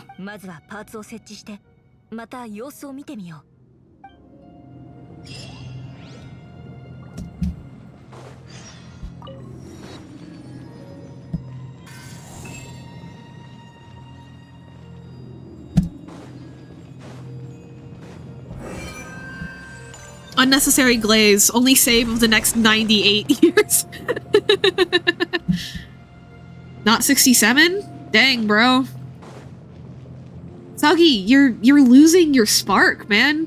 You're falling behind on the references. この塔にはまだ3つの光の輪がある。つまりあと3つ導光装置を探さないと全ての封印は解除できないということか。 Oh my god! And as you were clarifying Dvalin's perception of Mondstadt and why he's been suffering all this time, you are also physically clearing the things that are polluting his home. I love this game. That is a pretty basic metaphor, allegory type thing, but it's a good one. I never lost it, just in hibernation. I see. For how long, Suggy? For how long, Suggy?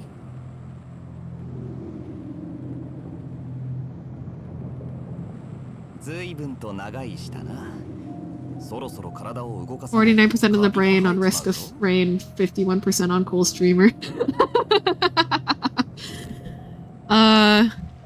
Risk of Rain, like literally like local to your area. Risk of Rain, I imagine, is what is being mentioned there. Question mark? Am I gonna face plant into a wind barrier? No.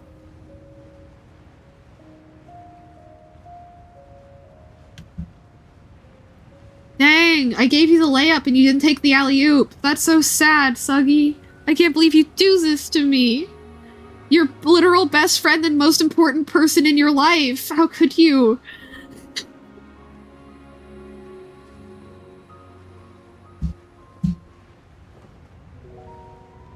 The game I mentioned earlier, unironically, only rains on 2 levels. Oh, okay. Gotcha.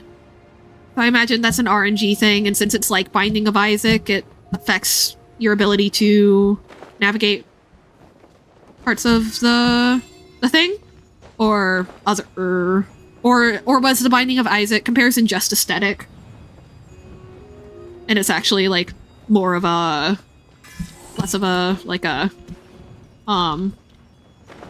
roguelite thing and more of a... less of a Souls-like thing. Or no, is it roguelite? I think it is, actually. Or more of like a aesthetic thing. Completely cosmetic. Okay. Has a lot of parallels. Oh, like theming-wise? Gotcha. Like, well, theming-wise or gameplay-wise, or both. You know, in an ideal game, the gameplay enforces the narrative elements as well.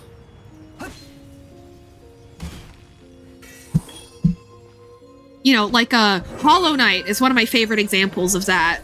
Because, you know, the differences between how the knights from Hollow Knight's kit feels to play in Hornets, you know, the knight was made with all of those combat instincts ready to go, and it's very simple because it does exactly what it needs to do and that's it. But Hornet learned hers from loved ones and important people in her life and important people from different regions within Hallow Nest and stuff, and also like as she's grown up and found herself after her mom like fully passed, like she adds style to it. She does little flips and like blah blah blah blah blah, you know what I mean? And that really enforces the significance of Hornet being a mix of a normal being and a weaver and a pale being, as opposed to the knight who is the like child of just 2 pale beings, you know? It is pale magic shrouded in abyssal magic, you know? Whereas Hornet is very literally in her DNA, like connected to the world and the people around her in a way that the knight isn't necessarily. But the knight still has thoughts and feelings and cares about people. That's the point of the game. I love Mossbag's Hollow Knight video. It's the most thorough one, but I do dislike the parts where it's like, oh, it's a plot hole that why is the knight doing this if it doesn't have thoughts, feelings, or a will? It's like, the point of Hollow Knight is that the Pale King was wrong. The Hollow Knight ended up having enough thoughts, feelings, and ambitions to lose to the infection, you know? And for the bad ending where you just replace the Hollow Knight, become the next, like, container for the infection, that will happen to you too. Use a knight. You know what I mean? Like, that's the point of the story. That's the point of the story. No, like, hate to Mousebag though. Like, I get it. Anyway, both thematic and gameplay. I didn't play much of Isaac, but I hear people say they're very similar in the feel of RNG and itemizing. Gotcha. Very interesting. Thank you for sharing.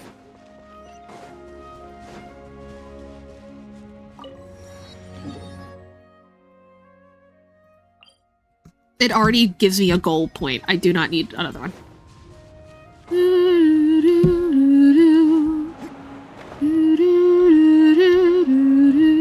I love those kinds of stories. I hate when I see such a harebrained take online that's so wrong I can't even begin to dissect it. Again, like, getting back into Star Wars has been some of the worst of that for me, because with every other thing I've been interested in, right?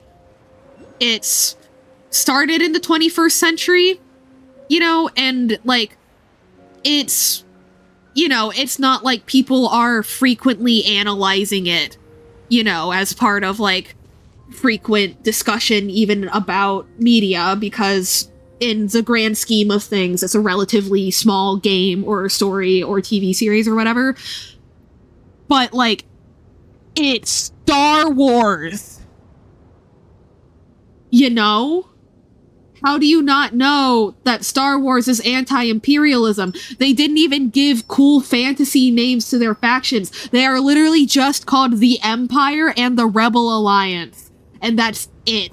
Like, they didn't even hide the allegory. And Star Wars is 50 years old. And Star Wars is the most popular and, like, iconic movie franchise of all time. And, like, I'm like, I really feel like there's no excuse for... And to be clear, it is like a minority, realistically, like actually numerically, like small majority versus loud, loud minority versus like actual majority. I never changed my topic to Genshin. Back to Genshin after I finish my breakup story. LOL. But, you know, realistically, like en masse, it's not blah, blah, blah, blah, blah. But, okay, I can see Star Wars can be, like, let's look at Star Wars in the lens of, like, how this could connect to deforestation. Because, you know, deforestation is a thing that happens because of colonization and human settlement, right? And, well, human settlement in general, that's not colonization, that's not colonizing other human beings, but deforestation is often made worse, but from a party colonizing another party of human beings and taking over the land that they, through generations of being natives, have learned to respect and nurture, as opposed to only using it for personal gain, right? I could see that being interesting, but you are right. Saying that Star Wars is an allegory for deforestation is very insane. But I actually I could fuck with that. I could fuck with like a Twitter thread being like how deforestation and colonialism mix up, and therefore how you can connect that to Star Wars, because in both the both in the original and the prequel trilogy, the planets that are like have a important conflict on them, both of them are forest planets, Endor and Kashyyyk. Kashyyyk being the planet where Wookiees are from, Chewbacca, and Endor being where those cute little teddy bear looking things are, Ewoks. So like, you know, there is like there's not an argument to be made, but there is an interesting discussion to be had, you know? Because it's Star Wars. You know, like, it's a very clear-cut message at the end of the day. Imperialism bad, and believing in other people is the only way you can make it through life. That's the message of Star Wars, you know? That's the message that George Lucas wanted to give, and that trade routes are important to politics, you know, like, so like, yeah, connecting that to other things is really cool. I did see another Star Wars take that I was like, really, like, what?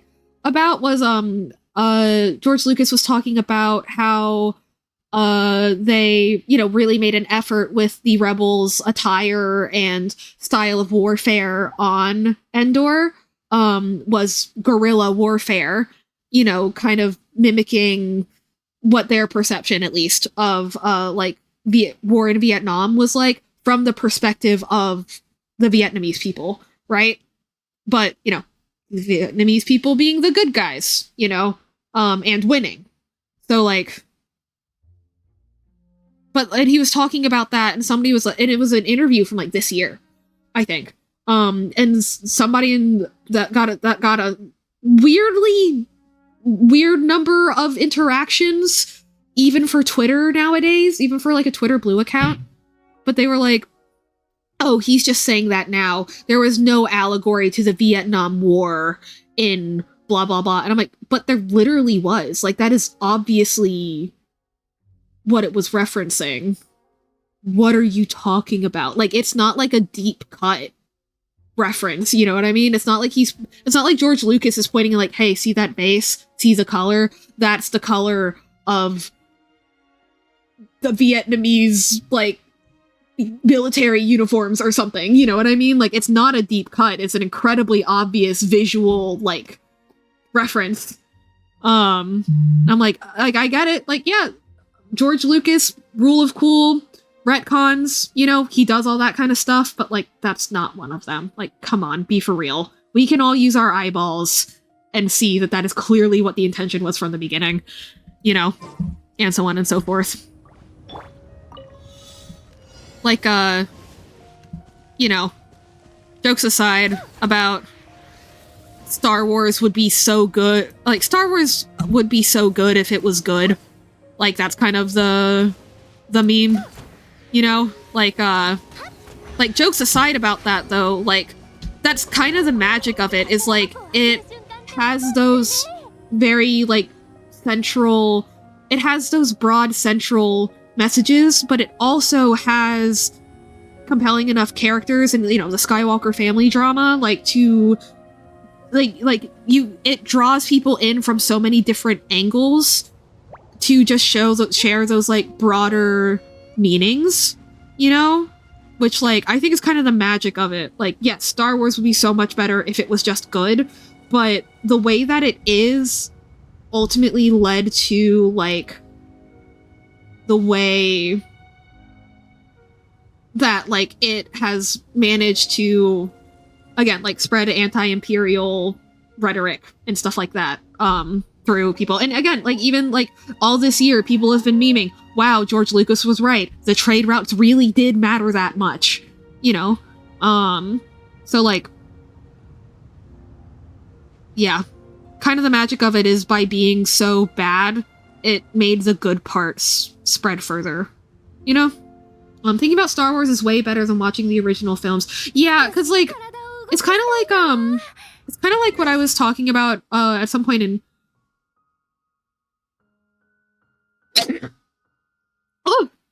talking about at some point in Chaos's chat about the difference between writing as a medium and, like, live action film as a medium and animation as a medium, and how, you know, not one's better than the other. They all have different things. Every story can be told in every medium.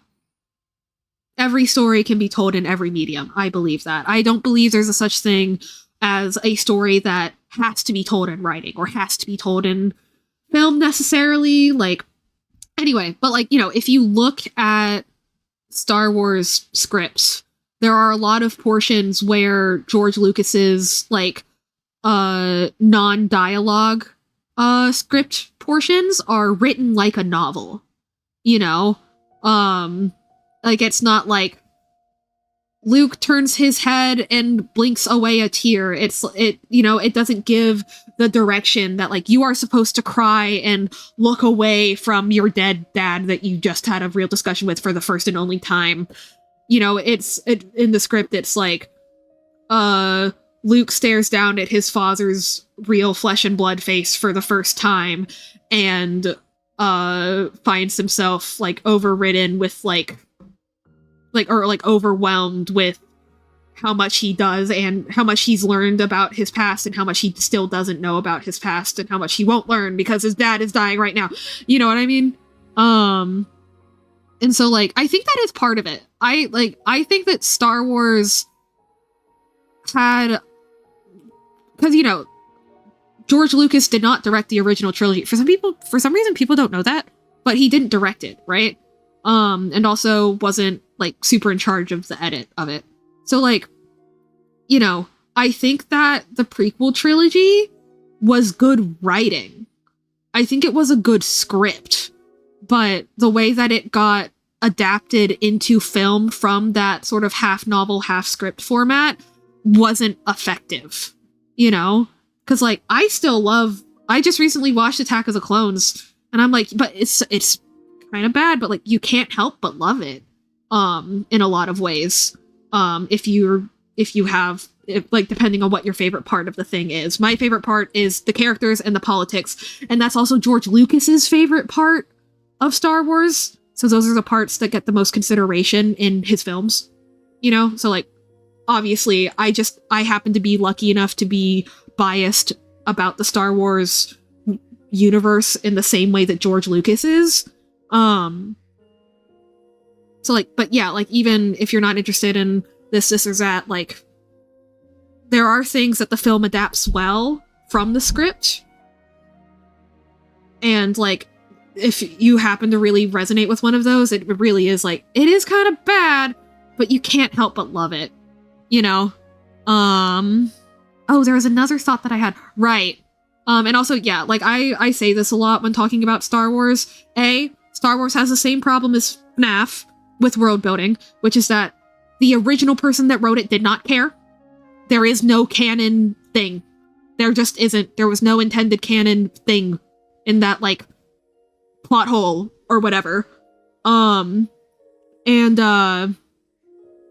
Also, like, a lot of people are like, how is the world building in Star Wars so inconsistent? Why do we have such detailed trade routes, and why do we know the full history of the species and this planet, but like they don't explain like why was, like, you know, like a bunch of the canon thing, you know, no, the Obi-Wan Kenobi, what's his planet of origin?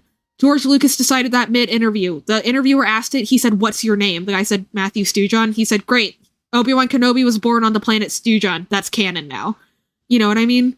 Like, but the reason for it is, and once you understand, like, what perspective he was coming into with his world building, you can better navigate where you need to fill in the gaps and where there is, like, an intended interpretation, stuff like that. Because, again, like, George Lucas cares about his Blorbos. He loves Luke and Anakin. He cares about those motherfuckers so much. And he really cares about the politics of the galaxy and how it connects to our real life world. You know what I mean? And so, like, once you view Star Wars through that lens of, like, okay, George Lucas is a stronger writer and a stronger filmmaker than he is a director or editor. And when you come into examining the worldview through, like, he cares about the Skywalker saga, and he cares about the politics. Like, he cares about his Blorbos, and he cares about this specific part. And when you add those up, it does make up enough world building for a film, but you know, Star Wars became a whole franchise. It's not just a film anymore. And so the fact that those gaps existed, like, became kind of less acceptable to the audience over time. And that's really interesting.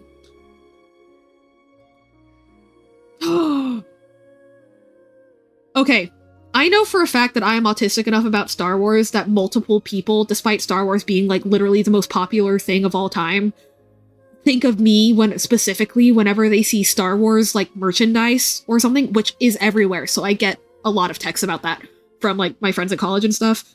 You guys think I managed to ruin fucking Star Wars for my ex?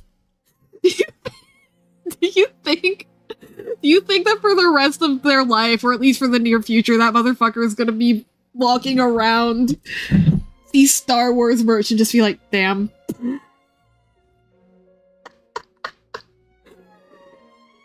That and Smosh, but duh. If you think I know a lot about Star Wars, I am like a Smosh historian. If you tell me you don't understand a joke, I can find you the video and the timestamp of the origin of that joke in, like, less than a minute. It's pretty bad. The Smosh obsession got pretty particular. But yeah, I'm like, you think I ruined Star Wars? Crazy! Anyway.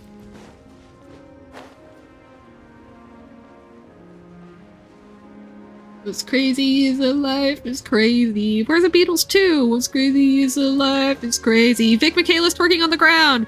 What's crazy is a life. I can't come up with the rest of the lyrics.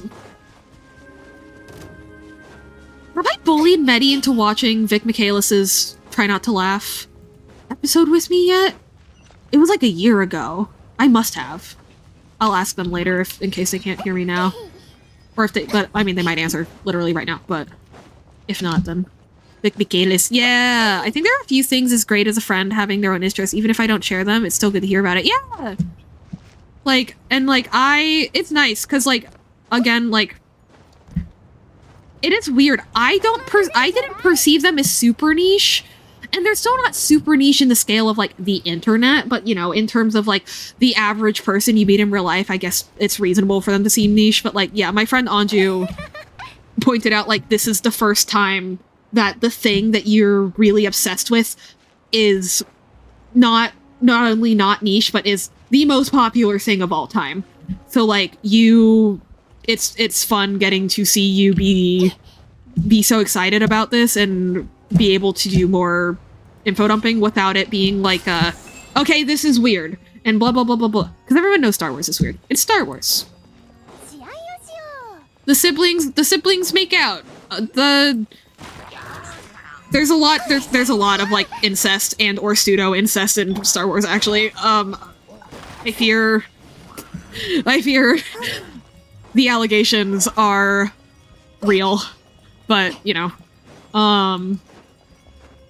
like, okay, to be fair, in reality,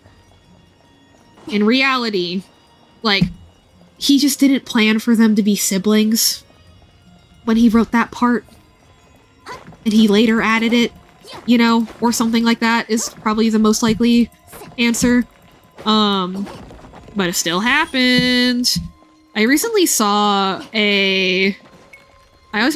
a fanfiction where Anakin dies really early on, and he follows Luke around as a Force ghost. Like, he realizes Luke is his son, gets so distracted that he, like, insta-dies, and then, but because, like, you know, his last moments were, like, caring about his son and his family, he turns to the light side enough to be 22-year-old Anakin Force Ghost. And he's following them around, and he realizes Luke is his son, but he doesn't realize Luke is his that Leia's his daughter, because obviously he didn't know Padme was gonna have twins. And, so he, like, but, like, Obi-Wan Force Ghost is there, and at one point, like, you know, Luke and Leia kiss to make Han jealous, and Obi-Wan's like, huh! And Anakin's like, what? And Obi-Wan's like, do you not know? Do you not? And Anakin's like, what? It's like, oh, Padme had twins. That's the twin. And Anakin's like, so you're telling me I just watched my adult children make out in front of my eyeballs? And Obi-Wan's like, yeah. Like, it's just... Anyway, if your goated piece of media doesn't have at least 2 or 3 controversial parts, is it really goated in the first place? It's like if it doesn't have controversial things, like, forget about it being goated. Does it even exist at that point? Is it a work made by a human being? You know? Like, yeah.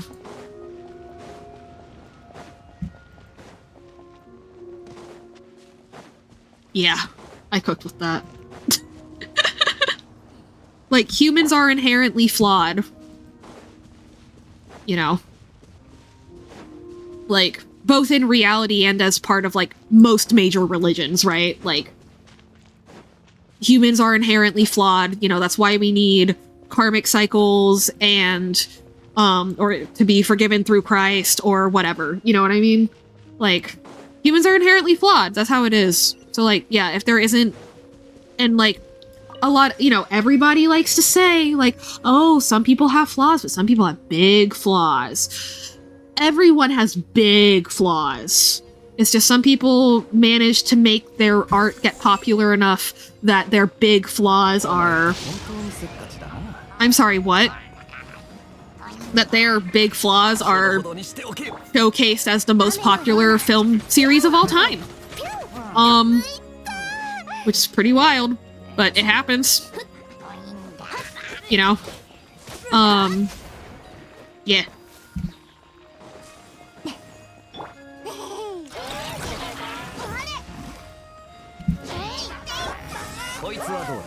I hate when you do that. It's literally so rude of you to do that.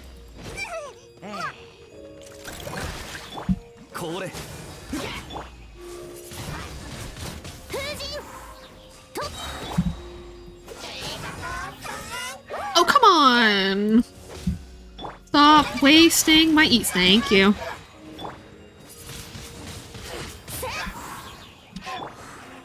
Q, 2, E, 1.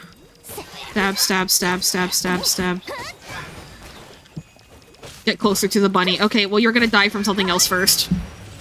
Okay, rip. The Baron Bunny, in fact, had nothing to do with, you dying, but that's okay. It was the thought that counted. Yeah, this is the first, like, wow. I really am coming back to form already. It's only been, like, it's been, like, less than a week. And just through talking to people and engaging with my community again. Like, this is already, like a peak Basil streaming era of last year. Like, insane, unrelated ranting, you know what I mean? Not insane, you know what I mean.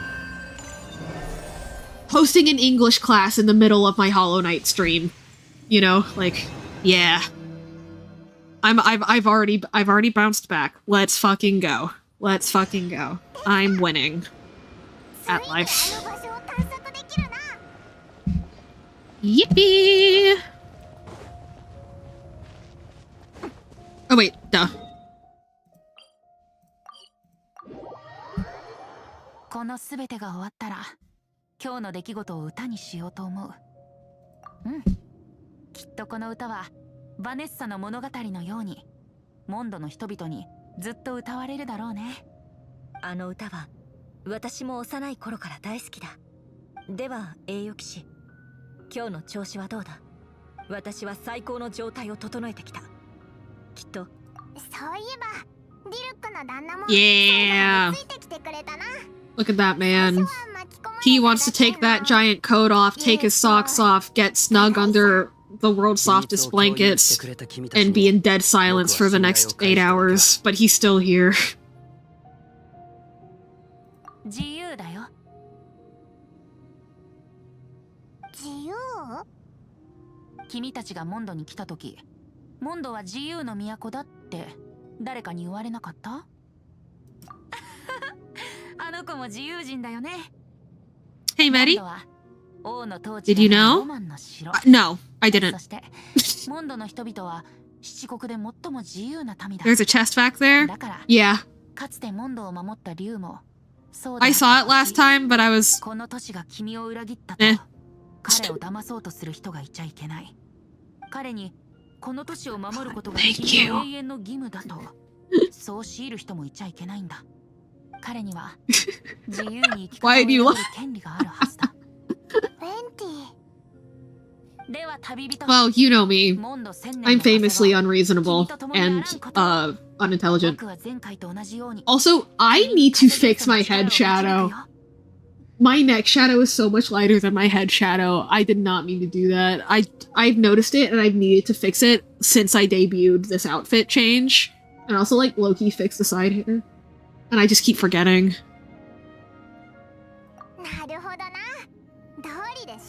Did you know? No, Janie. I didn't.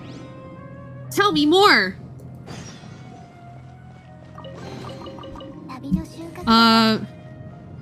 Okay, cool.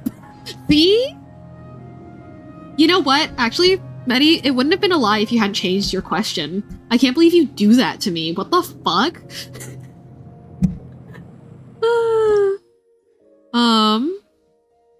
Fun fact, one of my friends didn't read about how the Animograna work, the thing that make a wind current.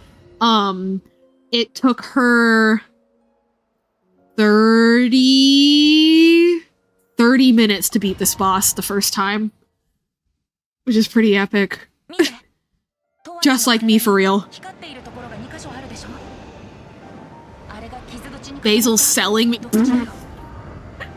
Hashtag Meti for sale. Oh wait, not this part. The weekly boss fight. That one took her like 30 minutes.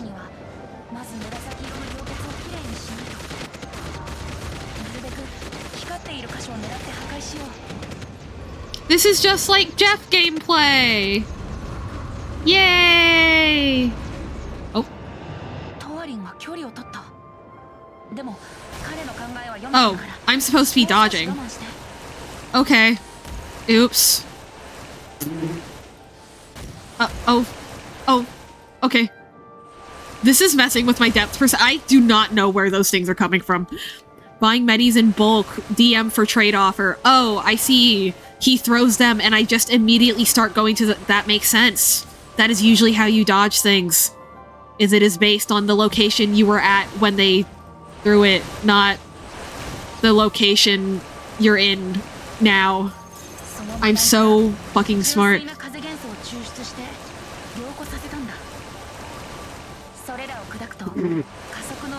Yeah, I should probably stick to the Star Wars analysis, huh?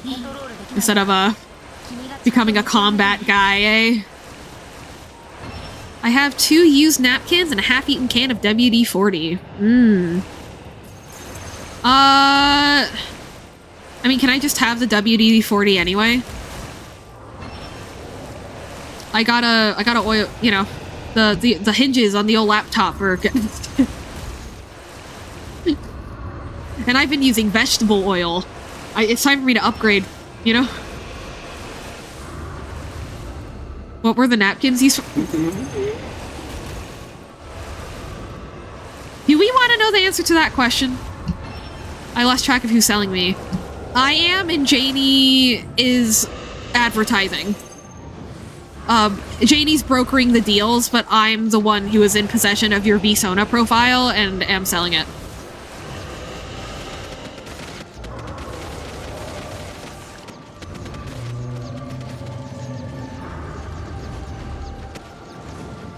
I have the deed, but Janie gets a cut. Okay, cool. Yeah.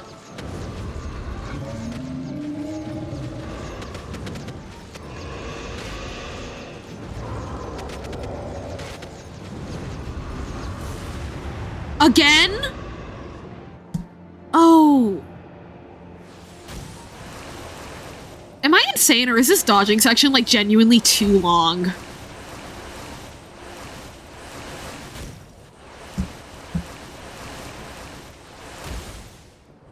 Am I crazy, or is this taking forever and not because of us? Oh my god, I can move up and down.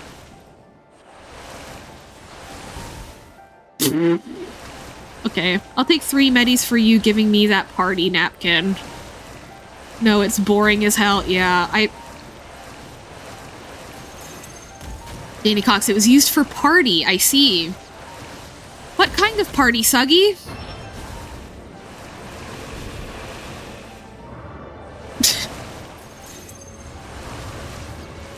I ask because I have learned to face the things that I fear head on.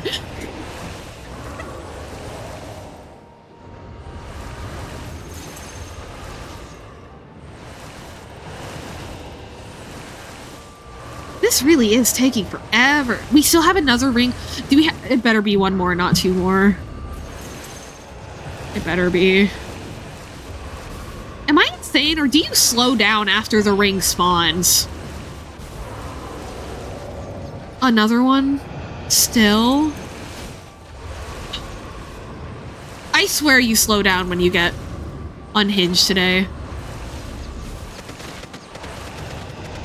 There's a secret stage in Risk Rain 2 formerly called Multiplying Slime Entities, but everyone's calling it a party stage.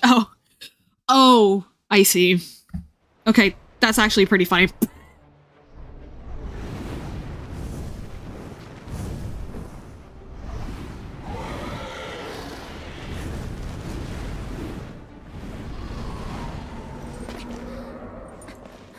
Ooh, I actually like that shot. Still very basic, even compared to like what Genshin does now, but like, yeah. Jesus, Janie. Listen, it's piece of her pussy, I'll take both. I will say, when hunting for a client, I did look up, like, looking for rigor on Blue Sky, and I found out that there's a surprisingly active, like, bondage community specifically,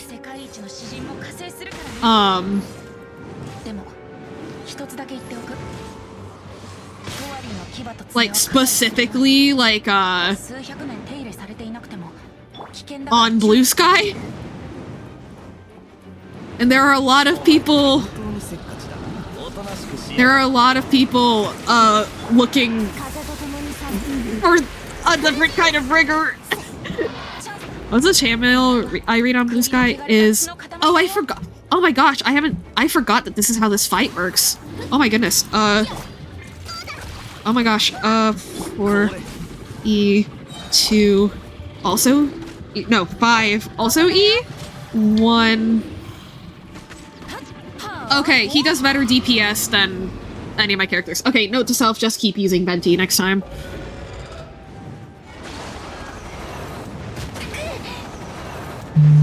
Unless I die first.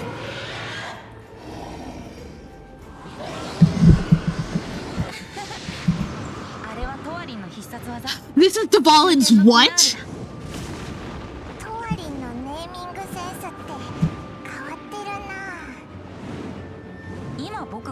Alright.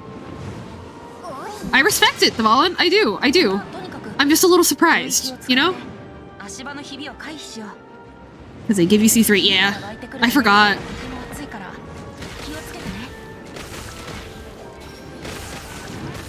Oh, I didn't one-cycle it. Dang. Okay. Ooh, I like that they keep him manifesting the energy until he, like, really goes down. I like that.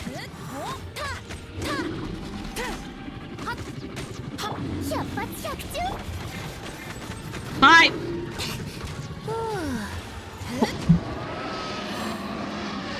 Yippee!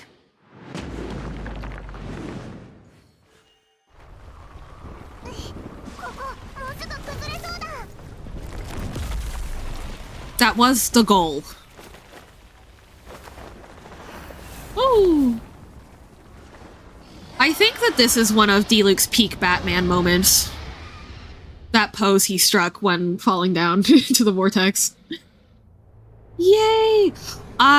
This is still one of my favorite scenes also. Like, top 10.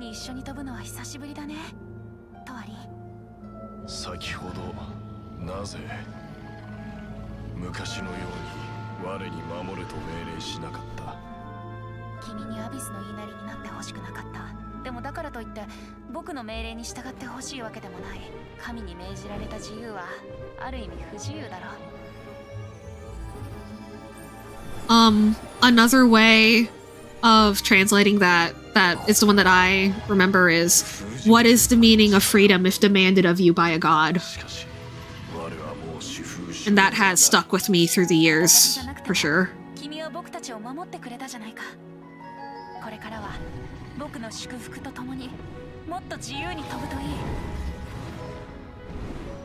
Doomed gay lovers, Venti and Dvalin. I see that ship.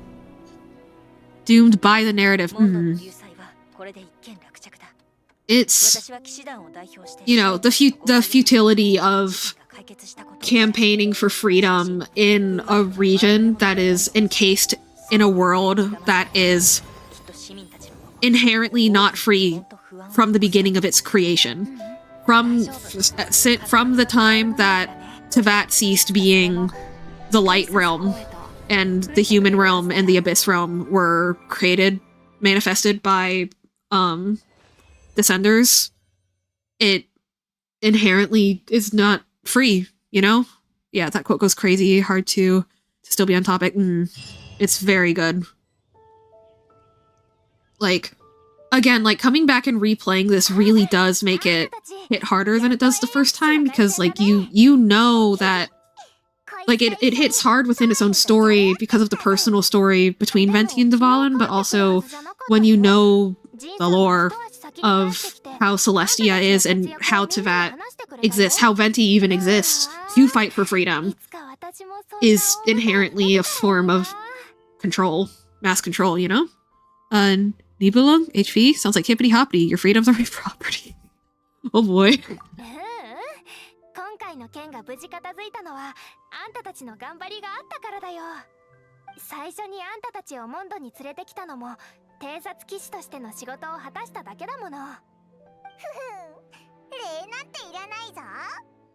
Like, even the music, I remember it feeling like cheerful and peaceful the first time, but now it feels very like melancholy, you know? Like things are good, but there's still that undercurrent of tragedy. Because yeah, at the end of the day, Mondstadt isn't free. They just don't know it. But because they don't know it, in a way they are, you know? Their freedom is not demanded of them by a god. It's also not currently in rebellion of anything either. You know?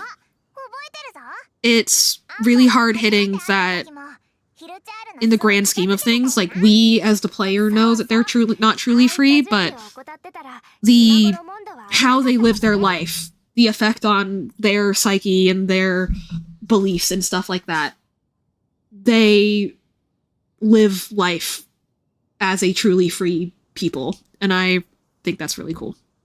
でもなんだかおかしいんだよね。ヒルチャールに総攻撃を仕掛けるような指揮能力はないはずなのに。だから今回の件はアビス教団が裏で糸を引いてると思うの。あいつらがヒルチャールを操った。 I'm assuming we're gonna get more mood stuff with Varka next patch. Ooh! Oh, Mondstadt stuff. Yeah, I really hope so. I mean, they better, right? Like, they better. 今後はアビス教団の動向にも注意しなくちゃ。あー、ごめんね。せっかく帰ってきたのにまたこんな話しちゃって。あ、そうだ。人参とお肉のハニーソテーをご馳走するって約束してたよね。今まで流祭のせいで。 It is really nice playing Genshin, treating the cutscenes like an anime.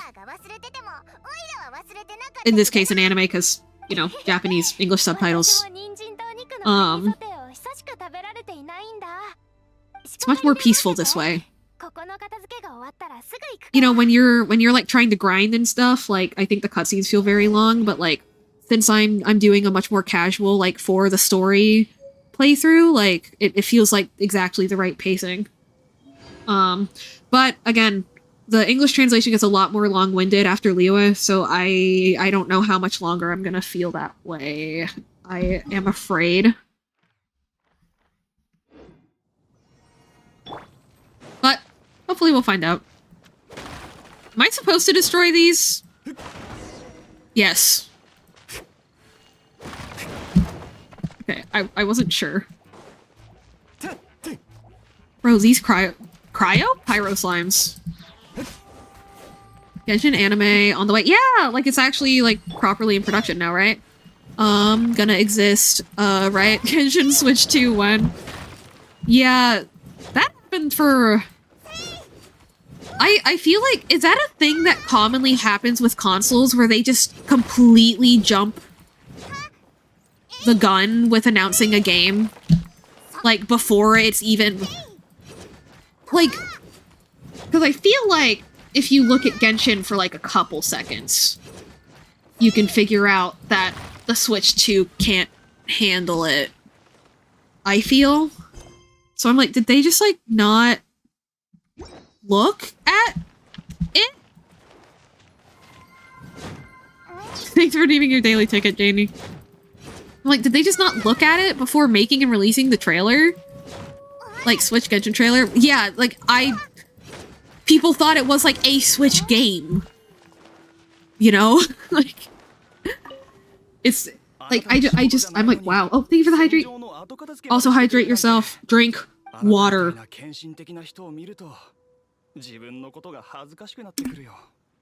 Not coffee. Water. Oh, and for the stretch. No cracks from the neck, but I think I have some from the wrists. I did. Oh, that was a funky one.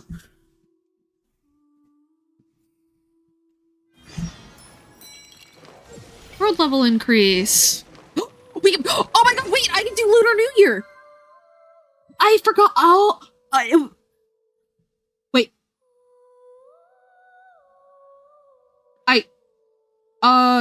Is zibai story part of Lantern Right stuff?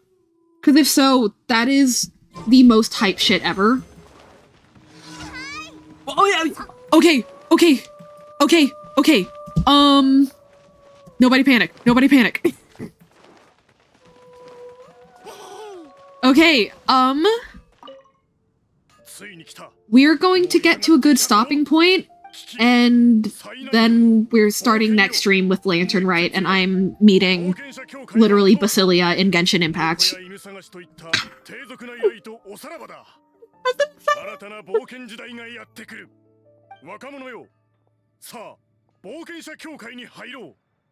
Lantern Rite is just permanent within her story. Gotcha! Oh, wait. Yeah, okay, okay, cool. Oh, this isn't story relevant. For some reason, I didn't clock that, like, in advance. Oh, that's the best news I've gotten today. And I got a lot of good news today.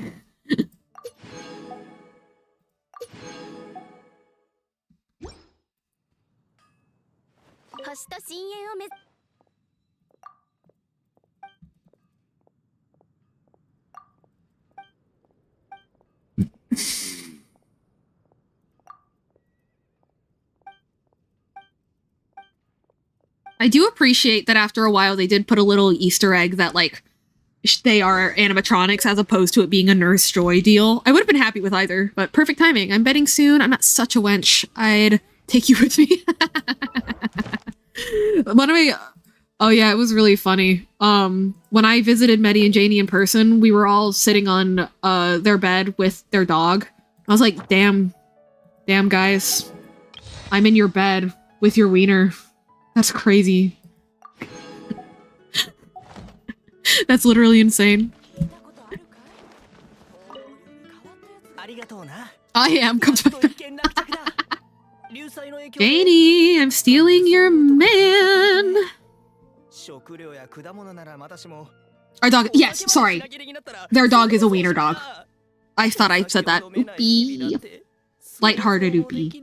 Oopie is already inherently lighthearted. Anyway. Trade routes! Trade routes! Is that a Star Wars reference?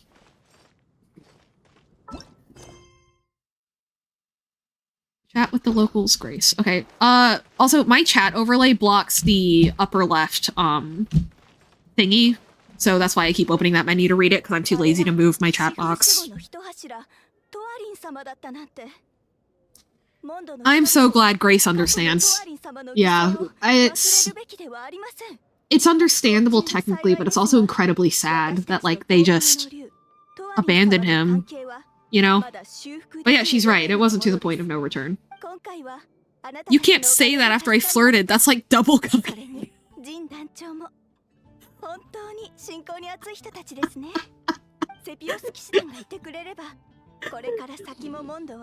I stand by it. Miss Janie Cox. I stand by it. Good, good hunter. Mwah. Mwah.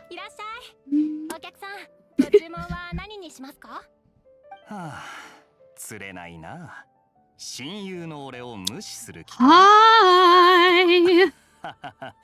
実力だけじゃなく、騎士としての美徳、ユーモアも兼ね備えてるようだ。See how no Janie emote? いると思うと、騎士として心が震え立つもんがあるな。That's right, not having emotes makes you a cuck.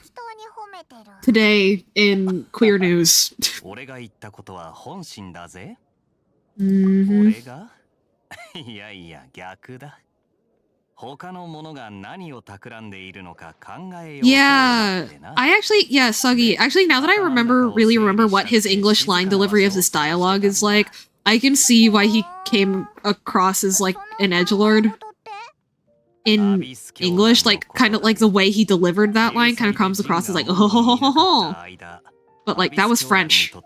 But like, you know. The first time I played, I was actively like really trying to learn Japanese because I was hanging out at Anju's house all the time, and her mom, you know, didn't learn English till she moved to the States, in like her like late 20s, you know what I mean? So like, obviously Japanese is more natural. So I used the Japanese dub from the start, and then I occasionally, as time went on, I started switching between English, Chinese, and Japanese, like, just depending on characters. 奴らの次の行動をな。それにお前たちが風流廃墟で激しい戦いを繰り広げている間、モンドの城門でヒルチャールの叫び声を聞いてな。城内に不審者がいたんだよ。モンドの城内にか? It's like, yeah, in this dub, like, the way he delivered those lines was really, like, teasing, coy, flirty, kind of, you know? Maybe not flirty, necessarily, but, like, だから城に残っていた俺はアビス教団の侵入者とちょっとばかしやり合ってな。あの手この手で情報を聞かせてもらった。その情報っていうのが、そいつらアビス教団を裏で統治するもののことだった。アビス教団を統治? We really gotta learn more about what Kaya saw and knows of Conria, you know? Because it's like, do they straight up recognize you as the twin of the Abyss Order leader? Or like, is it just vibes, you know? その統治者はアビス教団の魔物に王子様と呼ばれている。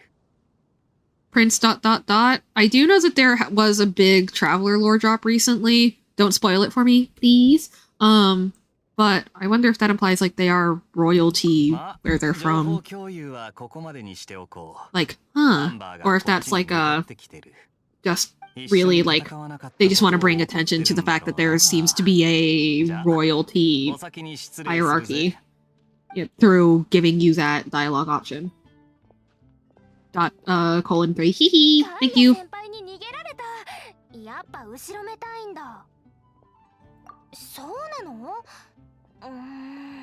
あの話術に騙されたんじゃない？まああの人のことは置いといて。もうくたくた。Cringe, I never use one of those. Certified not cat girl or other animal with jowls girl Janie Cox. Hey, take a seat by Amber. Oh.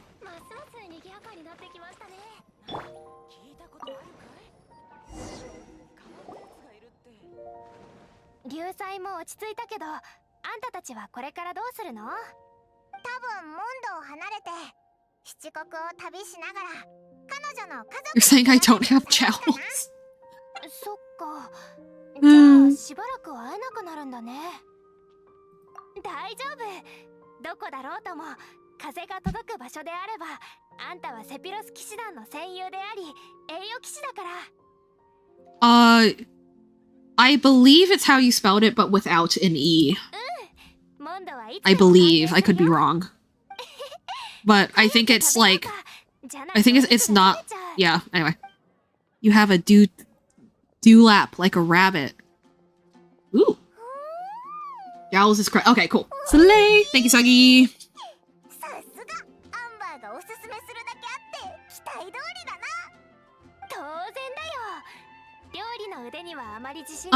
Medi, can you elaborate? Can you give me a little rabbit info dump?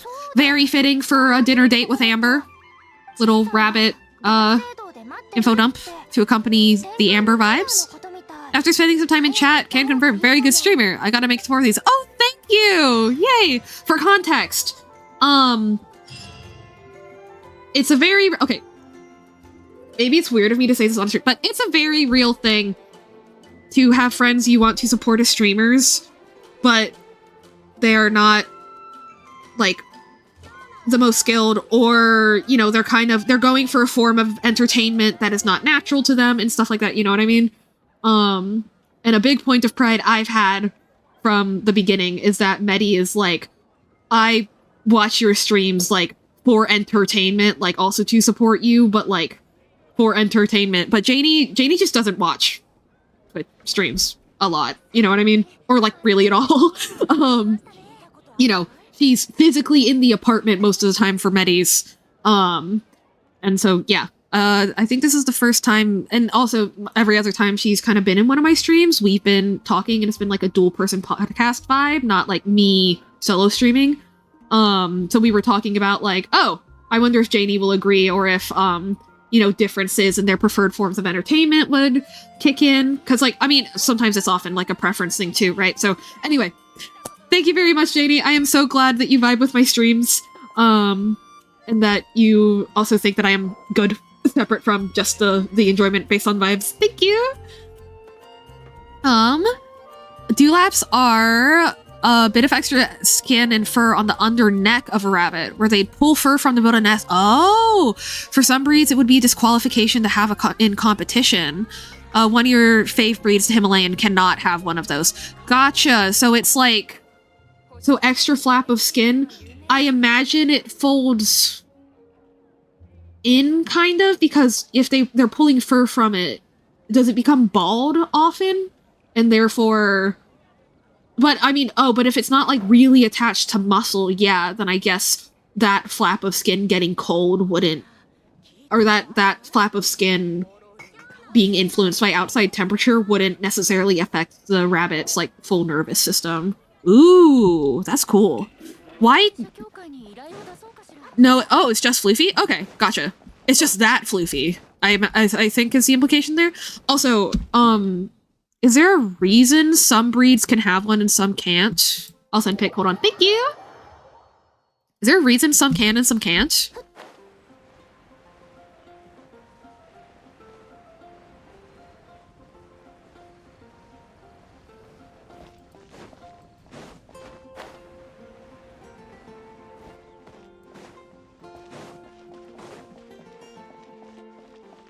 Human hubris.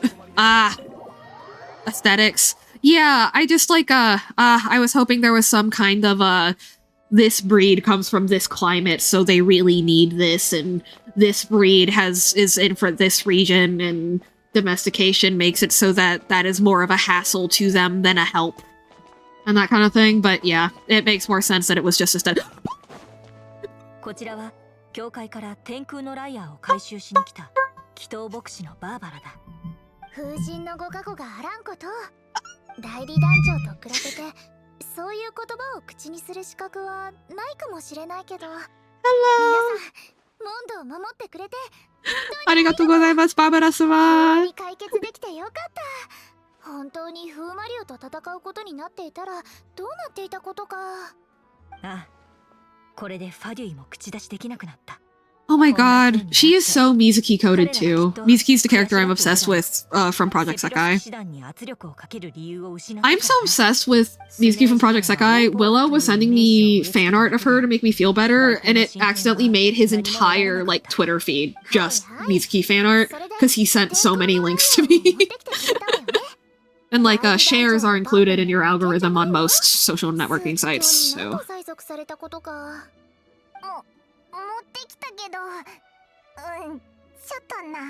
Oh. Oh no, poor Barbara's about to have a heart attack. Oh no, Barbara. Oh.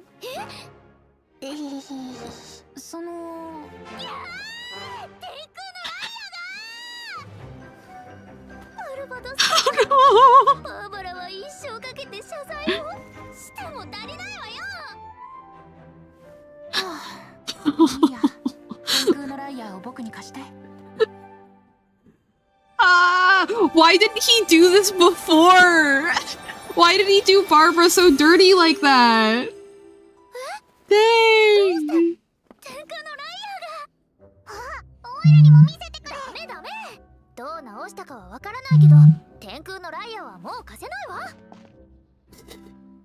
Gosh, she's so cute.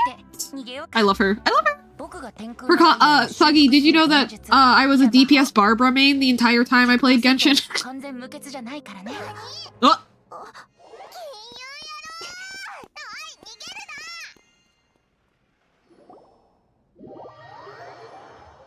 I heard a tale of such feats. Oh, the cutscene! Hot lady. I mean, oh no, Venti! Oh no! god.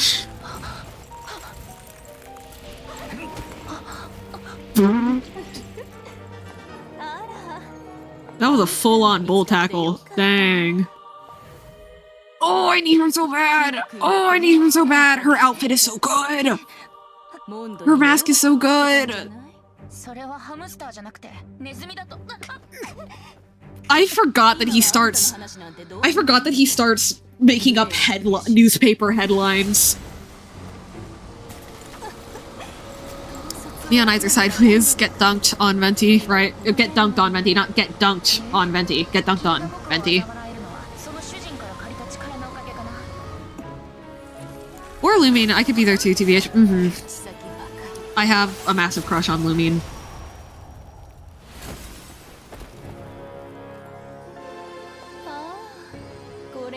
Queen Piece! It's interesting that... Oh, wait, hang on. When you think about it, this is the first Gnosis that the Harbingers have gotten a hold of? And that's the last time the Traveler spoke for the next 10 years. Anyway, I wonder... how... What am I trying to say? What am I trying to say? Oh, I wonder how much the Harbingers knew about the Gnosis and the chess piece part. Because I do find it interesting that Signora did not... It feels a little out of character, almost, if she knew about, you know, the broader chess game. It almost feels out of character for Signora to have held the piece up like that after mocking Venti and to not remark on the irony of him having a, and not remark on the irony of him having a queen piece for a Gnosis while, like, being, so, like, weak, right? No. 10 years was a joke. Just voice lines. They do, canonically, they speak with these, but, you know. Wait, does Teyvat even have a concept of planets? They do have moons and sun. But is there a concept of other planets yet?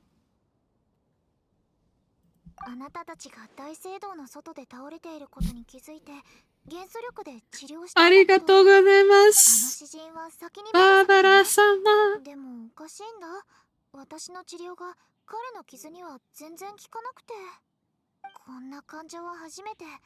彼はこれが普通だよって言い、It's completely no. 制度を出て行ったんだけど。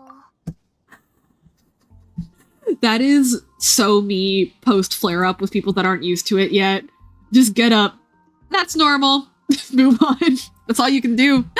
A bit more niche theory is that the Gnosis' true forms can only be seen by the Archons and other higher beings, so the Traveler might see them. Since they're not from here, but most people might only see just a big oculus. Oh, I like that. Thank you. Alice traveled other worlds. Did she talk about it publicly? I don't... She did give Barbara the Idol magazine. I feel like... But, here's the thing. But, like... But they also have a concept of other worlds that's shown in, like, lore and stuff. But, like, I mean specifically planets. Do they know that Teyvat is round? Is Teyvat round? You know, like, I want to know if there's flat earth controversy in Teyvat. That's what I want to know. I want to know if, whatever the earth centrism and versus heliocentrism is, like, a problem in the academia of Sumeru. You know what I mean? No, it'd be heliocentric conversation back then, yeah. Well, no, heliocentric versus whatever the earth-centric one was called. I can't remember. Wee woo. Spoiler ahead, Teyvat is round. Okay, cool. Thank you. I think I understand. I think Jean understands. I mean, I know my choices don't matter, but I'm still thinking.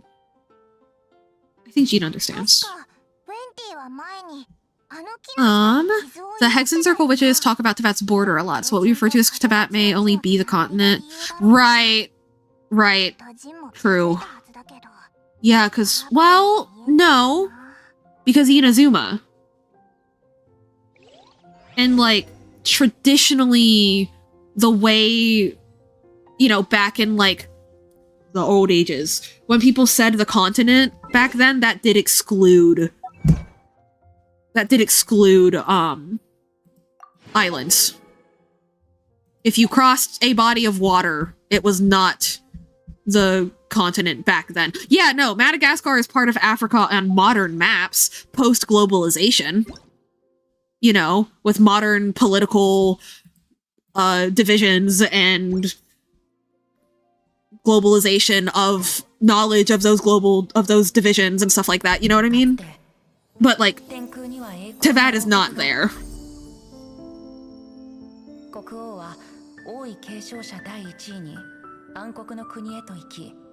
They have robots. Aren't they like kind of modern a little at least?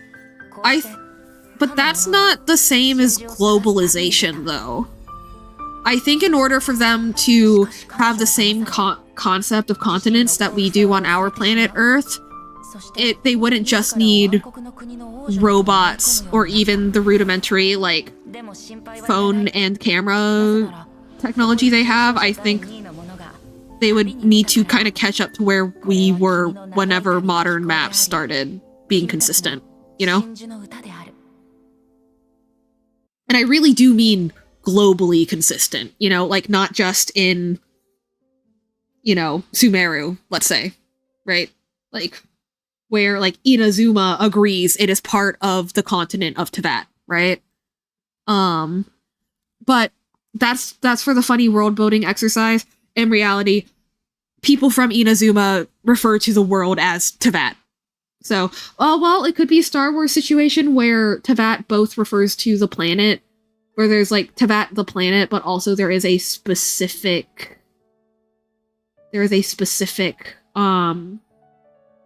words. Like, but also like sometimes it just means the specific landmass, you know? Oh, it all comes back to Star Wars. It does! It might also just be a united front of nations that's being referred to. The majority as a whole may have forgotten it, or the reason. True. That's very common all throughout history. You're so right. I literally forgot about that side of things. Thank you, Segi. Non-derogatory. Yeah. Positive non-derogatory. Absolutely. Nah, if you said something derogatory, I would know, because I would literally wither away and die right in front of you. Like I would literally just physically be dead, you know? So, don't worry. Oh no. Okay. 3 cheers for Withering Basil. Thank you. Or wilting? No, withering and wilting are both used for plants. I'm gonna do a derogatory. Slay.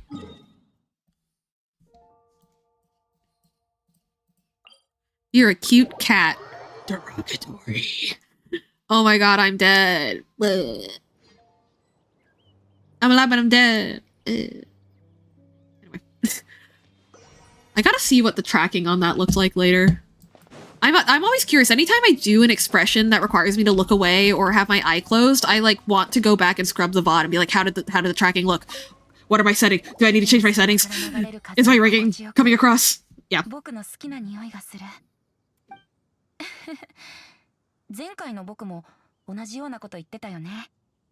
It's cute. Yay! なんでこのセリフを言うときはいつもついてないときなんだろう。気づかれてたか。はあ。一般人に話せる内容じゃないんだけどね。Oh, also kind of random for context.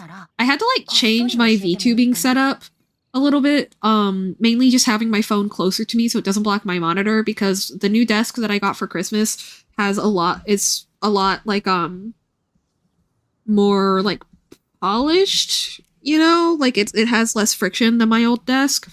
And so I used to just put my drawing tablet on a stack of 2 books, books 2 and 3 from the Mysterious Benedict Society. I used to stack my tablet on those 2. But then the desk didn't have enough friction to support that anymore. So instead of like the phone being like right under the monitor and a little bit forward, it's like only 1.5 feet away. So, like, I've also been anxious about, like, accidentally moving out of the camera view and stuff. But them's the breaks. For my birthday, I did ask for, like, a proper, like, stand thing for my monitor and my laptop. Because then I can also, like, store things underneath them, so that'll help with wire management, and, like, the remote that I use when I draw for my drawing tablet, you know, I can store that right under, stuff like that, so I'm very excited for that. Butter dog with the butter. Yeah, if there's one, I am very lucky to, you know, be in a privileged enough position that this is, like, a quote-unquote problem. But, kind of the, I guess, problem with me really settling into, like, the art and streaming thing, with my parents' support, very grateful to them, is that I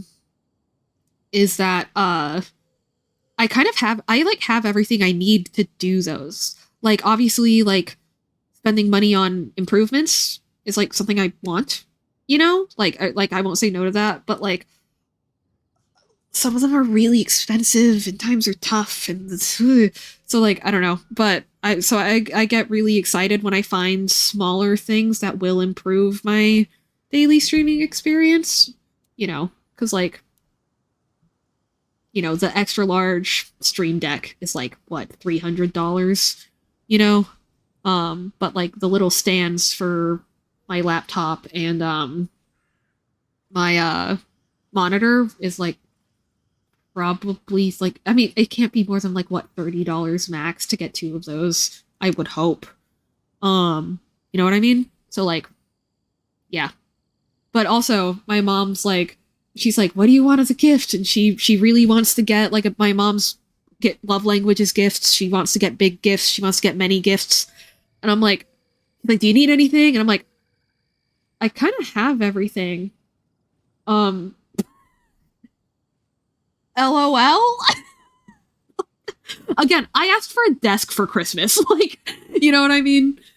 And even then, like, I didn't need one. I just majorly wanted to get one. You know what I mean? Although, hey, this desk was, I think under $50. I think it was 45. So, and it's nice. It's sturdy. Easy to make and all that stuff. TV time. Easy to, assemble and all that stuff. I didn't properly level it, but the wobble isn't that bad, even though I put 0 effort into leveling it. You know what I mean? So I'm like, hell yeah. Like, I don't know. The more I use a gift, the more I feel like, yes, I have done the correct gift ritual. You know? Like, even if it's, like, cheaper or, like, quote-unquote not, to me, like, getting a desk feels like a bigger gift because I use it every day, you know? So, like, every day I'm like, my little sister got me this desk, you know? Like, every day I'm like, my little sister got me this desk for Christmas. That's so cool, you know? Whereas, like, or, like, you know, I look at my plushies every day, like, that kind of thing. But, like, you know, the main reason I, like, want a stream deck is for, like, VTuber toggles and stuff, right? So, like, you know, if I face cam stream and stuff like that, or if I just don't have a reason to use it, it's like, I'm like, that's so much money, and I don't know if I'd use it I won't stream every day, you know, like, that kind of thing. So I'm like, but a desk and monitor stands will literally use those every day. So, like, hell yeah. And then I could look at them and go, my mommy got these for me. Hee hee hee. You know? Anyway. 君も知ってると思うけど、神の目はごくわずかな人しか持てない外付けの魔力機関だ。それを持つ者たちは神の目を通して元素力を導いている。Not even a desk, just a really tiny table. Still using one of the folding desks that they ate in at Matilda. Valid. その者たちは原神と呼ばれて。 It's actually kind of interesting. The reason I was like, wow, I need more desk space is actually because I was looking at drawing tablets, but then I was looking at one that was, like, a certain price, but then I found this one for that same price, but refurbished, like, from the brand's, like, official eBay storefront, which is apparently pretty common. But because of that, and I was planning on getting, like, like a 14 to 16 inch tablet. This one is 19 inches across, which is great. It's awesome for me. I am blind as a bat. It's great for me. It makes it so that drawing smooth lines, I can use my whole elbow to just draw the curve of a cheek, you know, like a face cheek. If I really want to, you know, like it's very much a suffering from success moment. 19 inches, ref, take me out of the game. Allergenes, more like Genshin. Whoa. 原神 Genshin? ない言葉だな。わからない。それは本当の神しか知らない秘密だからね。とにかく僕たちは神の目という初歩的な機関はいらないんだ。Primitive. Ooh, interesting that visions are primitive. Well, I guess they're especially primitive to Venti, because Venti actively talks shit about Celestia. You know? Resonates with Celestia itself. Oh, okay, wait, because...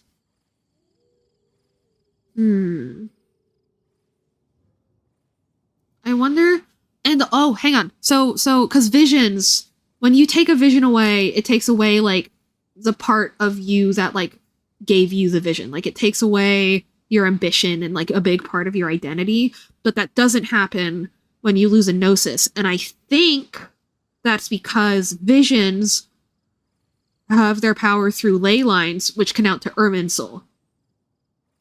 And if a vision... And if a vision is physically separated from its owner by a god that has, like, celestial power, then that's, like, you know, taking out an important USB from a computer, right? It won't be able to do the operations that like the software on the USB were handling. Ooh, I think I cooked with that. Anyway. Because, you know, like, Irminsul has data that gets erased. Like, that is known. That can be, like, erased and corrupted and edited, you know? I'm like, that sounds like an Irminsul editing situation to me, as opposed to exclusively celestial stuff. I think you'll like some of the moon wheel vision theories playing around. Yeah, true. Right. Yeah, I'm excited to find out the difference between visions granted, quote unquote, like through... Because, hang on. Because, like, the ability to match allogenes with their visions is celestial, but the reason that they lose who they are from upon them being separated is through the ley lines. So... Which makes sense in, like, a fantasy world building thing. That's a pretty common, like, setup, you know? But I'm trying to think then... Because, like, how different then would the moon wheels be? Because instead of the authority of the power being related to the moon, being related to Celestia, it'd be related to the moon, but the moon goddesses are of Tevat. They're not descenders, right? Like, even if technically they were made by descenders, they aren't descenders themselves. Yeah, not sure if they're the only non-off-road to do it, but Anefa does not have a listed vision. She uses Electro, but doesn't really know how, since I know who built her as Hydro. She has a revived moon wheel. Yeah, like, I know found her as, like, broken parts, like, scrap, and, like, put it all together. And now we have Anefa. Bro is lying! I wonder... I feel like he is. Surely... No, wait, he just woke up. Actually, he's not lying. He literally just woke up. なんて言えばいいかな。500年前の彼女を僕は知ってるけど、今の彼女はよく知らないんだ。500年前のとある大きな災害の後、彼女は、yeah, I imagine upon like really learning the truth of Celestia and how they view and control Tevat, it would be really difficult to be close with a person that purports to enable freedom in the people of Tevat when she knows that they're not free. Which relates to the ramble I went on earlier. 公の場に降臨して信託を下し、リーユへの新たな1年の経営方針を民に伝えるんだ。それでも、その仕事の頻度は誰かさんより上だね。Paimon. とにかく、今年のゲーセン儀式はもうすぐ始まるみたいだ。うん。逃したら、また1年待つことになる。はあ？そんな大事なことをなんで早く言わないんだよ。じゃあな、早く行こう。待って。Oh, I saw that period as a comma. And I was like, well, bye, Basilia. I'm like, what? ありがたく使っておくれ。僕にダンディ Use it gratefully. Interesting. Interesting choice of words. Another unearthed banger of a line by Paimon. Please keep that shit earthed next time. Oh, the sun is gorgeous. The lighting effect. Wow. Even with the low poly rock. Damn. The Animo crystal fly too. They're all part of your journey. 終点にたどり着く前、君の目でこの世界を観察するといい。うん。風神の忠告はここまで。Back to venti time! Time to get wasted.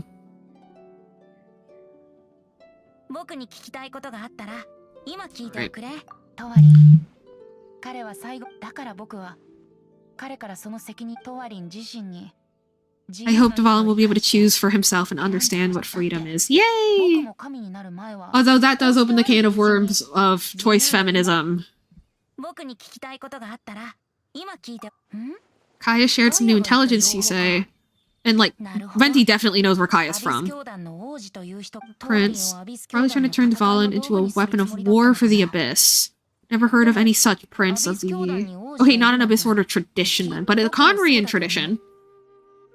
So... その最近になって出てきた王子は、どうやってアビス教団を率いるポジションにまで上り詰めたんだ。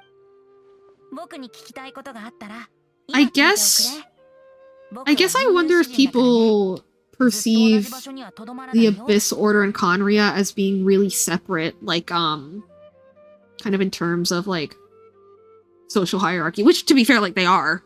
But, like, you know, like, it's not an Abyss Order tradition, but it is a Conrian one. I feel like them still having a monarchy-type hierarchy still makes sense. 騎士団の目撃者を作らないためだ。だってこんなことをして証拠でも残してしまったら、セピロス騎士団との外交関係を断絶したと宣言したも同然だからね。こんなことをしたくせによくもモンドの盟友を続けてられるよな。はあ、アビス教団の脅威に対抗するために七国の人々は同盟を結ぶべきだったのに。ファデュイは七国最強を誇る武力を持っている。それを天空のライアーの窃盗、神の力の強奪に使って流祭に乗じて騎士団に圧をかけるなんて。天空のライアーといえば、あの時リルックの旦那もその名前ファデュイが七国をカップ。Yeah. そう。さっき僕が言ったように。I'd rather get hit by a meteorite. 普通の人間をはるかに凌駕する力を手に入れた。氷の徐行。もう500年も会っていないな。今回の件の真相は、僕に聞きたいことがあったら、今聞いて。About deities. Okay, I'm very interested in this. They may ascend. There's this higher order nexus of elemental manipulation. Ooh. ごめんね。僕も七神のそういえば僕も七神の確かに僕たち。銀融やろう。四風守護に。Alright, interesting. Elemental manipulation. As opposed to like wielding an element or connecting to an element, you know? Oh, wait. Hang on, is Janie still awake?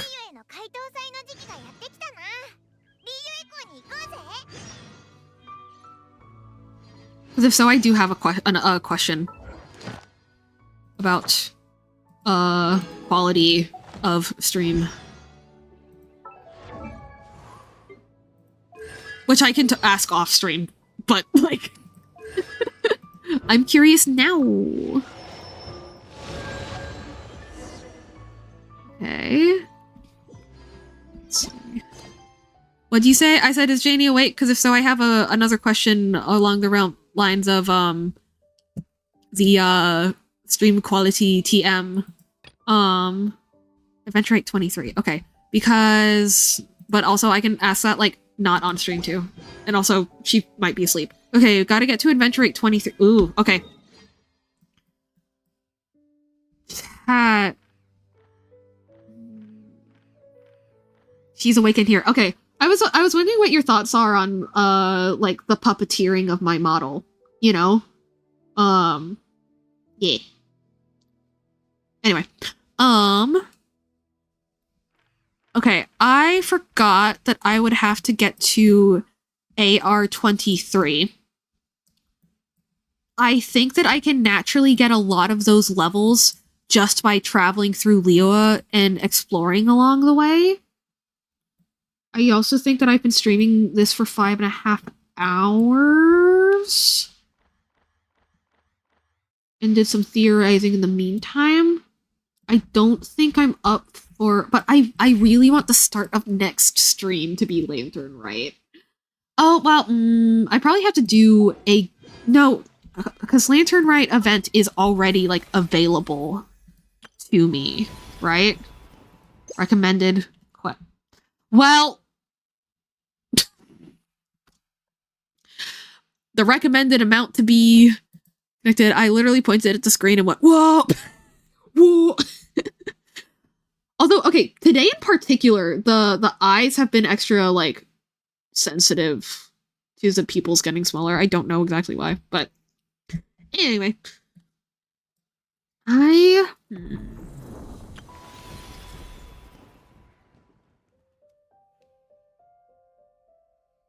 my god, it's 6 a.m. I somehow streamed for 5 hours starting at 1 and knew that, and then I'm somehow surprised that it's 6 a.m. Okay, yeah.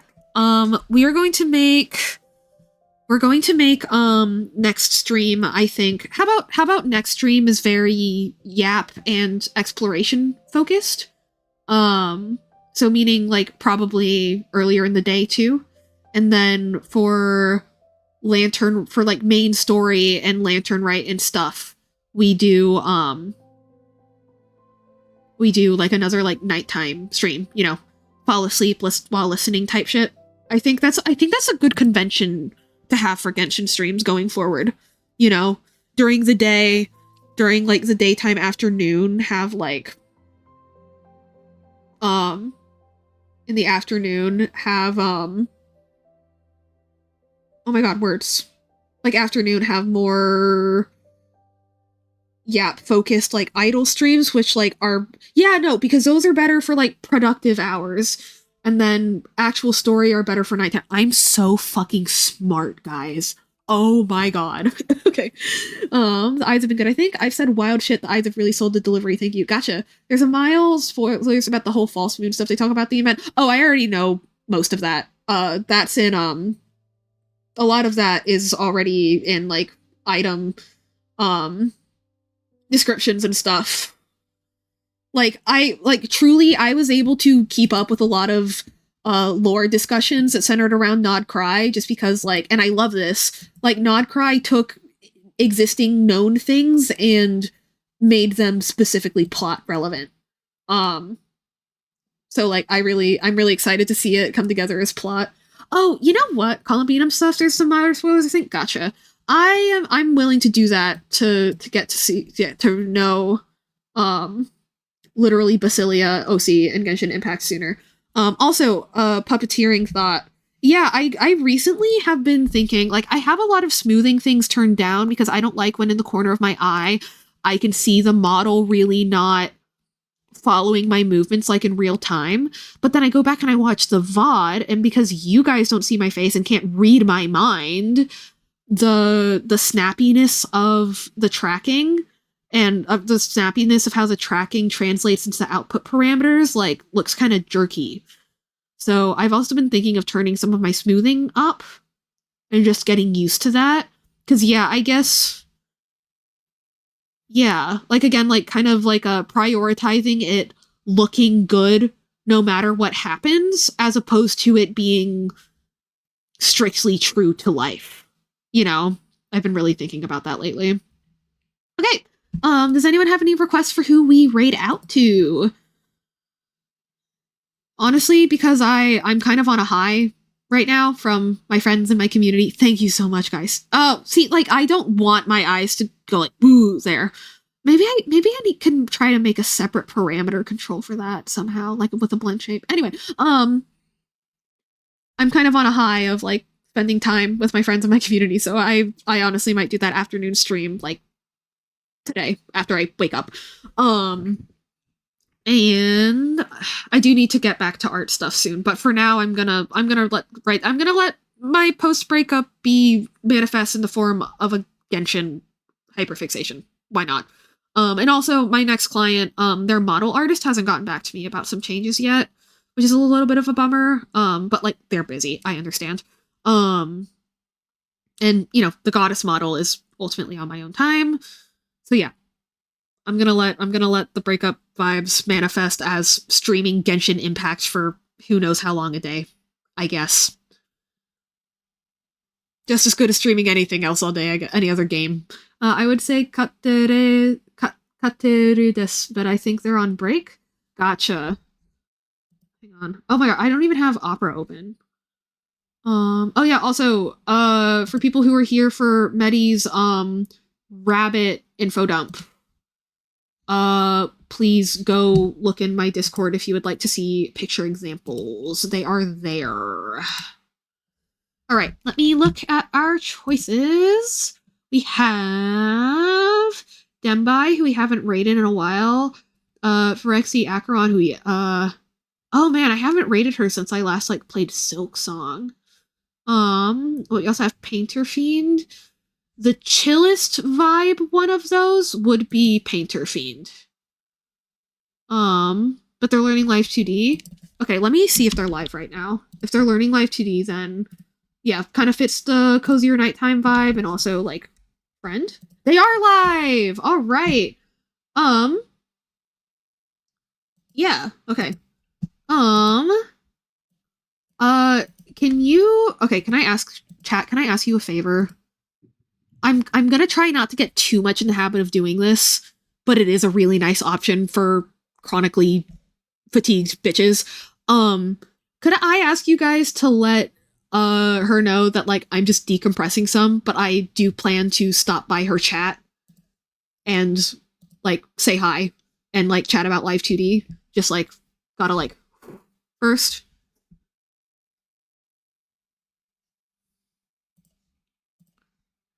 Or is that like weird? But yeah, I am sending you her way. Actually no, wait. I can send that message. Yeah, hang on. I can send it. I can just pop in and say like, "Hey, love you, meet you." Hang on. Like, "Hello. I'm gonna sort of raid and run." Wait, hang on. I'm gonna no, how do I phrase that? I can figure that out on my own. I'm a big boy. Okay. Good night, everybody. Thank you so much for keeping me company. I hope you enjoyed all the Genshin and Star Wars info dumping, and bye-bye.